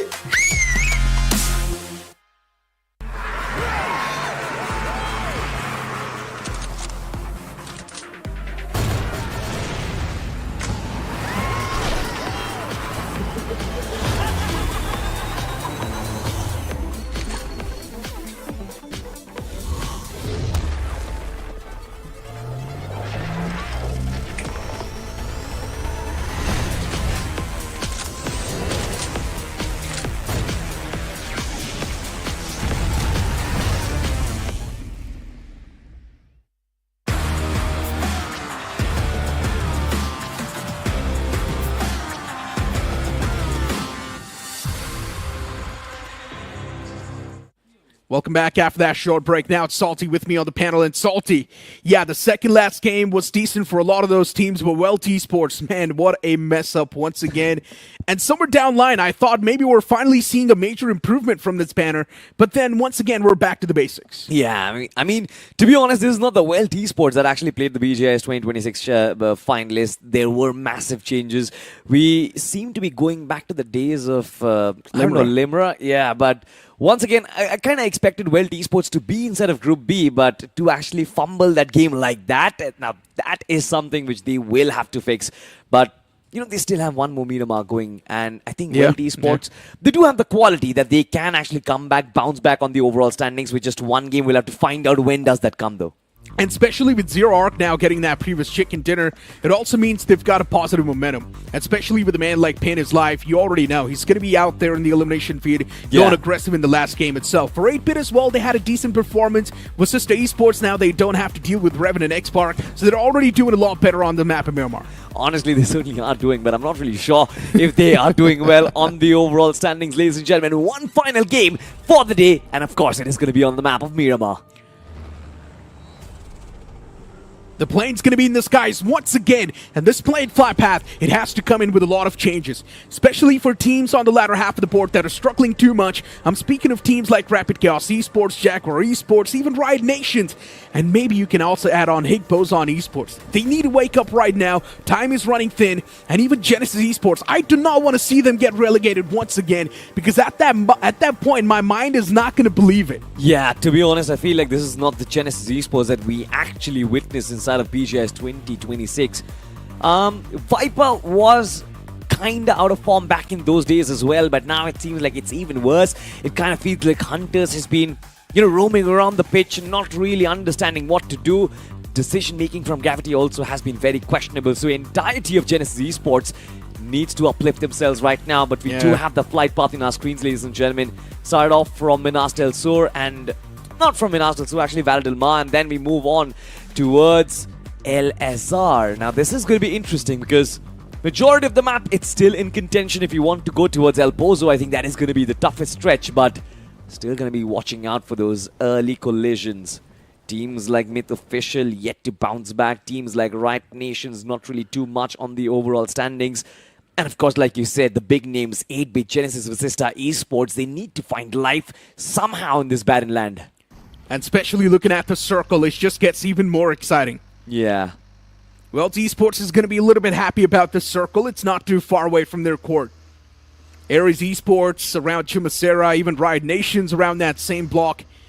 Myth Official, though, pretty far away from the zone. And the same thing can also be said for 8-Bit, dropping all the way towards Los Leones. Genesis Esports heading towards Impala. Not sure what the game plan's going to look like for Genesis Esports, but one thing is for sure, they need to loot as soon as possible and make it in the circle. There's so many teams already inside of the circle, and they're probably going to be possessing a real good spot soon. 100%, that is going to be a point of concern, but have a look at this for Sister Esports. Not again! Not again, Hector! Run away as far as you can, Knuckle! Taking shots, but finally disengages. That is a big, big scare for Vasista Esports, but thankfully, Hector did not give up his life. I'm not really sure, Necro, how does Hector or Vasista Esports finds themselves in a situation like this every single time? They just like to play with a lot of risk, but not in the late game. Yeah. In the late game, you'll probably see them playing the most defensive game out there. Pretty much like Wyld Esports or Rising Esports. But in the early game, man, they're just someone else. They want all the smoke. But why is it always them taking shots on the receiving end? I mean, I would have understood if they were winning early fights, but for Vasista Esports, it's not going their way. Absolutely nothing. Maybe things are not being calculated that well. That's one of the ways you can look at it. Imagine you've got a lineup with Ronnie, Beast, and Scary Jord as well. You know, it is a super lineup. You've got Hector at the helm of it all. It seems like you have almost every achievement under your belt, but somehow Vasista Esports just not seem to make anything out of it. Yeah. One thing I would change is the playstyle. I just want them to be a little bit more aggressive. That's the only thing I've been asking for Vasista Esports. Hector, as an IGL, I believe he can do a lot better. if he just switches his mindset a little bit more. Maybe just go on the aggressive end. See for one game what you can do. Playing the game too passive requires a lot of analytical data, and sometimes that data is not available. Yeah. And that's when these teams do tend to struggle. That's why playing it aggressive can actually get you those elimination points. Even if things do go south, you have those elimination points as backup. And I guess if Assista Esports still want to have that direct shot at Grand Finals, they will have to perform now or never. Well, I mean, if they wanted to have that, they wouldn't have been here. Yeah, but can they recover back from Group B? I guess this is going to be their last shot, because if they do get relegated, then there's no chance. I don't think they will be relegated, but they're going to be staying in Group B. That's what I think. Yeah, I kind of agree, to be honest. You know, when you look at this lineup, one thing you want to change, what would you change? Maybe an IGL? I don't know. I think that's the perfect choice.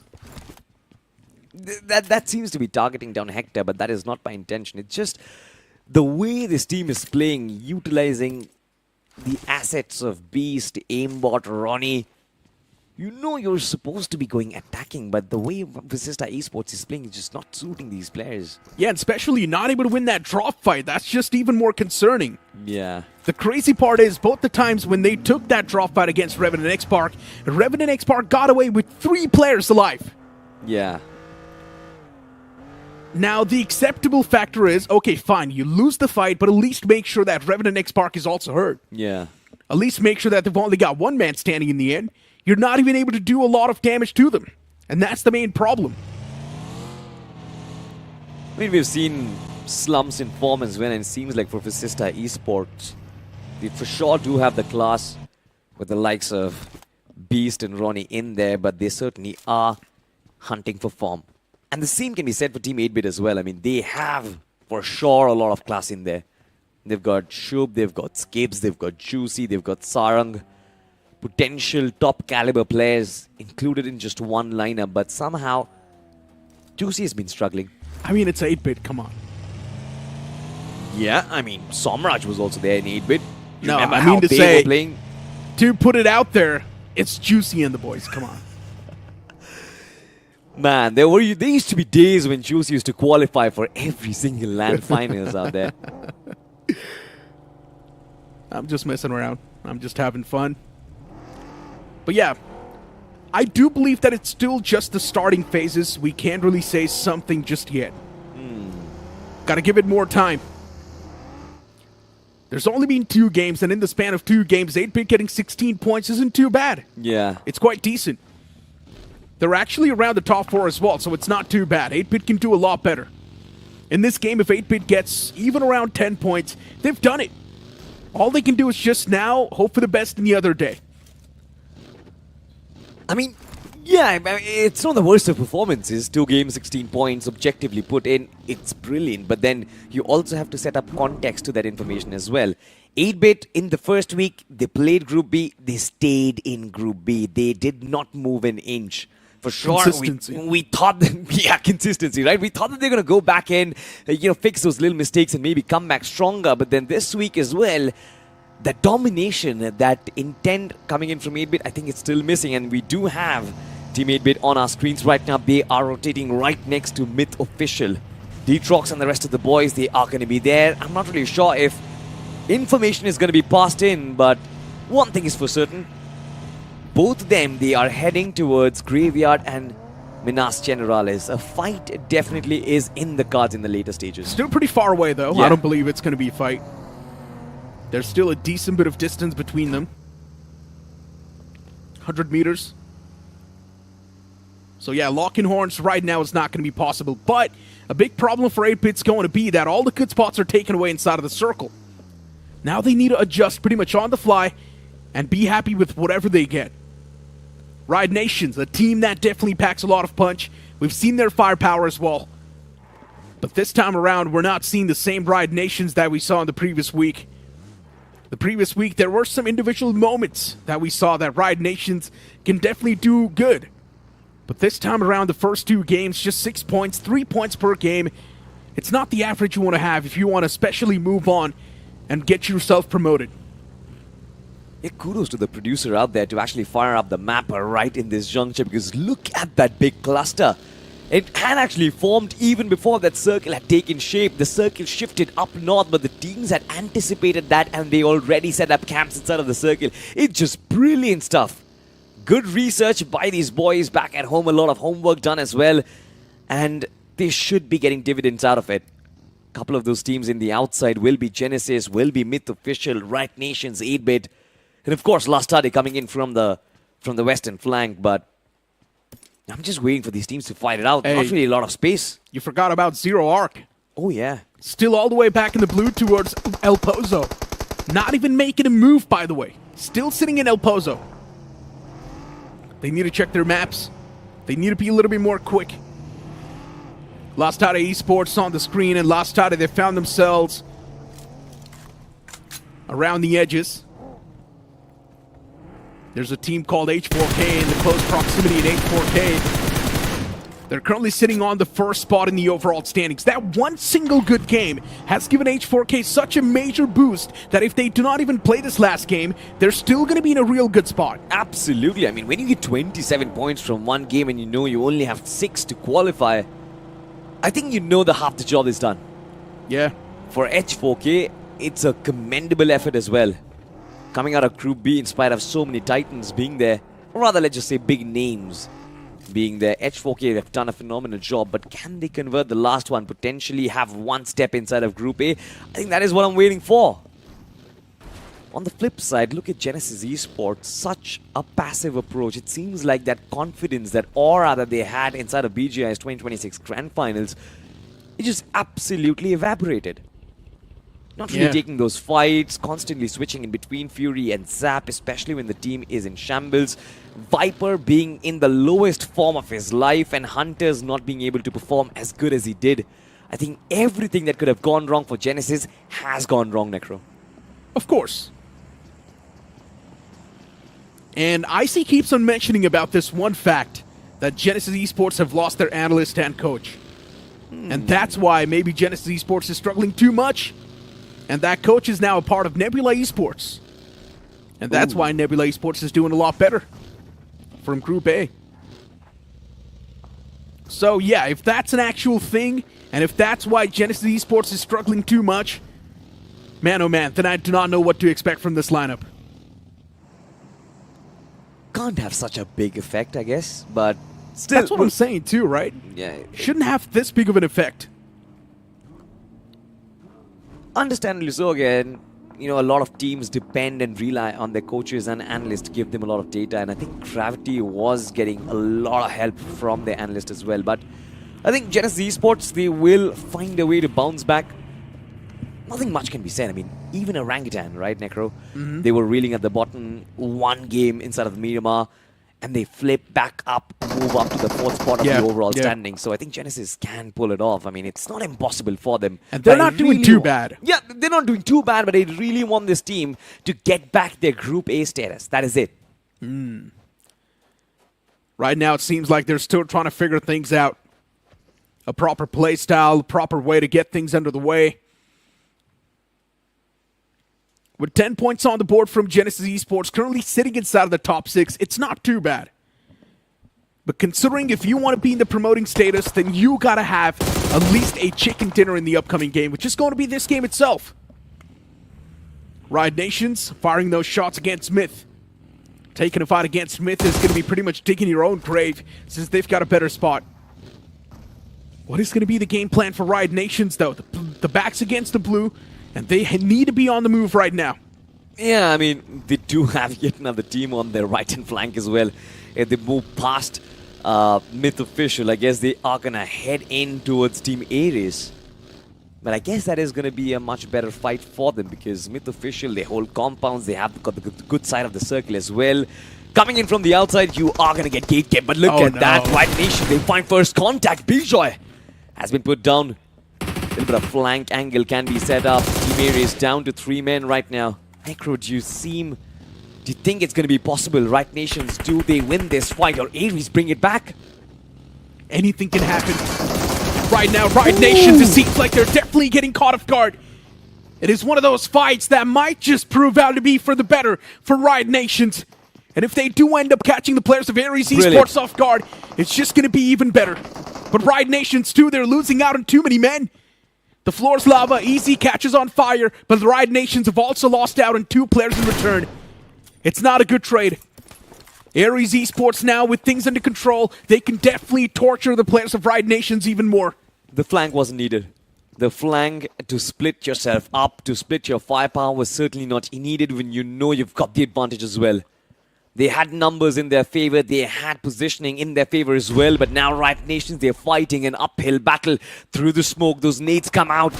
As Ares, they still hold their bodies, they still hold their compounds, but from the back lines, Myth Official can actually gain advantage from this fight, Necro. Here to scoop up a few elimination points, Myth. They just want to be the thieves. Collect a few scrappy elimination points here and there. Those utilities, they were deadly. But still a Molotov from Riot Nations catches one of the players. Ares Esports, they've already taken too much damage. And now Riot Nations' approach, it seems detrimental to Ares. Players moving in tandem. Ares Esports knows what exactly is going on, but still that one single man, he moves back inside of that house and he gets eliminated. Ares Esports taken care of with 0 points from this game. That's going to be problematic. Yeah, but still, Riot Nations, they are going to be kicking themselves for splitting up and losing yet another body. I mean, they could have reduced the casualty to just 1 man. 3 players could have been enough to fight for that big chicken dinner that they are searching for. But now Myth Official, with the way they are sneaking up right next to them, it seems nigh impossible for them to win this fight. And look at the way Myth Official have split themselves up. It's just a Detrox who is here to find information. If he does find that, pretty sure shots are going to be there from the backlines. Daddy and Harsh will provide him cover, but Riot Nations, they want to move out of this fight, potentially send them inside of the zone. On the move. Just want to be quick on the toes. Zero Arc eliminated from this game as well with 0 points. We're seeing a lot of teams struggle in this last game, but it's also going to be good news for the teams that are waiting to move on inside of the top 4. The amount of shots taken against Riot Nations, it's like every single team is just looking at that vehicle, and Riot Nations with no other option than to just eject out in the open. You have to feel bad for them. The amount of shots that were just on that vehicle, man oh man, how was it not blown up right then and there? It seemed like a frying pan inside the vehicle, to be honest. No player could have survived that. No way you're escaping from such a spray.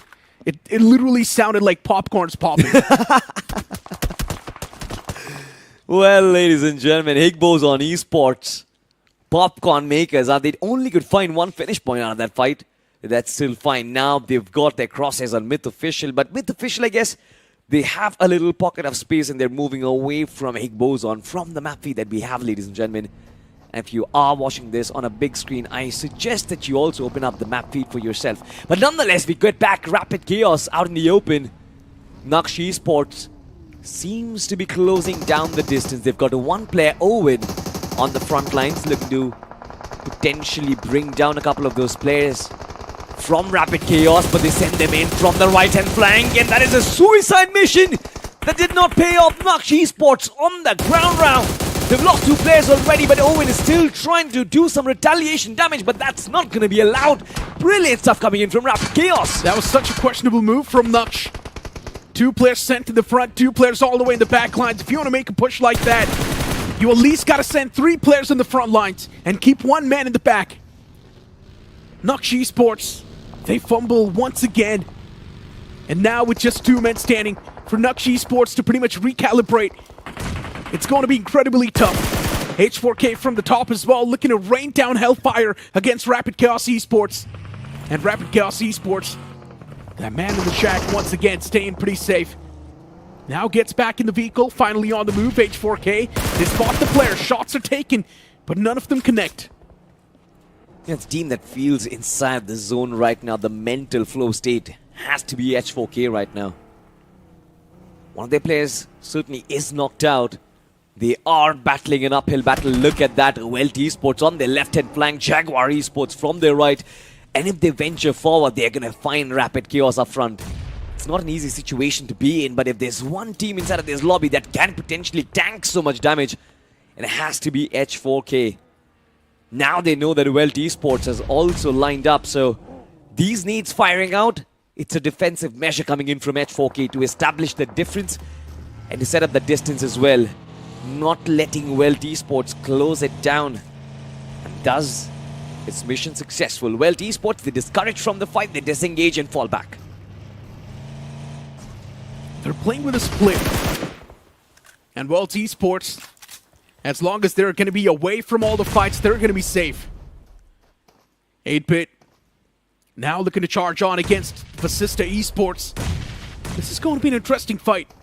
Utilities exchange from both the sides, and for 8-Bit, I only see 3 players in the front. None of the utilities find any sort of connection. What is going to be the backup plan for 8-Bit? That's my question. A few more nades tossed out. None of them connect once again. 8-Bit now in a concerning spot. No, wait, Ronnie. He's been brought down. That is going to be important. But in the front line, Beast finds contact. That is a 1-for-1 trade for Vasista Esports. Beast knows there's another man. He finds a double piece. Beast, he executes yet another man. And Team 8-Bit, they're getting destroyed. Sarang in the backlines. I guess Juicy is a little late to the party. This nade is going to do absolutely nothing as Team 8-Bit still try and walk around. It's not going to be easy, though. Enough time for Vasista to find the revive and Necro. It seems like 8-Bit, they are almost done and dusted. It seems formality to finish off these last 2 players for Vasista Esports. Or maybe these 2 players can actually back away and try and play for safety.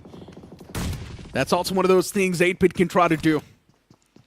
Vasista Esports, of course, have the major man advantage in the fight. It's not even a question. But 8-Bit can definitely play for survival. But with the utilities tossed out so close, a Molotov as well spreading right next to Sarang. Survival now seems even more dicey. Another nade tossed out. This Molotov was placed to perfection, but even the first nade kicks it at the right nick of time. Sarang barely standing. Shots taken against the man even from the sidelines, and that Molotov, it's gonna do the job. Sarang gets cooked alive. Yeah, perfectly well done, Barbecue, but on the other side, have a look at this. Boson Esports, they are taking a fight against Genesis. Right at the get-go, Bunny gets shut down. It's Myth Official as well, who are third part in this fight. And trades happening back and forth. Genesis Esports, brilliant nade coming in from Hunters. Puts an end to Mysterious. No, pardon me for that. Puts an end to Boson. But Genesis, that is just the start. They're still Myth Official. They're still Jaguar Esports on the sidelines. And now even Naksh. The spray down is there. BMWI IGL. You have to fear him for sure. Can Zap still keep alive? He needs to retain his day alive right now. Well, he will do so with the help of H4K from the back. So Genesis Esports, things under control as of now. It's all good and dandy. All the 4 men can survive. H4K, trouble in paradise for them soon.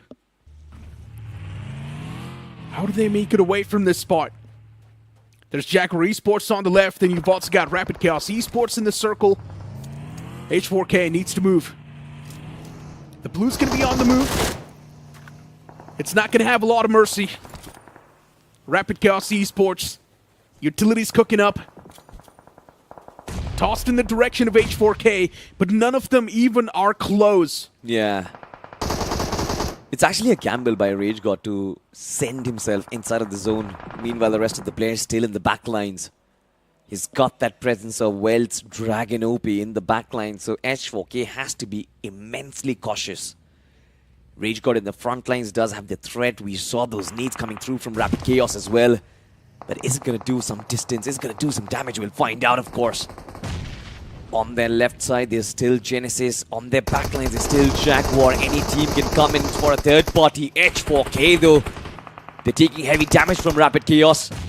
Fragga does find the knock 2-piece for him as well, and he's aiming for that Kobe. But look at that! Jaguar in the backlines, and Jaguar Esports have Genesis in their backlines as well. There's just a comedy of errors. Necro, 3 teams in a triple threat in an instant, and Jaguar Esports, they are in the frying pan right now. Problems after problems. And things just keep on getting even more trickier. Now Genesis Esports, they try to stomp on top of Jaguars. But there's also Rapid Chaos Esports in the proximity. But Rapid Chaos Esports, they also need to deal with Mysterious 4. Genesis Esports, they need to be careful of that man in the back. Jaguar Esports can definitely have the striking advantage, but now he's on the move. So Genesis Esports, there's no one in the back lines. They can keep on mopping the floor from the edge, and Genesis Esports can do a lot better. But instead, even Genesis Esports catching a couple of strays on themselves. H4K as well, now trying to mop the floor, as Jaguar Esports has been eliminated from the game. Can somehow call out the fact that H4K and their timing has been so pristine. Look at that, peeks out. Takes down yet another man from Rapid Chaos. Brilliant timing from H4K in each and every one of those fights. Took down the backlines. Jaguar Esports had that presence, took him down in the front lines as well. Rapid Chaos brought down to 2 men. Yes, they certainly are taking shots themselves as well, but H4K from a situation where they are, I think it is the best case scenario for this team right now. Indeed. Genesis Esports, oh my god, those nades. Real close. Hunters cooking up this one. Tossed right on top of the prey. The man's low and critical HP. Decides to just run away for his life. H4K respecting their opponents, and Genesis Esports now marching forward. They're taking the spot over that H4K had a while ago. All the 4 men of Genesis Esports now, it finally seems like they're back in the groove, and that team play that was missing in the previous group, in the previous week, it's back. Nate's tossed on the prey, and once again H4K on the move. They just want to run away for their lives. That man Sujil eventually gets caught. You cannot run away from the inevitable. That's what Genesis says. Welcome back, Genesis Esports. Feels good to watch you alive once again. 5 finishes on the back once again. It seems like they are inching closer to the circle. Rage God, of course, is going to get spotted. He gets rammed in by Genesis. That is brilliant stuff. 6 eliminations already for them, and they are marching towards a big chicken dinner. But on the flip side, towards the center, we do have Mysterious 4, whose compounds have been invaded. It is going to be headaches, and a 4v4 is on the cards. But look at who is waiting on the sidelines as spectators. It is going to be those lads from Myth Official. And I tell you, Necro, Myth Official, their third parties, it's brilliant. Let's see if that's the case or not. But right now, Genesis Esports, they're brilliant. Striking down every single foe. Even WELT Esports did not stand a chance. They got absolutely melted, grinded. Genesis Esports looking in a top-notch form, and now this time maybe 8-bit too. Juicy can be juiced out. What are these nades, man? These are like heat-seeking missiles. I did not have information that Juicy was up there. Fury knew that the nade, if it lands, Juicy is gonna get taken out. That is brilliant map awareness. But Genesis Esports, they have to be a little wary. Vasista have a little bit of a fortress on that western flank. And look at those players go. They have understood that Genesis might be a potential threat. And all their crosses are gonna be on their north side. As soon as you see those heads pop out of the ridge, pretty sure Ronnie does have the caliber. Beast does have the form to shut down Genesis Esports as well. Vasista. 7 finishes on the block. They've been playing a defensive game once again. This time a little bit with the elimination points. But now just playing around this edge line. Vasista knows. Charging on means an invitation for your own death.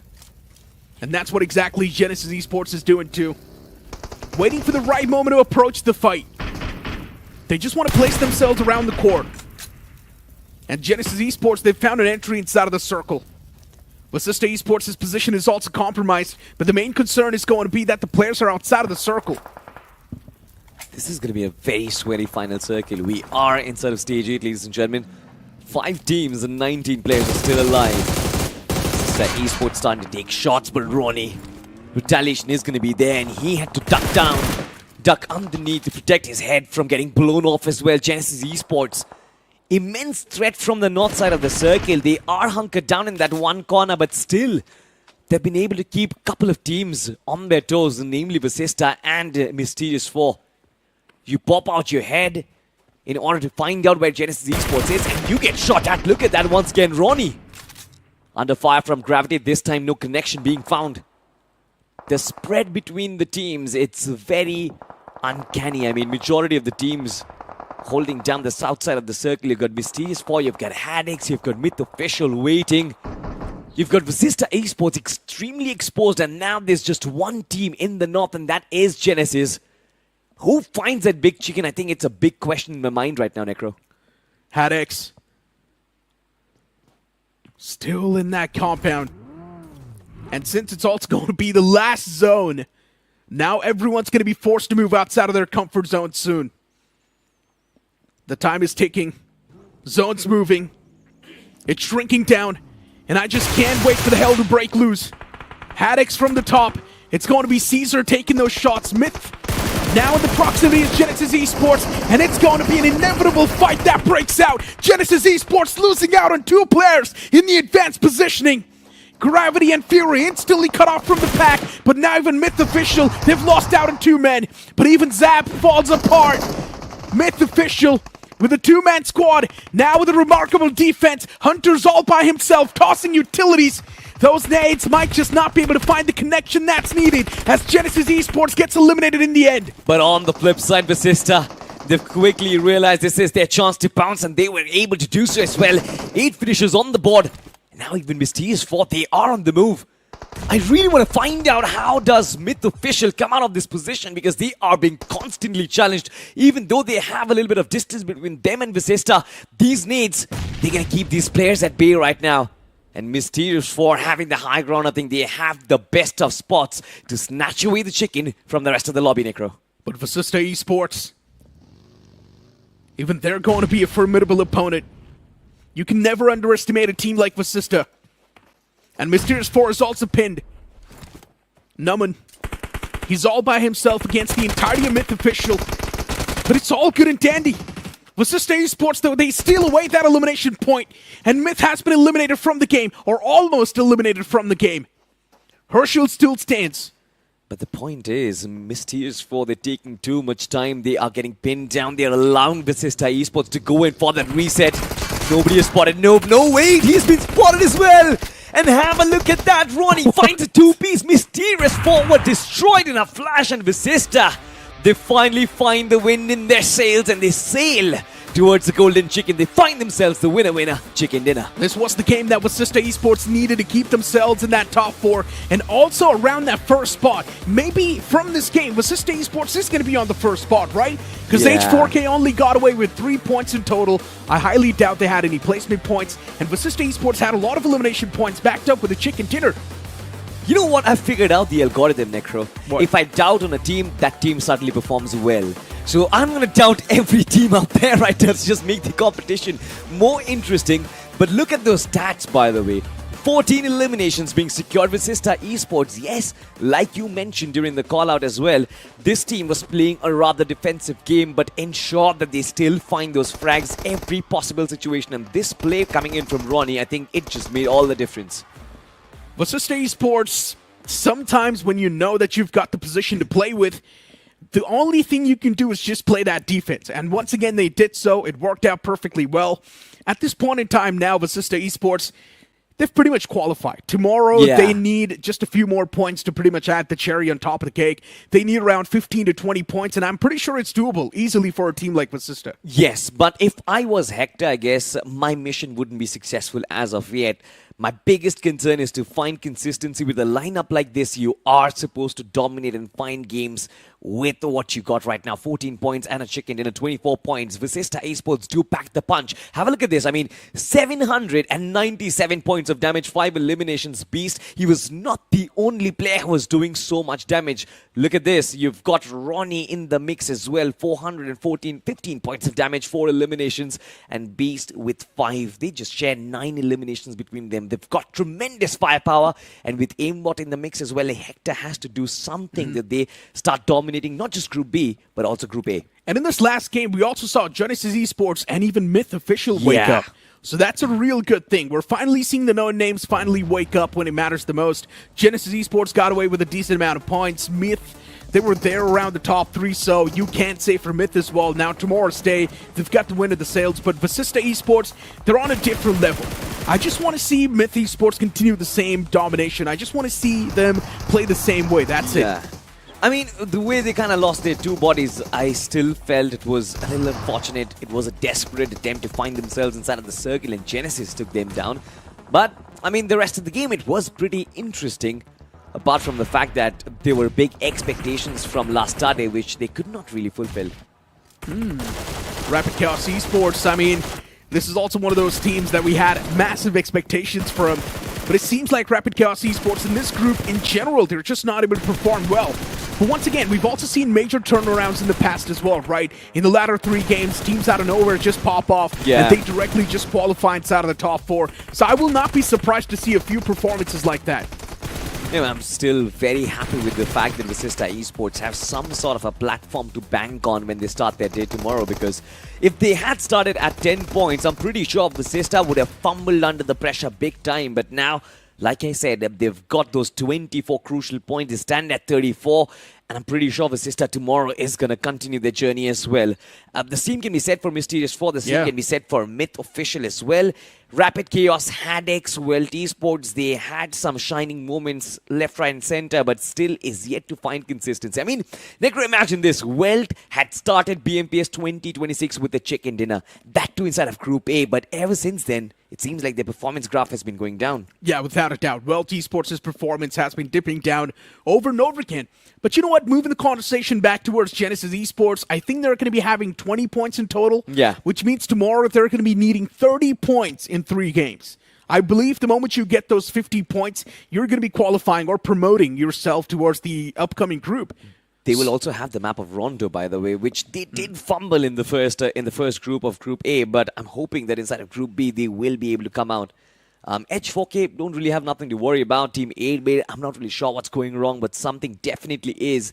But Higg Boson, Necro, this team went from being trophy contenders to very lackluster in a matter of a few months, I guess. The crazy part is Higg Boson, even in the BGS 2026, they were doing good in the initial phases, but later on, they were not even able to qualify towards the semifinals. So I'm not even surprised with the performance we're seeing from Higg Boson. Yes, I do understand the lineup back then was completely different. Lineup right now as well is different.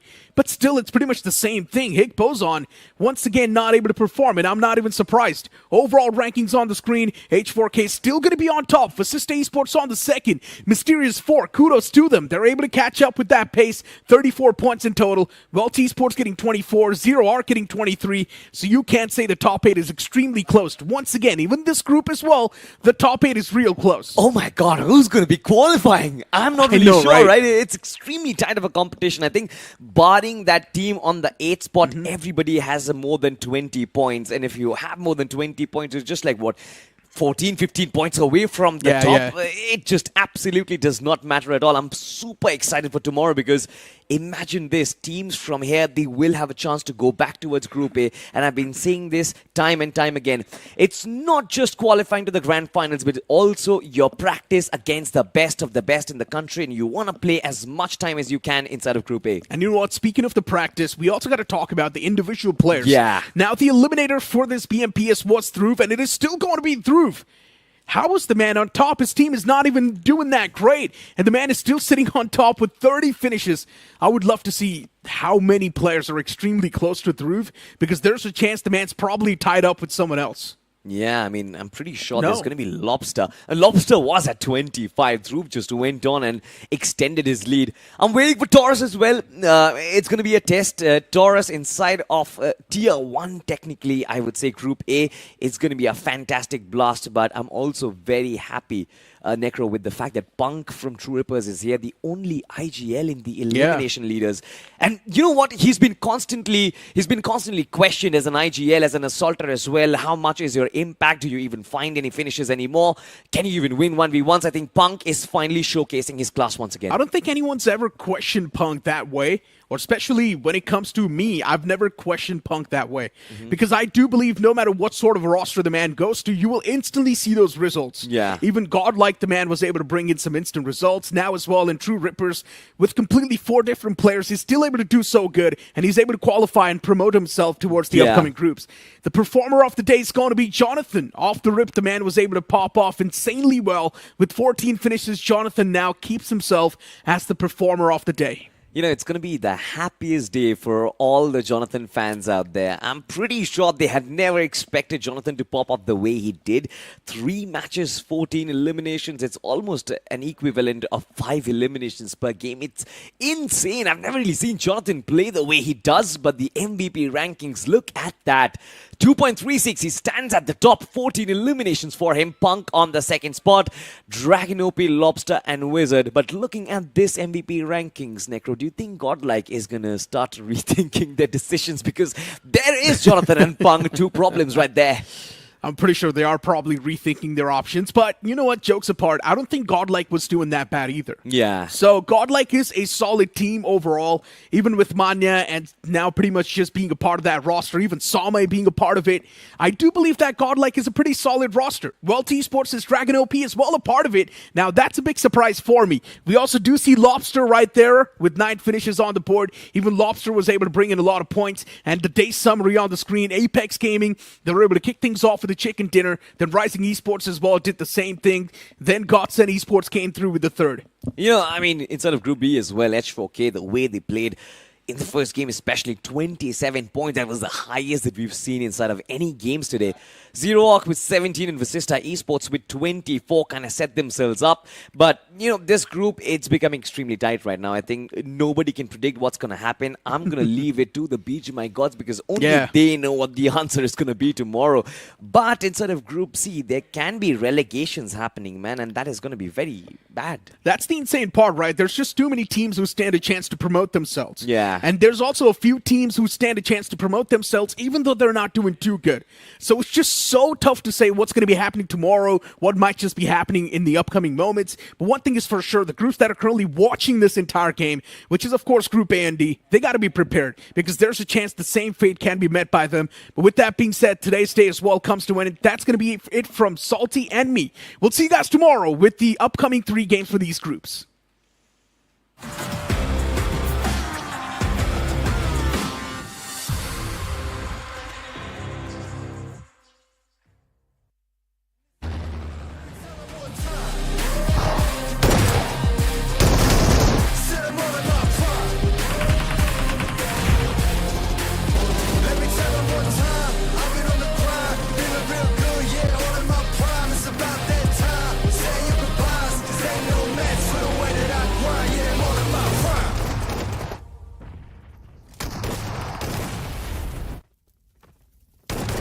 Let me tell them one time, I've been on the grind, this my prime.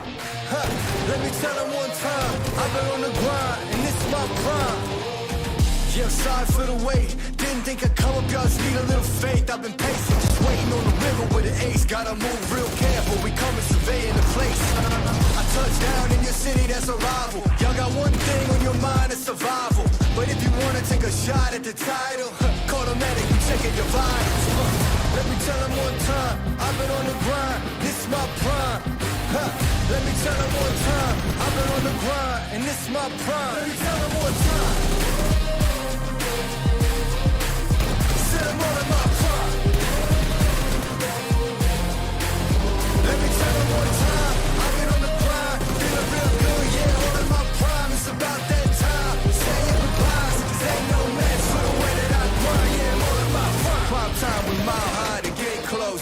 Same city as voice and I mean woes. It's flatbeds for the checks, that's a bank rolls. I've been killing it, I'm guilty, case closed. Y'all are too basic, my reputation, borderline amazing. Good things coming, they just need a little patience. Ready for whatever, all you gotta do is say when. In my eyes, when I'm rise, I visualize. I ain't never taking a break, you taking 5. Even if I ain't got it, know that I make the time. On my next move by the time that the ink will dry. Let me tell them one time, I've been on the grind, this is my prime. Let me tell them one time, I've been on the grind, and this is my prime. Let me tell them one time. Set them all in my prime. Let me tell them one time, I've been on the grind, feeling real good, yeah, all in my prime. It's about that time, say your goodbyes, 'cause ain't no match for the way that I grind, yeah, I'm all in my prime.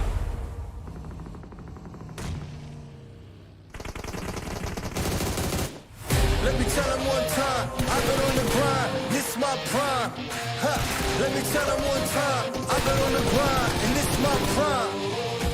Yeah, sorry for the wait. Didn't think I'd come up, y'all just need a little faith. I've been patient, just waiting on the river with an ace. Gotta move real careful, we coming surveying the place. I touch down in your city, that's a rival. Y'all got one thing on your mind, it's survival. But if you wanna take a shot at the title, call the medic, you checking your vitals.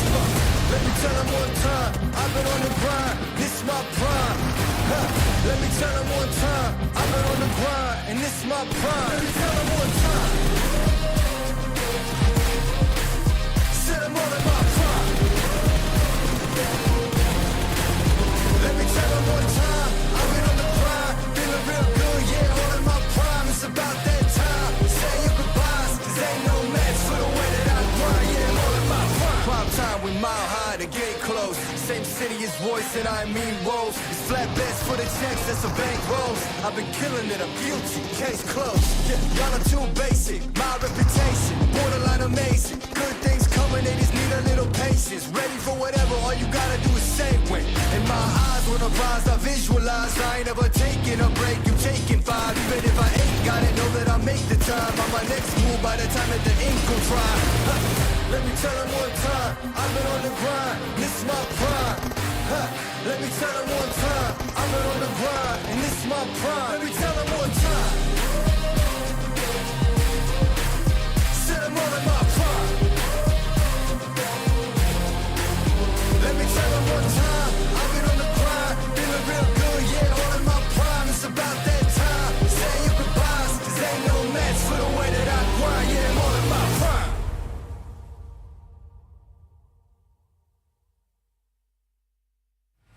Let me tell them one time, I've been on the grind, this is my prime. Let me tell them one time, I've been on the grind, and this is my prime.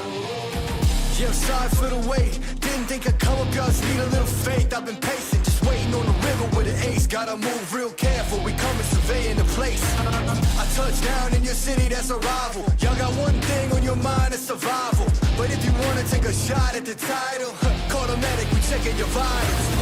Let me tell them one time, I've been on the grind, this is my prime. Let me tell them one time, I've been on the grind, and this is my prime. Let me tell them one time.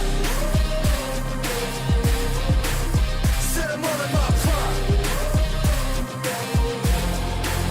Let me tell them one time, I've been on the grind, feeling real good, yeah, all in my prime. It's about that time, say your goodbyes, cause ain't no match for the way that I grind, yeah, I'm all in my prime. Prime time, we mile high, the gate closed, same city as voice and I mean woes. It's flat bets for the checks, that's a bank rolls. I've been killing it, I'm guilty, case closed. Yeah, y'all are too basic, my reputation, borderline amazing. Good things coming, they just need a little patience. Ready for whatever, all you gotta do is say when. In my eyes, when I rise, I visualize. I ain't ever taking a break, you taking 5. Even if I ain't got it, know that I make the time. On my next move by the time that the ink will dry.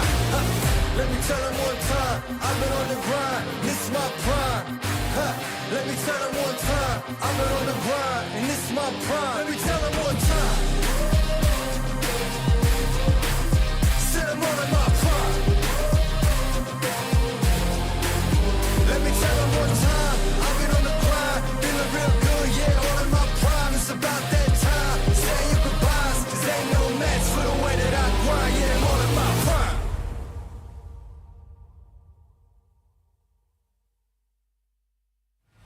Let me tell them one time, I've been on the grind, this is my prime. Let me tell them one time, I've been on the grind, and this is my prime. Yeah, I'm sorry for the wait, didn't think I'd come up, y'all just need a little faith. I've been patient, just waiting on the river with an ace. Gotta move real careful, we coming surveying the place. I touch down in your city, that's a rival. Y'all got one thing on your mind, it's survival. But if you wanna take a shot at the title, call the medic, we checking your vitals. Let me tell them one time, I've been on the grind, this is my prime. Let me tell them one time, I've been on the grind, and this is my prime. Let me tell them one time. Said I'm all in my prime. Let me tell them one time, I've been on the grind, feeling real good, yeah, all in my prime. It's about that time, say your goodbyes, cause ain't no match for the way that I grind, yeah, I'm all in my prime. Prime time, we mile high, the gate closed. Same city as Royce and I mean Rose. It's flat beds for the checks, that's a bank rolls. I've been killing it, I'm guilty, case closed. Yeah, y'all are too basic, my reputation borderline amazing. Good things coming, they just need a little patience. Ready for whatever, all you gotta do is say when. In my eyes, when I rise, I visualize. I ain't ever taking a break, you taking 5. Even if I ain't got it, know that I make the time. On my next move, by the time that the ink gon' dry. Let me tell them one time, I've been on the grind, this is my prime. Let me tell them one time, I've been on the grind, and this is my prime. Let me tell them one time, said I'm all in my prime. Let me tell them one time, I've been on the grind, feeling real good, yeah, all in my prime. It's about that time, say your goodbyes, cause ain't no match for the way that I grind, yeah, I'm all in my prime.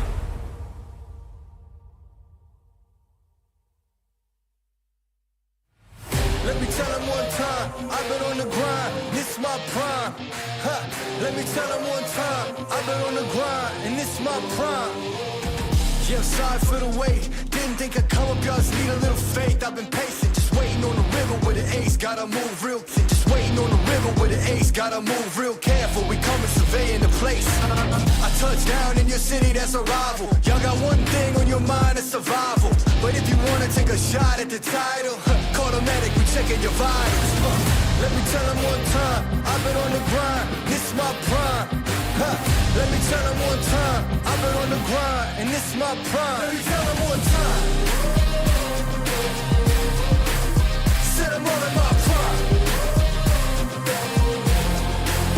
Let me tell them one time, I've been on the grind, feeling real good, yeah, all in my prime. It's about that time, say your goodbyes, cause ain't no match for the way that I grind, yeah, I'm all in my prime. Prime time, we mile high, the gate closed. Same city as Royce and I mean Rose. It's flat beds for the checks, that's a bank rolls. I've been killing it, I'm guilty, case closed. Yeah, y'all are too basic, my reputation borderline amazing. Good things coming, they just need a little patience. Ready for whatever, all you gotta do is say when. In my eyes, when I rise, I visualize. I ain't ever taking a break, you taking 5. Even if I ain't got it, know that I make the time. On my next move, by the time that the ink gon' dry.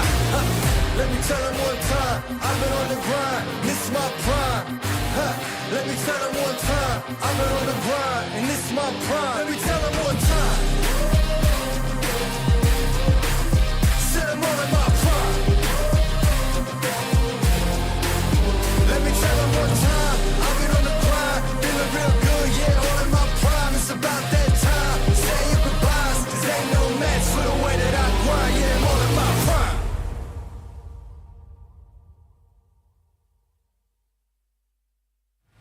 Let me tell them one time, I've been on the grind, this is my prime. Let me tell them one time, I've been on the grind, and this is my prime. Yeah, I'm sorry for the wait, didn't think I'd come up, y'all just need a little faith. I've been patient, just waiting on the river with an ace, gotta move real careful, we coming surveying the place. I touch down in your city, that's a rival. Y'all got one thing on your mind, it's survival.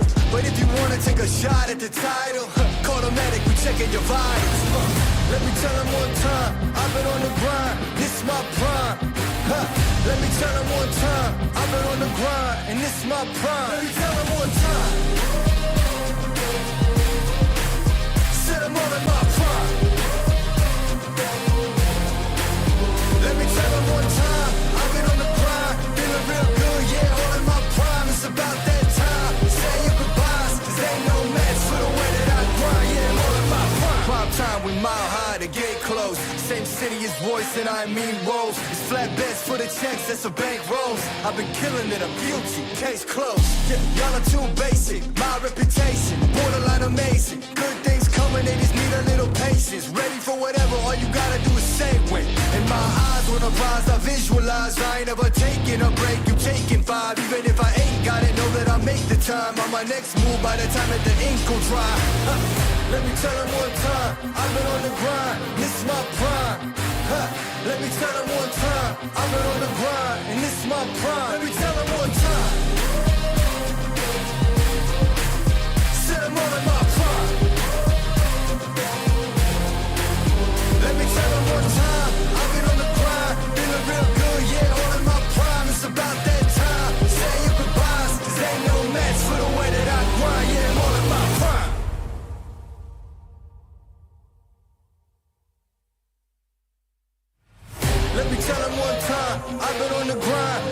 my prime. Huh. Let me tell them one time, I've been on the grind, and this is my prime. Yeah, sorry for the wait. Didn't think I'd come up, just need a little faith. I've been patient, just waiting on the river with an ace. Gotta move real careful, we coming surveying the place. I touch down in your city, that's a rival. Y'all got one thing on your mind, it's survival. But if you wanna take a shot at the title, call the medic, we checking your vitals. Let me tell them one time, I've been on the grind, this is my prime. Let me tell them one time, I've been on the grind, and this is my prime. Let me tell them one time. Set them all in my prime. Let me tell them one time, I've been on the grind, feeling real good, yeah, all in my prime. It's about that time, say your goodbyes, cause ain't no match for the way that I grind, yeah, I'm all in my prime. Prime time, we mile high, the gate closed. Same city as voice and I mean roles. It's flat beds for the checks, that's a bank rolls. I've been killing it, I'm guilty, case closed. Yeah, y'all are too basic, my reputation, borderline amazing. Good things coming, they just need a little patience. Ready for whatever, all you gotta do is say when. In my eyes, when I rise, I visualize. I ain't ever taking a break, you taking 5. Even if I ain't got it, know that I'll make the time. On my next move by the time that the ink will dry. Let me tell them one time, I've been on the grind, this is my prime. Let me tell them one time, I've been on the grind, and this is my prime. Let me tell them one time. Set them all in my prime. Let me tell them one time, I've been on the grind, feeling real good, yeah, all in my prime. It's about that time, say your goodbyes, cause ain't no match for the way that I grind, yeah, I'm all in my prime.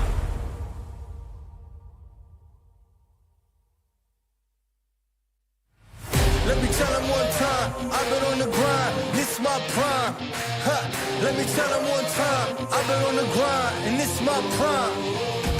Yeah, sorry for the wait, didn't think I'd come up, just need a little faith. I've been patient, just waiting on the river with an ace. Gotta move real careful, we coming surveying the place. I touch down in your city, that's a rival. Y'all got one thing on your mind, it's survival.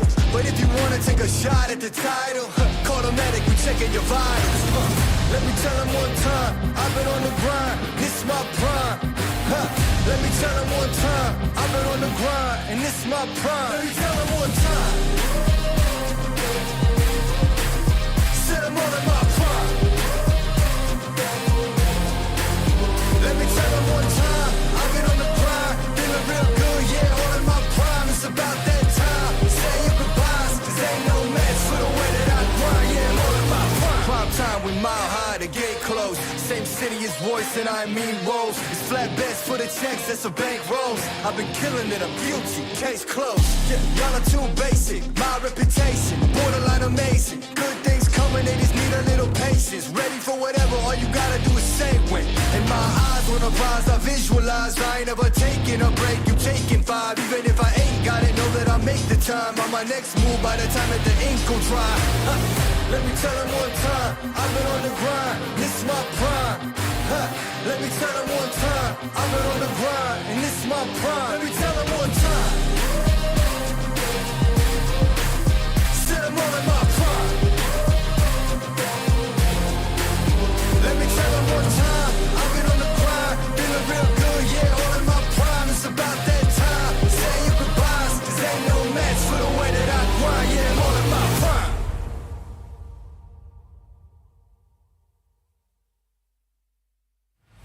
Let me tell them one time, I've been on the grind, this is my prime. Let me tell them one time, I've been on the grind, and this is my prime. Yeah, sorry for the wait, didn't think I'd come up, just need a little faith. I've been patient, just waiting on the river with an ace. Gotta move real careful, we coming surveying the place.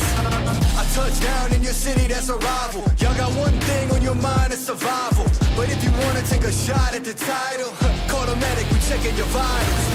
Let me tell them one time, I've been on the grind, this is my prime. Let me tell them one time, I've been on the grind, and this is my prime. Let me tell them one time. Set them all in my prime.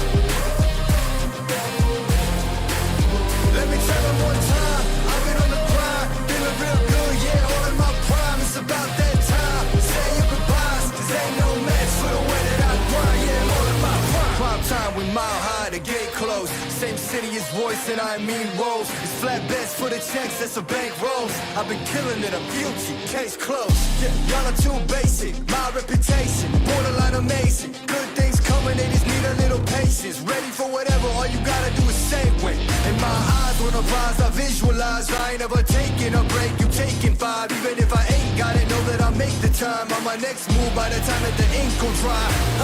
Let me tell them one time, I've been on the grind, this is my prime. Let me tell them one time, I've been on the grind, and this is my prime. Let me tell them one time. Sit them all in my prime. Let me tell them one time, I've been on the grind, feeling real good, yeah, all in my prime. It's about that time, say your goodbyes, cause ain't no match for the way that I grind, yeah, I'm all in my prime.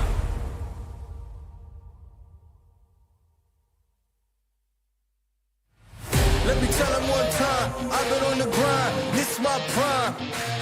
Let me tell them one time, I've been on the grind, and this is my prime. Yeah, sorry for the wait, didn't think I'd come up, y'all just need a little faith. I've been patient, just waiting on the river with an ace. Gotta move real careful, we coming surveying the place. I touch down in your city, that's a rival. Y'all got one thing on your mind, it's survival. But if you wanna take a shot at the title, call the medic, we checking your vitals. Let me tell them one time, I've been on the grind, this is my prime. Let me tell them one time, I've been on the grind, and this is my prime. Let me tell them one time. Sit them all in my prime. Let me tell them one time, I've been on the grind, feeling real good, yeah, all in my prime. It's about that time, say your goodbyes, cause ain't no match for the way that I grind, yeah, I'm all in my prime. Prime time, we mile high, the gate closed. Same city as Royce and I mean Rose. It's flatbeds for the checks, that's a bank rolls. I've been killing it, I'm guilty, case closed. Yeah, y'all are too basic, my reputation borderline amazing. Good things coming, they just need a little patience. Ready for whatever, all you gotta do is say when. In my eyes, when I rise, I visualize. I ain't never taking a break, you taking 5. Even if I ain't got it, know that I'll make the time. On my next move by the time that the ink will dry. Let me tell them one time, I've been on the grind, this is my prime. Let me tell them one time, I've been on the grind, and this is my prime. Let me tell them one time. Sit them all in my prime. Let me tell them one time, I've been on the grind, feeling real good, yeah, all in my prime. It's about that time, say your goodbyes, cause ain't no match for the way that I grind, yeah, I'm all in my prime.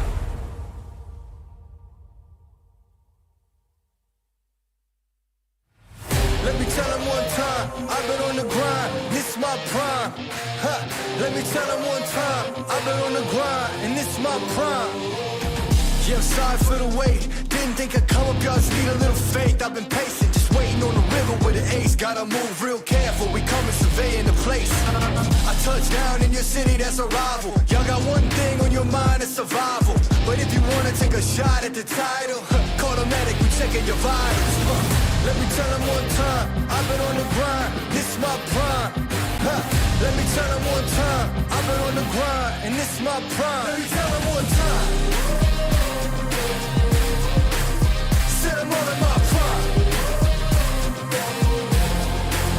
Let me tell them one time, I've been on the grind, feeling real good, yeah, all in my prime. It's about that time, say your goodbyes, cause ain't no match for the way that I grind, yeah, I'm all in my prime. Prime time, we mile high, the gate closed. Same city as Royce and I mean Rose. It's flatbeds for the checks, that's a bank rolls. I've been killing it, I'm guilty, case closed. Yeah, y'all are too basic, my reputation borderline amazing. Good things coming, they just need a little patience. Ready for whatever, all you gotta do is say when. In my eyes, when I rise, I visualize. I ain't never taking a break, you taking 5. Even if I ain't got it, know that I'll make the time. On my next move by the time that the ink will dry. Let me tell them one time, I've been on the grind, this is my prime. Let me tell them one time, I've been on the grind, and this is my prime. Let me tell them one time. Sit them all in my prime. Let me tell them one time, I've been on the grind, feeling real good, yeah, all in my prime. It's about that time, say your goodbyes, cause ain't no match for the way that I grind, yeah, I'm all in my prime.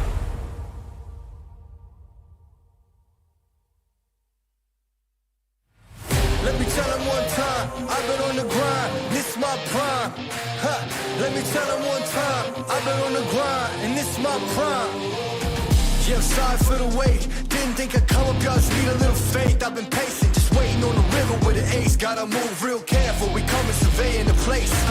I touch down in your city, that's a rival. Y'all got one thing on your mind, it's survival. But if you wanna take a shot at the title, call the medic, we checking your vitals.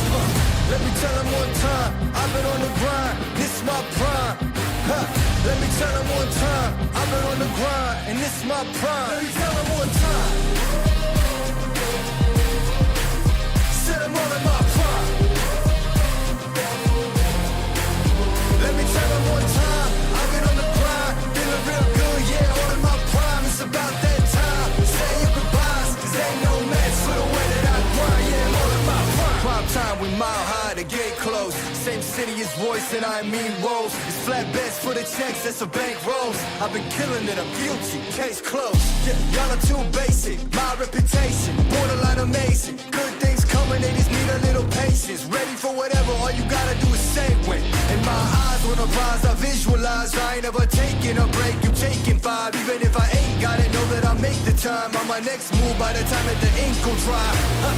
Let me tell them one time, I've been on the grind, this is my prime. Let me tell them one time, I've been on the grind, and this is my prime. Let me tell them one time. Said I'm all in my prime. Let me tell them one time, I've been on the grind, feeling real good, yeah, all in my prime. It's about that time, say your goodbyes, cause ain't no match for the way that I grind, yeah, I'm all in my prime.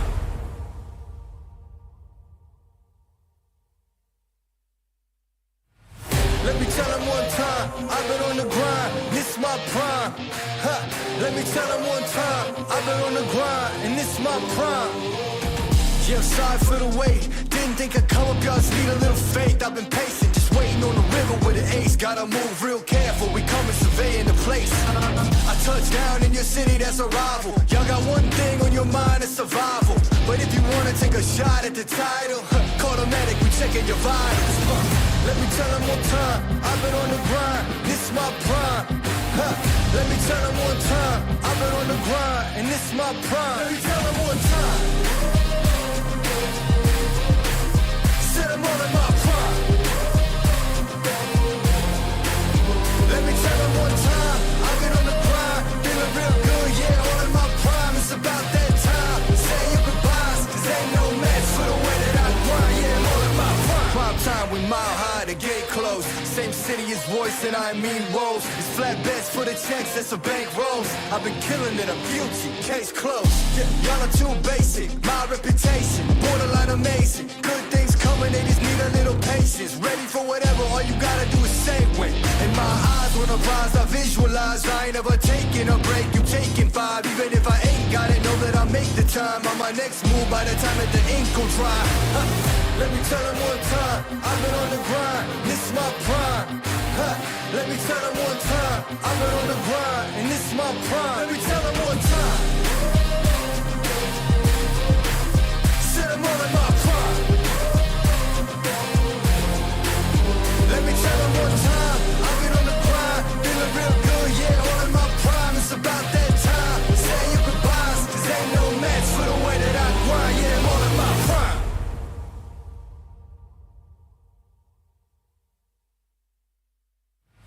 Let me tell them one time, I've been on the grind, this is my prime. Let me tell them one time, I've been on the grind, and this is my prime. Yeah, I'm sorry for the wait, didn't think I'd come up, y'all just need a little faith. I've been patient, just waiting on the river with an ace. Gotta move real careful, we coming surveying the place. I touch down in your city, that's a rival. Y'all got one thing on your mind, it's survival. But if you wanna take a shot at the title, call the medic, we checking your vitals. Let me tell them one time, I've been on the grind, this is my prime. Let me tell them one time, I've been on the grind, and this is my prime. Let me tell them one time. Said I'm all in my prime.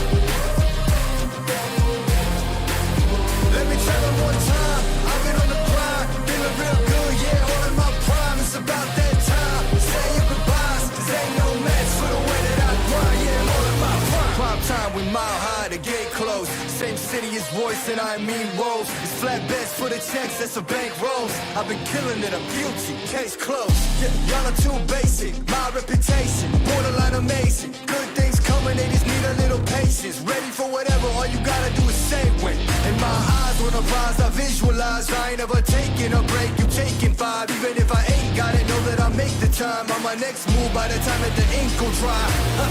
Let me tell them one time, I've been on the grind, this is my prime.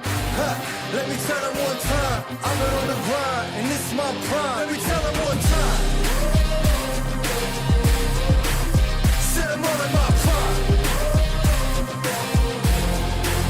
Let me tell them one time, I've been on the grind, feeling real good, yeah, all in my prime. It's about that time, say your goodbyes, cause ain't no match for the way that I grind, yeah, I'm all in my prime.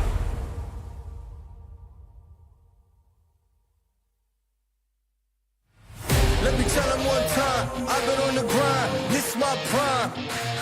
Let me tell them one time, I've been on the grind, and this is my prime.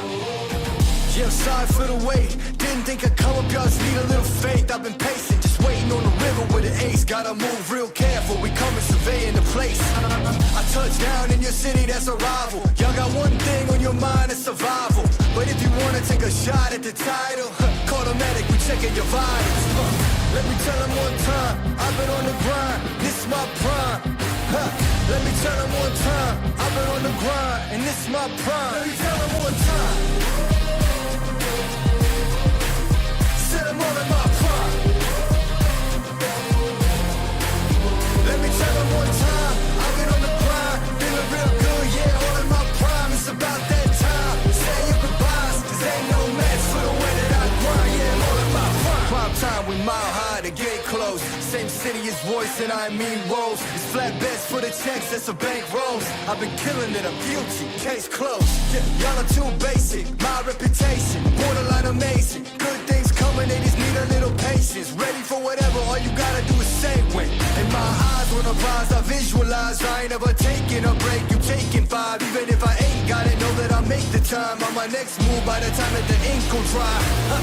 Let me tell them one time, I've been on the grind, this is my prime. Let me tell them one time, I've been on the grind, and this is my prime. Let me tell them one time. Said I'm all in my prime. Let me tell them one time, I've been on the grind, feeling real good, yeah, all in my prime. It's about that time, say your goodbyes, cause ain't no match for the way that I grind, yeah, I'm all in my prime.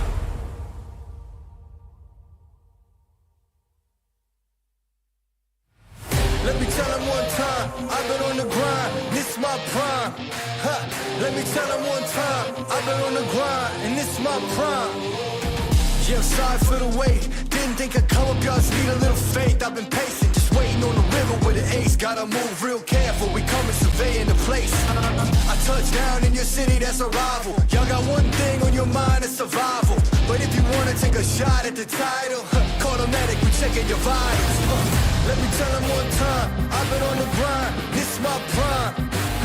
Let me tell them one time, I've been on the grind, and this is my prime. Let me tell them one time. Said I'm all in my prime.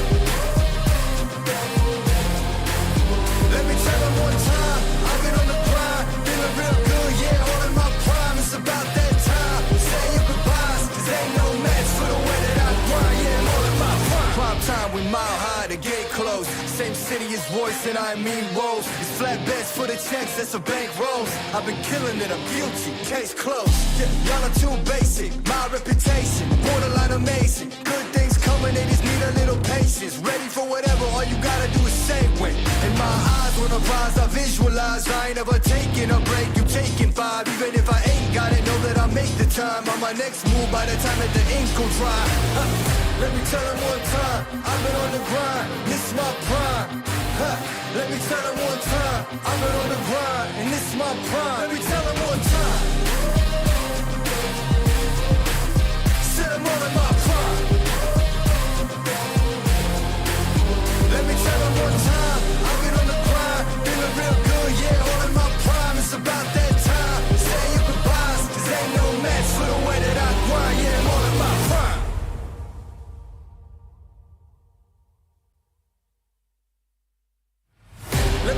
one time, I've been on the grind, this my prime. Huh. Let me tell them one time, I've been on the grind, and this my prime. Yeah, I'm sorry for the wait. Didn't think I'd come up, y'all just need a little faith. I've been patient, just waiting on the river with an ace. Gotta move real careful, we coming surveying the place. I touch down in your city, that's a rival. Y'all got one thing on your mind, it's survival. But if you wanna take a shot at the title, automatic, we checking your vitals. Let me tell them one time, I've been on the grind, this my prime. Let me tell them one time, I've been on the grind, and this my prime. Let me tell them one time. I'm all in my prime.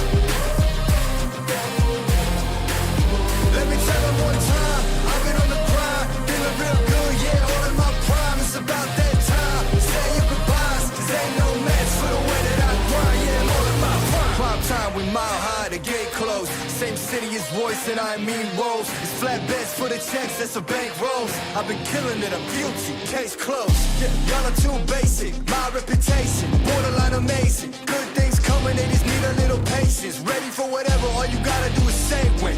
In my eyes, when I rise, I visualize. I ain't ever taking a break, you taking 5. Even if I ain't got it, know that I make the time. On my next move, by the time that the ink gon' dry. Let me tell them one time, I've been on the grind, this is my prime. Let me tell them one time, I've been on the grind, and this is my prime. Let me tell them one time. Said I'm all in my prime. Let me tell them one time, I've been on the grind, feeling real good, yeah, all in my prime. It's about that time, say your goodbyes, cause ain't no match for the way that I grind, yeah, I'm all in my prime.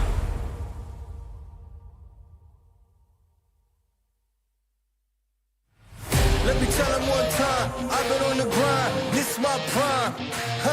Let me tell them one time, I've been on the grind, and this is my prime. Yeah, I'm sorry for the wait, didn't think I'd come up, y'all just need a little faith. I've been patient, just waiting on the river.